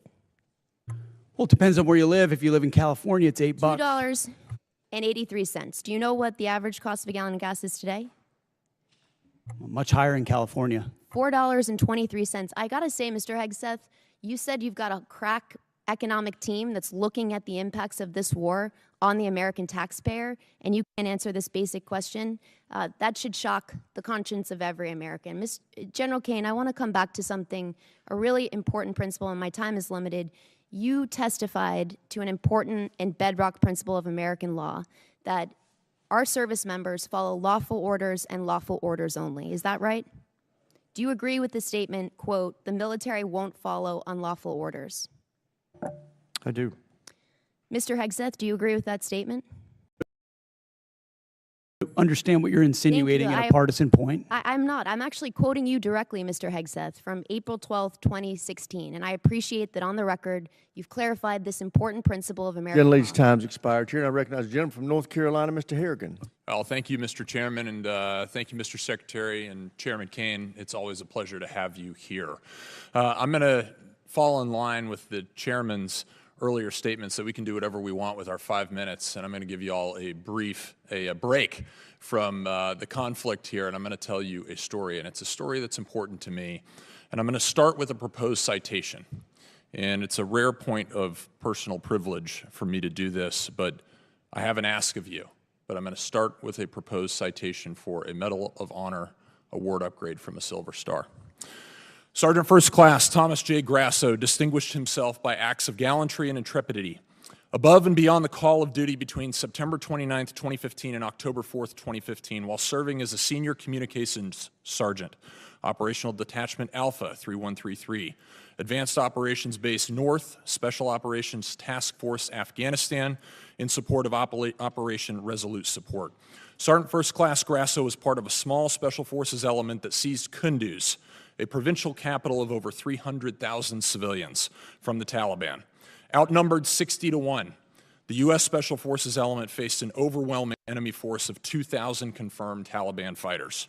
On September 29th, facing a Taliban advance on Kunduz airfield, Sergeant First Class Grasso established a sniper overwatch position in the air traffic control tower. With enemy fire converging from 3 directions, Sergeant First Class Grasso risked his life to engage a hostile anti-aircraft team, successfully clearing the way for air support. On September 30th, fighting through relentless ambushes on their subsequent movement into the city, Sergeant First Class Grasso repeatedly dismounted his vehicle while exposed to intense enemy fire to engage insurgents and shield the convoy. During one encounter, while under withering enemy fire, he disregarded his own safety, maneuvered into the kill zone of a complex near ambush, saving the lives of 5 trapped Special Forces teammates, 1 Romanian partner, and their interpreter. Sergeant First Class Grasso again came under heavy machine gun fire when he dismounted to direct the element to the city compound. To enable the remaining element to safely enter the compound, he effectively returned fire and suppressed the enemy positions. From October 1st through 4th, Sergeant First Class Grasso anchored the defense of the compound, absorbing the heaviest concentration of enemy fire. He repeatedly subjected himself to heavy machine gun and rocket-propelled grenade fire from distances as close as 15 meters, repelling dozens of enemy attacks. On October 1st, a rocket-propelled grenade directly hit his position, inflicting a traumatic brain injury. Bleeding, disoriented, and going 60 hours without sleep, he checked on his teammates before returning to his exposed post. From there, he single-handedly neutralized continuous waves of attackers, attempting to detonate vehicle-borne IEDs, forcing the enemy to request a temporary ceasefire. During a subsequent rocket-propelled grenade attack near his position, he eliminated a follow-on explosive-filled rickshaw, preventing a perimeter breach. As the fight wore on, the enemy began throwing hand grenades into the compound from an adjacent building. Sergeant First Class Grasso ran through the blast to hurl grenades back, then established a clear line of sight from an exposed staircase to enable his command to call in a danger-close F-16 strafing run, bullets hitting 15 meters from his position. When partner forces were decisively engaged, without sufficient ammunition outside the perimeter, he maneuvered, without regard for his own safety, under devastating fire to resupply their position, and employed accurate sniper fire, destroying another advance. On October 4th, he unhesitatingly stepped into the enemy's line of sight to destroy the fighter, preparing to fire a rocket-propelled grenade at 2 trapped teammates. Throughout 130 hours of grueling, sleepless combat, Sergeant First Class Grasso's extraordinary heroism, unwavering dedication to his teammates, and complete disregard for his own life ensured the recapture of Kunduz with 0 friendly personnel killed in action. As these severe conditions took a toll on the element, his ability to fight through a traumatic brain injury with indomitable will and lethal precision inspired those around him. Sergeant First Class Thomas J. Grasso's heroism and selflessness are in keeping with the highest traditions of military service and reflect great credit upon himself, his unit, and the United States Army. I'm asking you to direct the board chair of HRC, Awards and Decorations Branch, to board Sergeant First Class Thomas J. Grasso's packet. I know these things to be true inside of this packet because I was there. And I'm here today only because I was one of those 5 that he rescued out of that near complex ambush. And I'm grateful for your service to our nation. Congressman, Thank you. We'll do it, and I'd love to meet the Sergeant First Class. Thank you. I think the gentleman yields. The chair now recognizes the gentlelady from Maryland, Ms. Elfreth. Thank you, Mr. Chair. I want to start by thanking SEAC ISOM and General Kane for inviting a number of us to the Pentagon last week to talk about the 1.8 million enlisted service members we have, the challenges and opportunities that we can work together. Every base that I go to internationally and every single major military base in Maryland over the last year, I insist on meeting with service members and hearing what we can all do better, Mr. Secretary. I want to assure you I insist on those meetings. There's a whole lot we could talk about today, war in Iran, and I too want to thank the families of the 14 service members we have lost in this war so far, both strikes in the Caribbean and the East Pacific, firing of a number of people we all respect on this dais on both sides 61 days into this war. But I want to start with those quality of life issues, Mr. Secretary. A number of members of this committee met with survivors of sexual assault at Fort Hood, enlisted members and family members. You sat here last year and you said, quote, "I applaud Congress for the efforts that have been ongoing to address sexual assaults, which we do need to drive down to 0. That funding has not been reduced." I appreciate that. but the budget we have before us is level funded from last year, which you would agree is a realized cut year over year. So I want to give you the opportunity to talk about how you're still going to drive those sexual assault numbers down to zero via flat funding. I'm told we've added 5%, so it's actually not flat, but we remain committed to that. And I think you've seen throughout the force reductions, not enough. We want more. We want to go to zero, but we remain committed to that. We're going to hold you accountable for that. Thank you. I want to move on to Ukraine. I don't normally agree with Mitch McConnell, but as you know, the department is withholding approximately $400 million in appropriated security assistance to Ukraine. Despite some public belittling, Ukraine has stepped up perhaps more than any other ally for us in the Middle East. They're harnessing the superiority that they have generated from a hard-fought war with Russia. They are intercepting Iranian drones that threaten U.S. and partner forces in the Middle East. But Mr. Secretary, I'm very concerned about that $400 million. Can you please let this committee know, folks watching at home, the Ukrainian people, when they can expect that $400 million in Ukraine support passed by Congress bipartisanly last year to be released and put on contract for its congressionally intended purpose, the defense of Ukraine? So the department recognizes that $400 million was allocated for European capacity building, and as of yesterday, it has been released. As it released, and under contract released as of yesterday. How would you describe it, Jay? Not under contract, but released to be put under contract. Let me ask you a different way, Mr. Hurst. When will it actually be on the ground in Ukraine? That depends on what they buy with the money. And we're going to take the advice of the EUCOM commander as we employ those funds for best use. Okay, we're gonna keep on that because it's incredibly important, as we heard from everybody, including the King of England yesterday.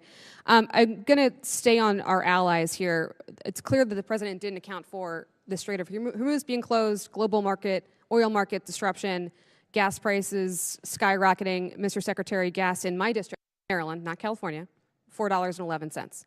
The president did not notify allies abroad or Congress before he went to war.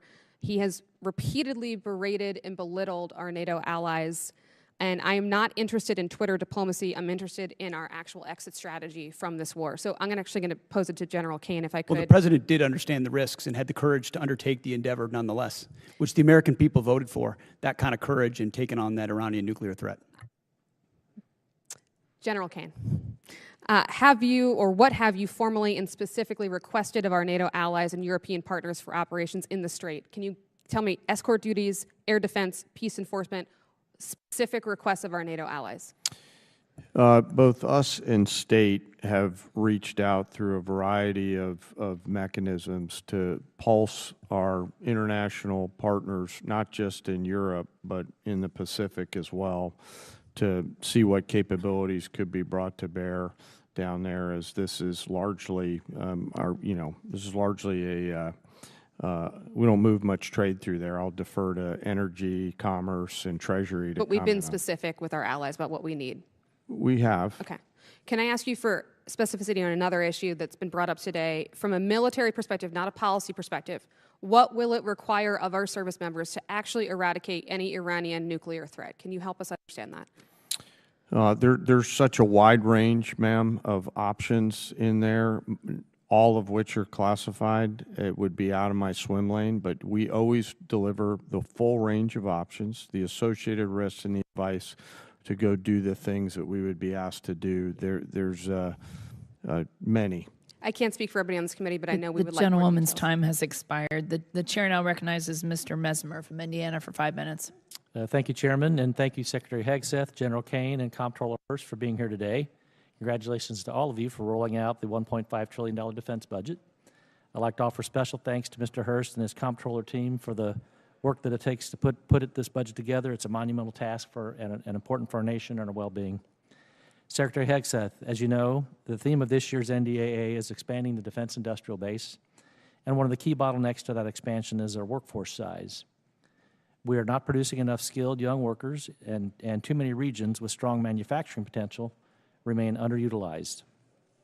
Would you support Congress working across committees on a national defense strategy workforce, a workforce strategy that promotes technical training, apprenticeships, and proven school-to-industry pipelines?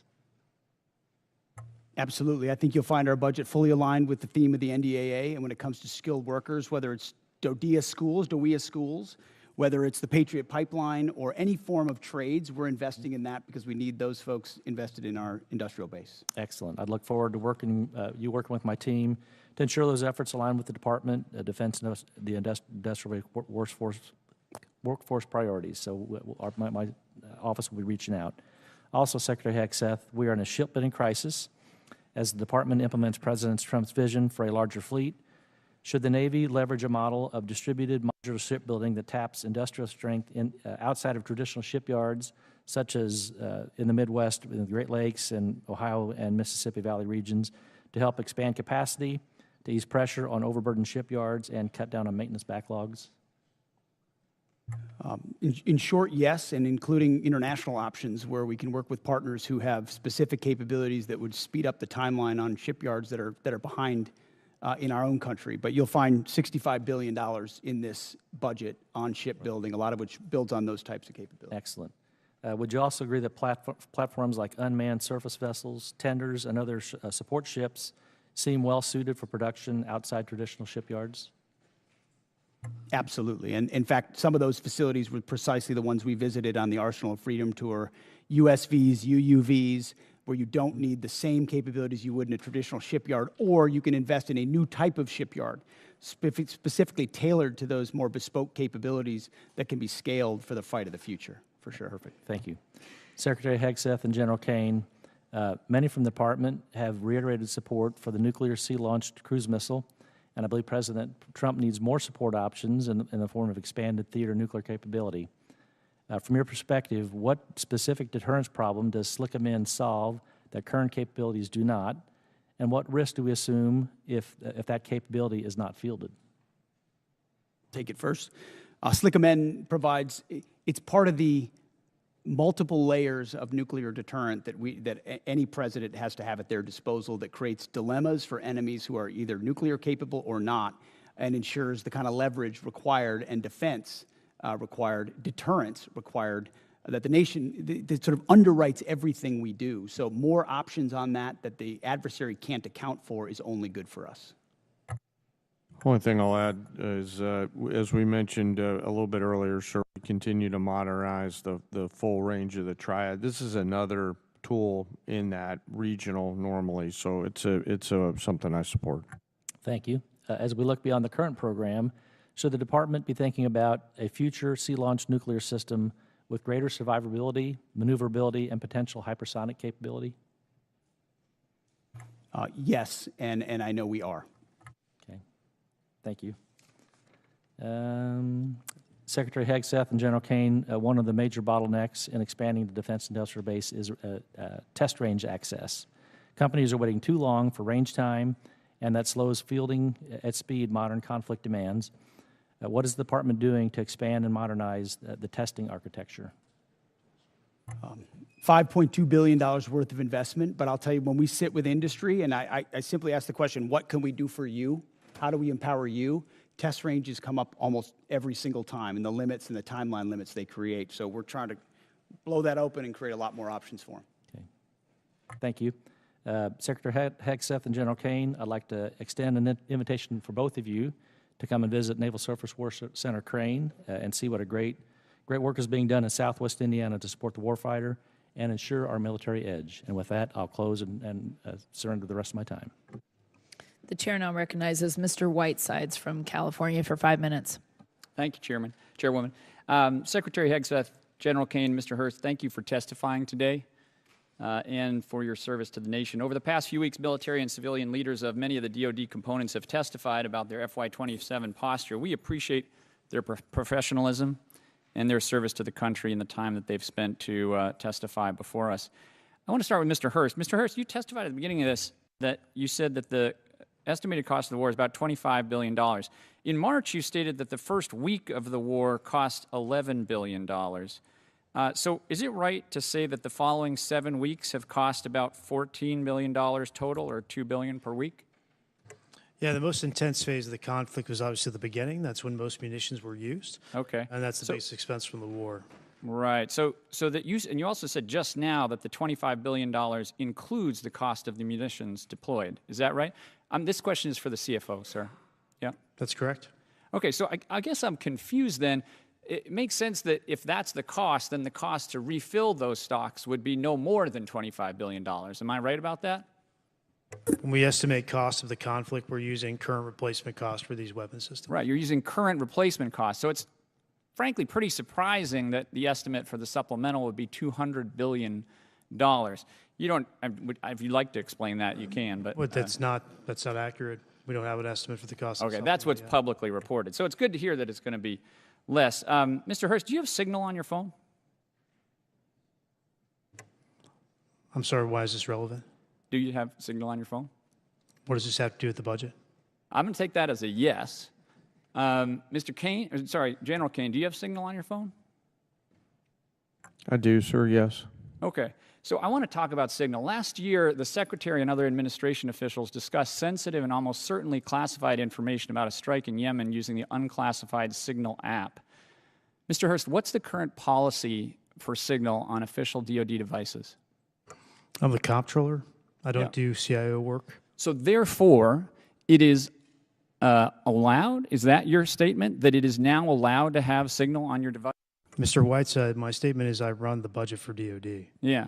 Okay, well, he's got it on his phone, so therefore it must be permitted. Sir, I got to go back and look if it's on my official phone. I was talking about my personal phone. I'm not exactly sure. I'll go back and look, though. Okay.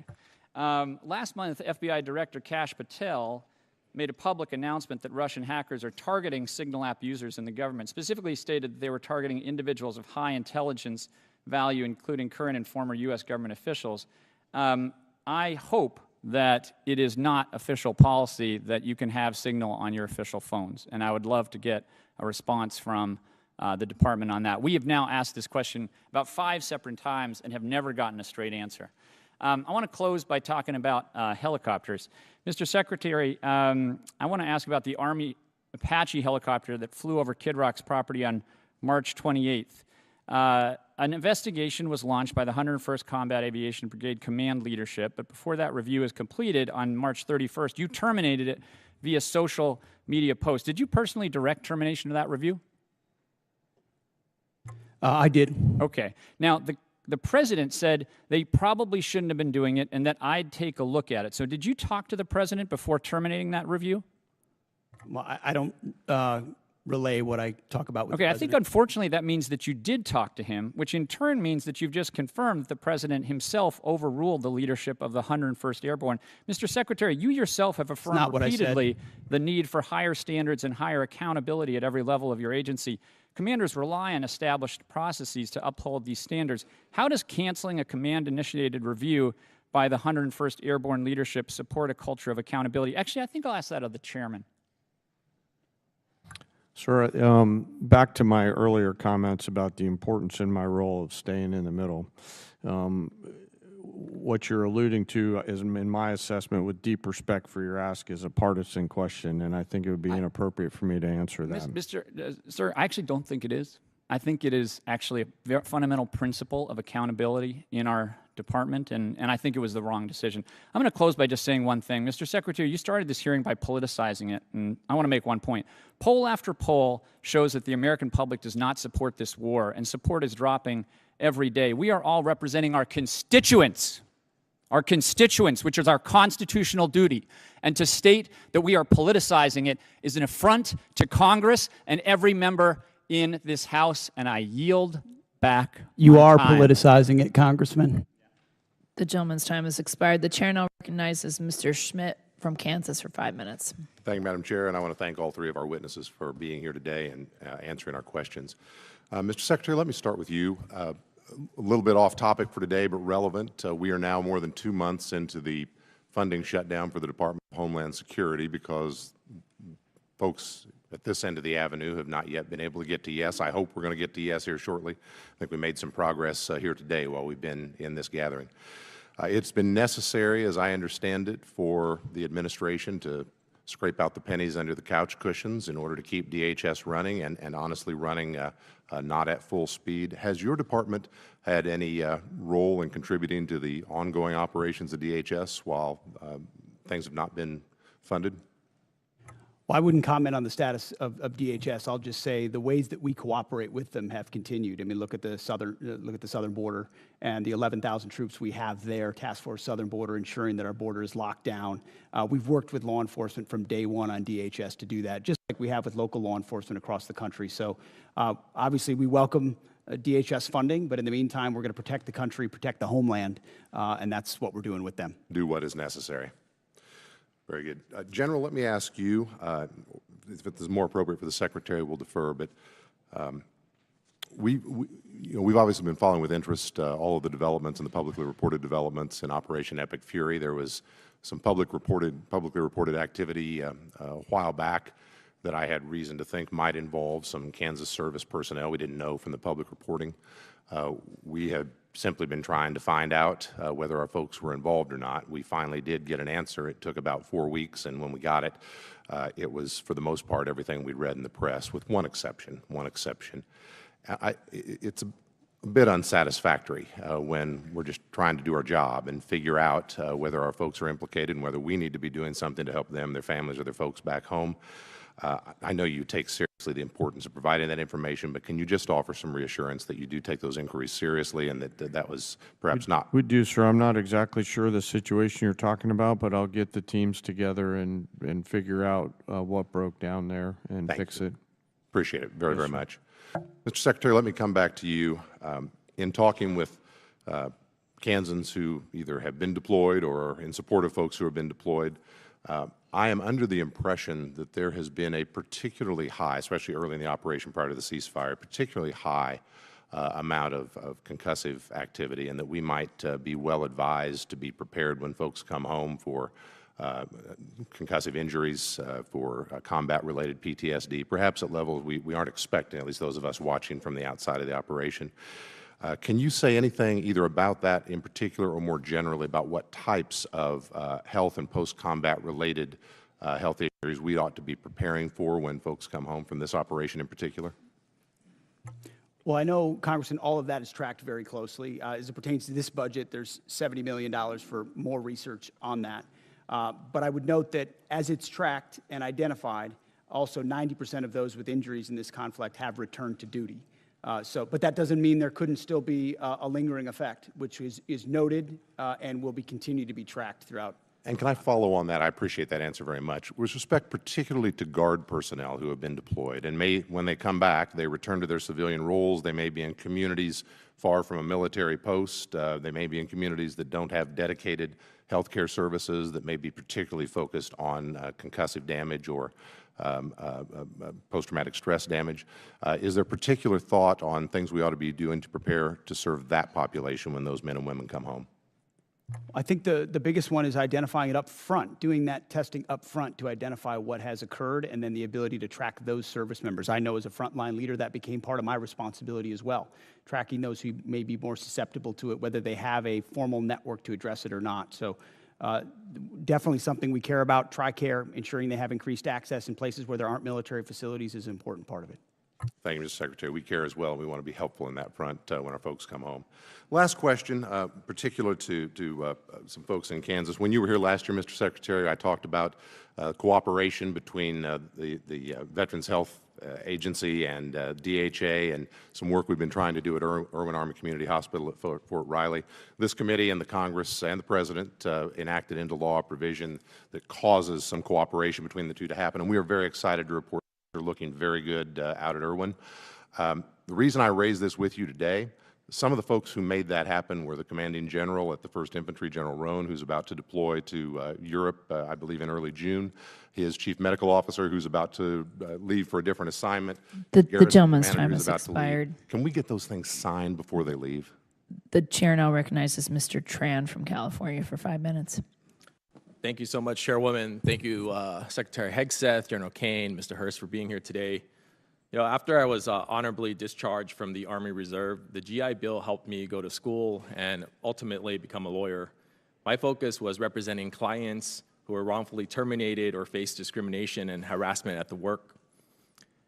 Mr. Secretary, if I were in the courtroom trying to prove that you discriminate against our military heroes, I wouldn't have to look very far or very hard.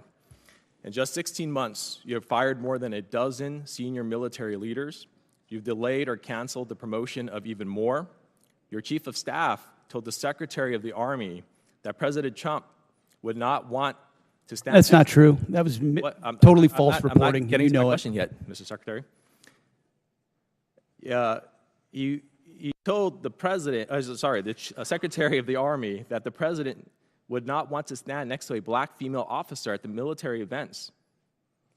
But, you know, despite all of this, I remain very hopeful that you can and will do better for the men and women who have dedicated their lives to protect our great country. You're here to ask for $1.5 trillion. That's a huge budget, and I want to make sure that you have the ability to manage it. Secretary Hegseth, you would agree with me when I say that we want the most qualified people in every position of our military, correct? That's a question. Yes. Thank you. General Kane, you would want the same? Yes. Thank you. You know, I share the bipartisan concern about the firing of General George. And what I and the American people want to know from you is, did you ask the president for his permission before you fired General George, Secretary Hegseth? It is my responsibility to confer with the Commander-in-Chief on especially high-level personnel matters. And ultimately, I won't relay what was discussed, but he was aware of the action that would be taken. Okay, great. Thank you for that.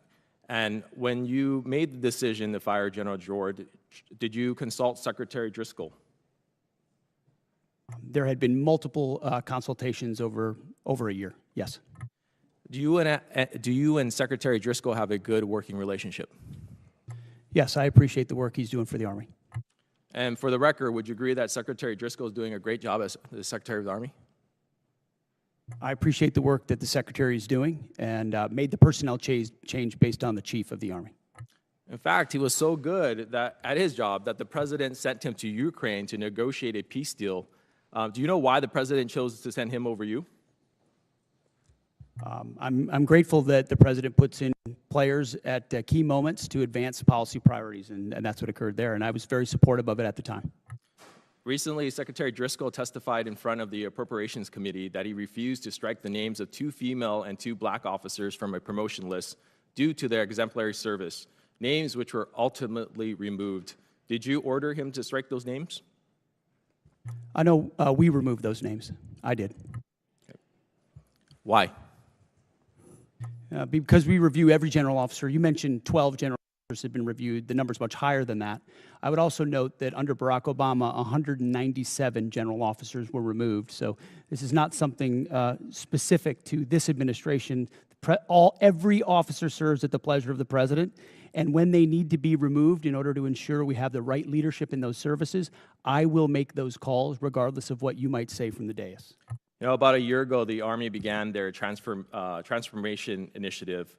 I'm all for modernization, but this process seems to have been completely rushed in a way that compromises our readiness, including deactivating a medical evacuation Black Hawk unit at Joint Training Forces Base, Los Alamitos. I've heard recently from senior Army officials who support slowing down the Army Transformation Initiative, specifically as it relates to aviation. Secretary Hegseth, can you commit to slowing down ATI as it relates to aviation? There are multiple places inside ATI that we are reviewing to ensure that we do not create capability gaps inside today's Army based on the fights we have today and the fights of the future. And this budget reflects ensuring that we don't have any operational gaps in the Army or any of the services. Mr. Secretary, during your opening, you brought up this beautiful slide, and you talked about the Arsenal of Freedom. It's the Arsenal of Freedom slide, talking about private investment, you know, from the $1.5 billion. RTX was on there, Boeing, GE, L3 Harris, Lockheed. My question to you is, do you or your wife have any personal investment in those companies?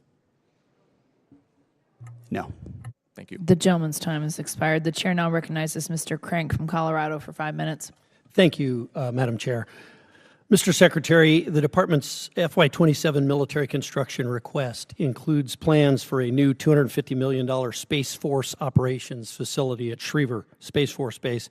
When constructed, this facility will support essential national security missions like Golden Dome, the National Reconnaissance Office, intelligence, surveillance, and reconnaissance missions, and other Space Command requirements. With a projected workforce that includes over 2,600 high-paying civilian jobs, how will the department compete with the private sector to recruit and hire the highly skilled talent needed for those positions? And how will the department work with El Paso County, which is my county, and the city of Colorado Springs, who strongly supported this administration, by the way, to meet the growing needs of the Space Force? Well, first and foremost, and I mean this, I would welcome your input. That's usually what I say when I'm on the road and in the field with commanders is, okay, you ask me, we meet with battalion and brigade commanders all the time. They ask me a really detailed question, and the first thing I say is, what do you think? And usually they know the problem set much better than us, and we take that feedback back to HQ and we action it. So I would welcome how we can ensure that that workforce is properly cared for and competitive, considering how important the Space Force is, which is doubled in this budget in size. That domain of warfare we have to get right. Yes. Okay. Mr. Secretary, sometimes here in Congress and on these committees, sometimes we do oversight, but sometimes we just overact. And there's been a little bit of that today. There's been some overacting. I would hope that when I look back on my congressional career, I've only been here a little while, I do know that when President Biden did some military operations, I supported him. I wasn't here, but I supported those operations because it's important to support the men and women of the military, and it's important to support our commander-in-chief when he makes the decision to deploy those troops.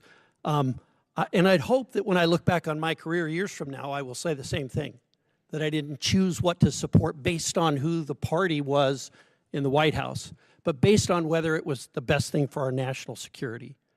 And I hope that some of my colleagues who don't seem to hold that same standard would introspectively look at what they do. But I want to give you a minute. There's been a lot said about Iran and about the mission in Iran. And I think there's been a lot of misinformation here, and I want to give you the opportunity to correct the record. Well, I appreciate that. We are fortunate to have a president who understands the nature of the threat we face from a nuclear-armed Iran. Full stop. We know what they say they would do, we know that they were pursuing, and we know that at their weakest moment we had an opportunity to do something about it before they had a conventional shield of missiles and drones so large that they could never be contested. And then without inspections and from a bad deal, they could possibly race to a bomb. So the threat was right there in front of us. All it took was the courage to act, which no other president had done. And he gave us a clear set of objectives, which the chairman and I talked about from day one. In pursuit of ensuring that Iran never gets a nuclear weapon, you degrade their missile program, defeat their missile program, get at their conventional Navy, and ensure they don't have a defense industrial base so they can rebuild those capabilities. That's what we briefed from the podium. That's what we talked about. That's what we were focused on. And in service of that, had overwhelming military victories in pursuit of it. I mean, we've never seen an air campaign like what we did alongside the Israeli Air Force, not to mention the rescue of those 2 pilots and the professionalism of that joint force that went downtown twice, once in the day and once in the night, to leave no man behind. That is a call the commander-in-chief makes, and he had the guts to make it.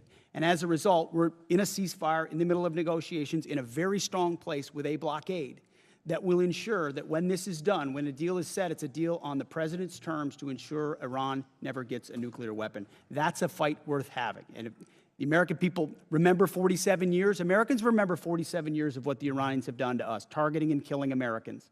If they had a nuclear weapon, they would use it. This president has unleashed his military to do something about it. We've had historic successes. And if we need to go at it again to ensure that success, we are prepared to. But we're hopeful over time that a deal will be compelled and compelled quickly. So this talk about endless wars or forever wars, the president points out rightfully what this town tolerated in Iraq and Afghanistan and Vietnam. That is not this. This is a discrete mission to pursue U.S. objectives, and we're doing it in a historic fashion. I support this president's operation right now in Iran. I supported President Obama when he said he opposed a nuclear Iran and would do what was necessary to do that. And I supported President Clinton when he did the same. It's time to act, and I'm glad that this president did. Thank you. The chair now recognizes Mr. Vindman from Virginia for 5 minutes. Thank you. Earlier, Secretary Hegseth, you talked about flexible realism. So let's see if we can figure out how much of it is realistic and how much of it is just flexible. Secretary Hegseth, last year I asked you some questions about Indo-PACOM and threats in Europe. and you had a hard time answering those questions. I'm sure you prepped better this year, and I'm hoping you can answer some of these basic questions since now we are at war. Do you know what the price of oil is today? I don't know where it's gone as of this time of this hearing, but roughly $100 a barrel. It's actually closer to 120, 117. Well, it depends on the index you're looking at. I'm looking at Brent. Do you know what the price was the day before of Brent, the day before we went to war? It was certainly lower. You understand you're taking some economic risk, but I would note a lot lower. The energy dominance this my president question. has unleashed has put us in an get to incredible my question. position. Thank you.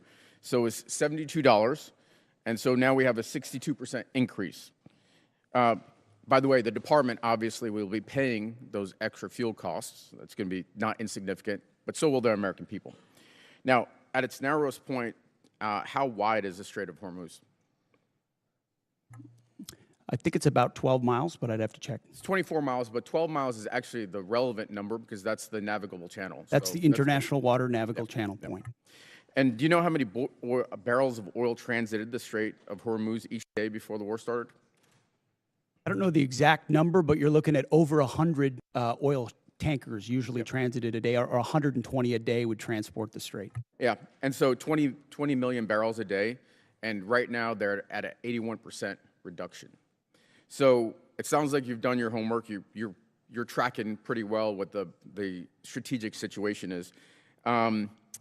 So a couple of questions. Were you aware that if we struck Iran, that they would most likely close the Strait of Hormuz? Of course, our department was prepared and planning for every possible contingency, being front and center as something they may do in a desperate state to attempt to which is what they've done, some kind of control. and I appreciate that. And earlier you told Mr. Moulton that this department has looked at all aspects of the risk, and that the president got every possible perspective. And then recently you just said that the president did understand the risks and had the courage to undertake the endeavor nonetheless, and that's leadership, or words to that effect, pretty close. And so I just want to kind of give you the state of play right now. It's been 2 months of war. We have hopes for a resolution, but the war continues, really. Iran has closed the strait, and we've now gone in and blockaded their ports. 1/5 of the world's oil is unable to transit the strait, and the American people and the department are paying significantly more. And you also said that this is what the American people actually voted for. But actually, the American people voted for a promise not to get into Middle Eastern wars. And they voted for lower prices. And this is the exact opposite of what they got. So let me ask you this. The president ordered the strike, is that correct? The president's been saying for over 30 years that Iran can never have a nuclear weapon. So he's I been got very it. clear as a We're position talking when about American people voted for President Trump overwhelmingly, they voted for that I got position. that. But the president ordered the strike, is that correct? Which strike are you referring to? The strike on Iran, the war that we're in. Oh, of course. I mean, Okay. he's the commander-in-chief. So He's it made sounds like the calls. It sounds like you're blaming Daddy for the mess we're in, and I don't think he's going to be particularly happy with you. I see what you're trying to do. There's no daylight in this administration on this Secretary, I'm campaign, asking and the I'm happy questions. You've been to admonished stand for this shoulder to shoulder before. with this administration. Reclaiming my time. So let's shift gears. Last time we were here, I asked you if you'd apologize to the mother of an F-18 pilot whose son you endangered for sharing classified information on a signal chat. You refused. On March 1st, 6 Army soldiers, including a constituent of mine, were killed by an Iranian drone strike. Do you take any responsibility for those deaths? I was there at Dover when they came back. Of course, I take responsibility for every aspect of this Well, I appreciate mission. that, because you also complained about the fact that tragic things happen. The news makes it front-page news. The press only wants to make the president look bad. Is it about the soldiers, or is it about the president looking bad? It's not just the president who wants, or the media that wants to make him look bad. It's you. It's actually about the soldiers, and it's frankly reprehensible that you would make that statement. And so, you know, Truman had a sign on his desk that said the buck stops here. And this The gentleman's time has expired. The chair now passing the buck. recognizes Mr. Van Orden from Wisconsin for 5 minutes. Thank you, Madam Chair. Mr. Secretary, it's great to see you. General Kane, Honorable Mr. Hurst, of course, my dear friend of over 3 decades, Master Chief Isom. How you doing? Hey, I have to be very clear here. I spent my entire adult life training for war, training others for war, or at war. And you very astutely mentioned to some of my Democrat colleagues that our generation has been involved, was involved in an endless war, a morass. And I've had, with Matthew Burns, I've had 22 of my friends commit suicide. And I know that you have recently instituted a specific office to help lower active duty and veterans suicide in conjunction with my great friend, Secretary Collins. So I want to thank you for that. 2 months does not a morass make. However, it could be the start of one.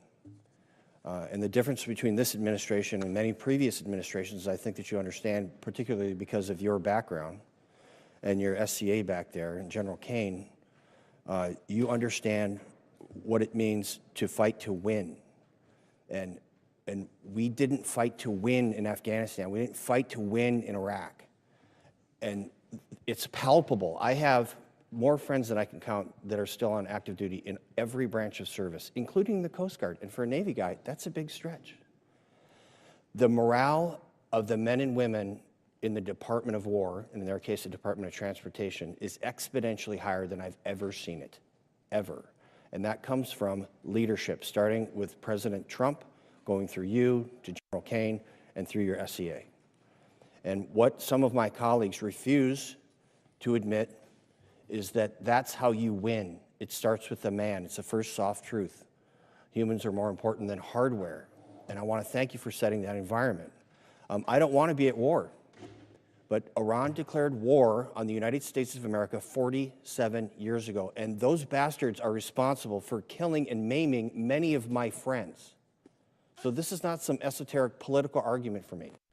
This is the fact that President Trump, by using you as the Secretary of War and General Kane as CJCS and Master Chief Isom, what you're doing is you're going to end a war that was declared on us. And of all times when we should unite as Americans, especially in this puzzle palace up here, is when we're at war. And it is a war of choice by the mullahs. That is who chose to fight this war, and we're going to end it. I don't really have a question for you. I trust your judgment. General Kane, I trust your judgment. Master Chief, I trust your judgment. And when you're coming here with a request for a tremendous amount of money, I understand that there's no fluff in there, that this is what's required to end this war that the mullahs chose to declare against us. And I'm telling you right now, we have your back. And there are a lot of my Democrat colleagues that do also. They're just afraid to say it out loud because they'll be crushed by the left of their party, and that is reprehensible. So with that, whatever you guys need, you just holler. Okay, Mr. Secretary? I couldn't say it any better. Thank you very much, Congressman. You're welcome, sir. With that, I yield back. Gentleman yields back. Chair, and I recognize the gentleman from Missouri, Mr. Bell. Thank you, Mr. Chair. Mr. Secretary, I don't trust your judgment. You made the comment to my colleague that there's no daylight between you and the president, which calls into question your role and, again, accountability. And so I got to ask, has there ever been any time that you disagree with the president on this war or anything in general? I would never betray conversations that we've had. Okay, The so commander you can't in chief even deserves acknowledge candid that discussion you've ever in even private. disagreed with the man, like his choice of tie, that dance, anything. You haven't disagreed on anything. I've never relayed the discussions I have with the commander in chief. Okay, because it seems to me that rather than being Trump's Secretary of Defense, that sounds like you're just being Trump's secretary. And we need someone who's going to be there that is actually advising, that is also pushing back when necessary and serving the country as opposed to the president. So you said you've never called him out privately or publicly, because we know that hasn't done. But have you ever said the words, and you don't have to tell me what it was about, have you ever said the words, Mr. President, I disagree with you? As I said, I don't relay the private conversations that a commander in chief deserves. You can't even acknowledge that, like if you've just said, Mr. President, you're wrong about this or you're wrong about that. You can't even acknowledge, you can't even admit that if that's happened. You can ask it again if you want, but I don't relay the private Fair conversations enough. that a commander-in-chief The deserves. objectives of this war have constantly shifted and changed. You see that, though, right? Like, you can acknowledge that. Because 1 minute it was to dismantle the Iranian nuclear program. But how, I don't know how that objective has not now been the listed objectives as far as I understand. Then there was regime change. Trump even said when announcing the start of the war, the hour of your freedom is at hand. It's yours to take. He also posted on Truth Social in January, help is on the way, to the Iranians posting in the street. Do you still believe in this particular objective? The objectives have been clear from the beginning, and I've supported the president throughout in having the courage to take on this threat. Okay, so then let's talk about what else has he said. So let's talk about the Trump doctrine. So on November 6th, the president said he was all about ending wars, not starting new ones. Yet in the so-called doctrine, the conflict has not answered why we're in the war. The objectives have changed. We're not sure about the exit strategy. This, to me, is the definition of open-ended or forever war. And you cannot claim to end forever wars while engaging in one. And then here's the one that really gets me. So I don't know when it's over when I feel it in my bones. So, Mr. Secretary, war decisions should be based on defined military objectives. You agree with that statement, correct? It's the commander-in-chief makes the call on behalf of the American people when our objectives are completed. There should be clearly defined military objectives. That's safe to say? Ultimately, the commander-in-chief makes the decision about So when our it's not safe to objectives are say. achieved. Okay, because I'm just trying to figure out, like, what kind of analysis, evaluation are we looking at with objectives when it's just what the president feels in his bones? Like, are we talking about like some Da Vinci Petruvian man or what? Like, what are we talking about when we just talk about feeling it in your bones? Because my thing is, we're not set up here to trust anyone's judgment. We're here to represent our districts and the American people. And so my next question is, the problem that I'm concerned with is that Iran continues to increase their negotiating leverage with us. And so we've been told that we've won this war, it'll be over in a few days, but now they didn't control the Strait of Hormuz, and now they do have leverage in the Strait of Hormuz. I remember even in the strikes in June, after the strikes in June, I should say, they struck Al-Udeid, and we never responded to that. As a matter of fact, Trump even said he knew that strike was coming and he allowed it. Do you agree with that? Ultimately, the president's been clear about his objectives, and if Iran thinks they're going to outdeal the best deal maker on the planet, they got another thing coming. But they struck us and we didn't strike back, and you're okay with that? He even said he authorized, he allowed it. He said that, and you're okay with that? The president has done many bold things for this country to ensure Iran never has a nuclear weapon. Okay, well, allowing another country to attack us, isn't that treason? Allowing Iran to get a nuclear Gentleman's weapon. time's Obama was expired. willing Chair to now do, recognizes the gentleman that's what from you want. Arizona, Mr. Amadei.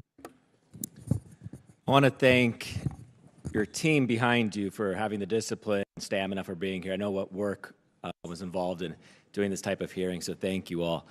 Mr. Secretary, I want to ask you about the A-10 Warthog. How effective has it been in the war in Iran? As I'm sure you know, it's a very effective platform. Yes. And so why is the Air Force, I mean, they've been trying to retire this platform for 40 years, since 1984, and it seems like it keeps proving itself no matter the technological advances that we have in the military. So why is there a need or push to retire this platform? Well, the push to retire the platform was from previous administrations, based on mostly requests from the Air Force. But given how, anybody of our generation knows how impactful, important, and significant the A-10 and the Warthog has been. And that's what you want when you need close air support. Full stop, everybody knows it. To include when you've got down pilots and you need to go downtown Iran. And it was incredibly effective in those missions. Now, there are other places where it's less survivable, and I understand that. But there's still most of the world where it is the most effective close air support platform. That's why I got with the Air Force Secretary. We extended it to 2030, and we're, per the President's guidance, going to look at other options, maybe other variants and ways at which we can keep the A-10 capability or platform on the battlefield for our warfighters who want that kind of close air support. Thank you. I appreciate that. Just, you know, as technology advances, sometimes we forget, sometimes the old school machinery we have works just as well. I know you just, you know, got the Apache helicopters. I mean, that's a 50-year-old frame. If you look at the AK-47s, my God, it's one of the most effective rifles, and from 1947. So I don't want to lose sight of that. You know, I think too much is spent on so many defense companies coming in here selling us the newest, greatest product, but warfare ultimately is about killing the enemy, and we know that Warhawk does that. I want to shift focus a little bit to actually kind of old school as well. I know the SOF and PSYOP right now, there's been 3,000 positions cut, mostly on PSYOPs and civil affairs. How is, you know, I've been wondering, we have air superiority in Iran, and it seems like there's no internet connectivity in Iran. Are we doing any leaflet drops over there? We've explored a variety of different actions, many of which are classified, but that could restore additional communications capability to the Iranian people. I would love for President Trump's Truth Social post to be leafleted all over Iran, to be honest with you. I think that would encourage them to actually take to the streets. Moving to Iraq, I think there's budgeted right now about $118 million for the government of Iraq for the counter-ISIS mission. We know the problems that the Iraq government are facing right now. And you have personally said that you're going to certify, you know, the spending on it. I mean, do you think that this is an effective use of our money to give it to this government that we know is aligned with Iran and seems like it's becoming more difficult to deal with? It's very much an open question. We're paying very close attention to the new government there and the counterterrorism efforts, some of which have been successful over time and others of which have not in this conflict where Iraq has not stepped up in those efforts. And we're reviewing funding, basing every aspect accordingly, just like we did in Syria. The president directed that we leave Syria. We had 8 bases. We went down to 4, 2, and then 1, and now ultimately are in northern Iraq. And we'll review our posture throughout the region. Great. With that, I yield back, Mr. Chair. Chair now recognizes a gentleman from New Jersey, Dr. Conaway. Thank you, Mr. Chairman, and thank you and Ranking Member Smith for holding this hearing today. Thanks to the witnesses for presenting themselves to us to answer questions. At the outset, let me say that I'm proud of the work that our service members do every day to keep our nation safe, and I have profound respect for those who voluntarily put on the uniform to serve and protect our country. The Trump administration's reckless military actions are driving up costs for everyday Americans. This war, as you know, is not supported by a significant majority of the people in this country. The administration has increased military operations around the globe, including strikes in 8 countries, and the war in Iran is costing taxpayers billions of dollars. Estimates are by the time it's over, it could cost $1 trillion to the American people, a lot of that off budget.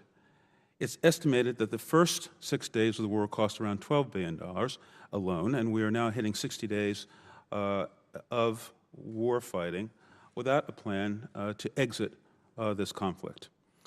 The administration has failed to transparently tell the Congress or the American people what the costs of the war are and why we are at war, and expects Americans to keep footing the bill.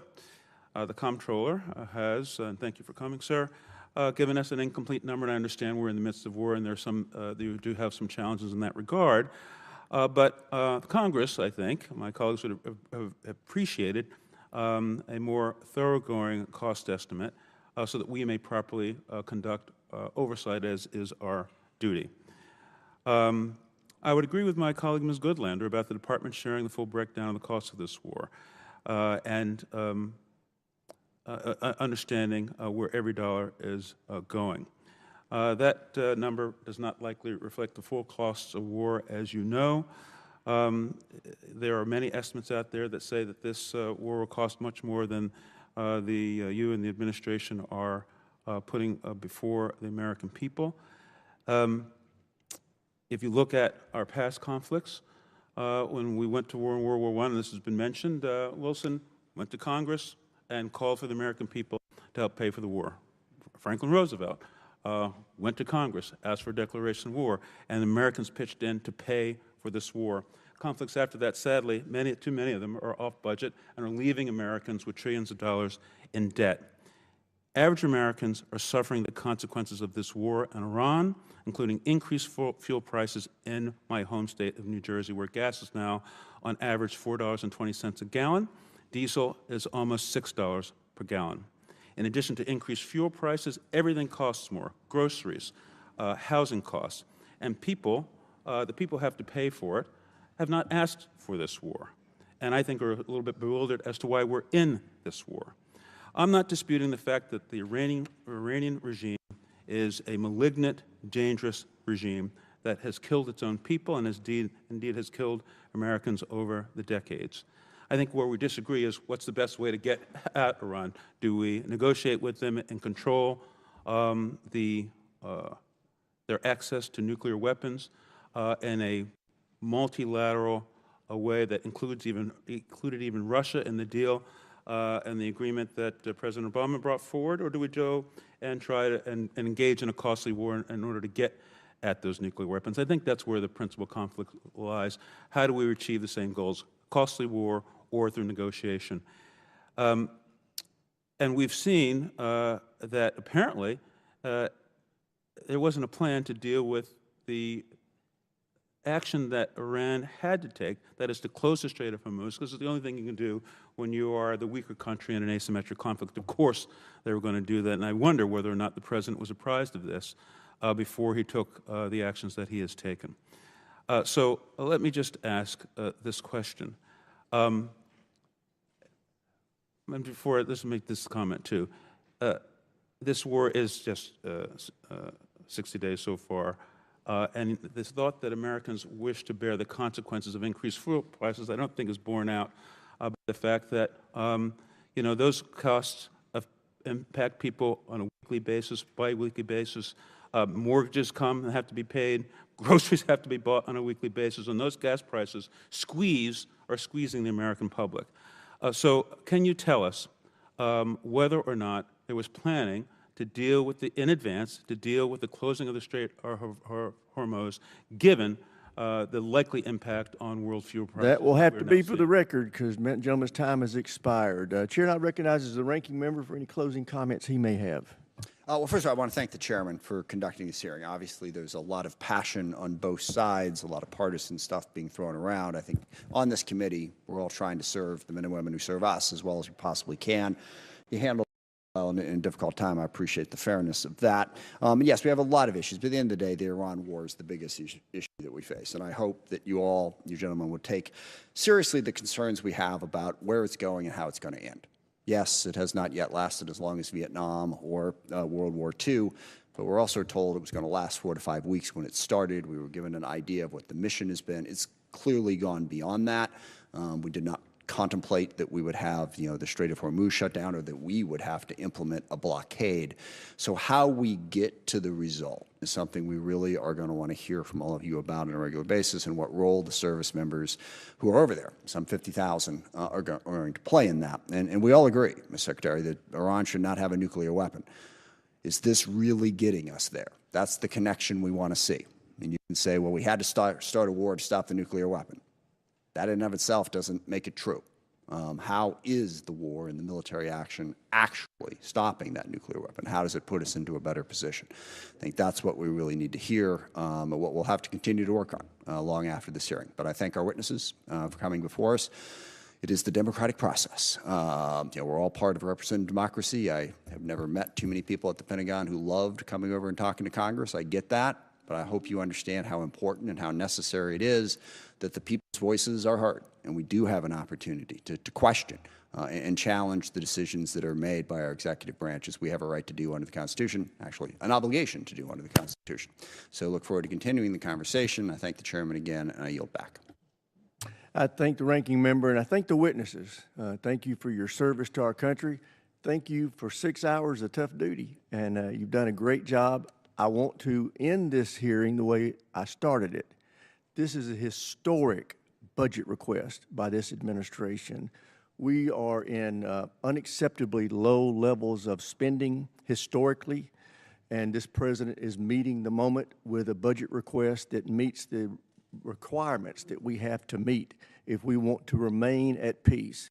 This is about peace through strength. This budget will help us have peace through strength, and I urge my colleagues who are not in this chamber to pay attention to what we talked about today.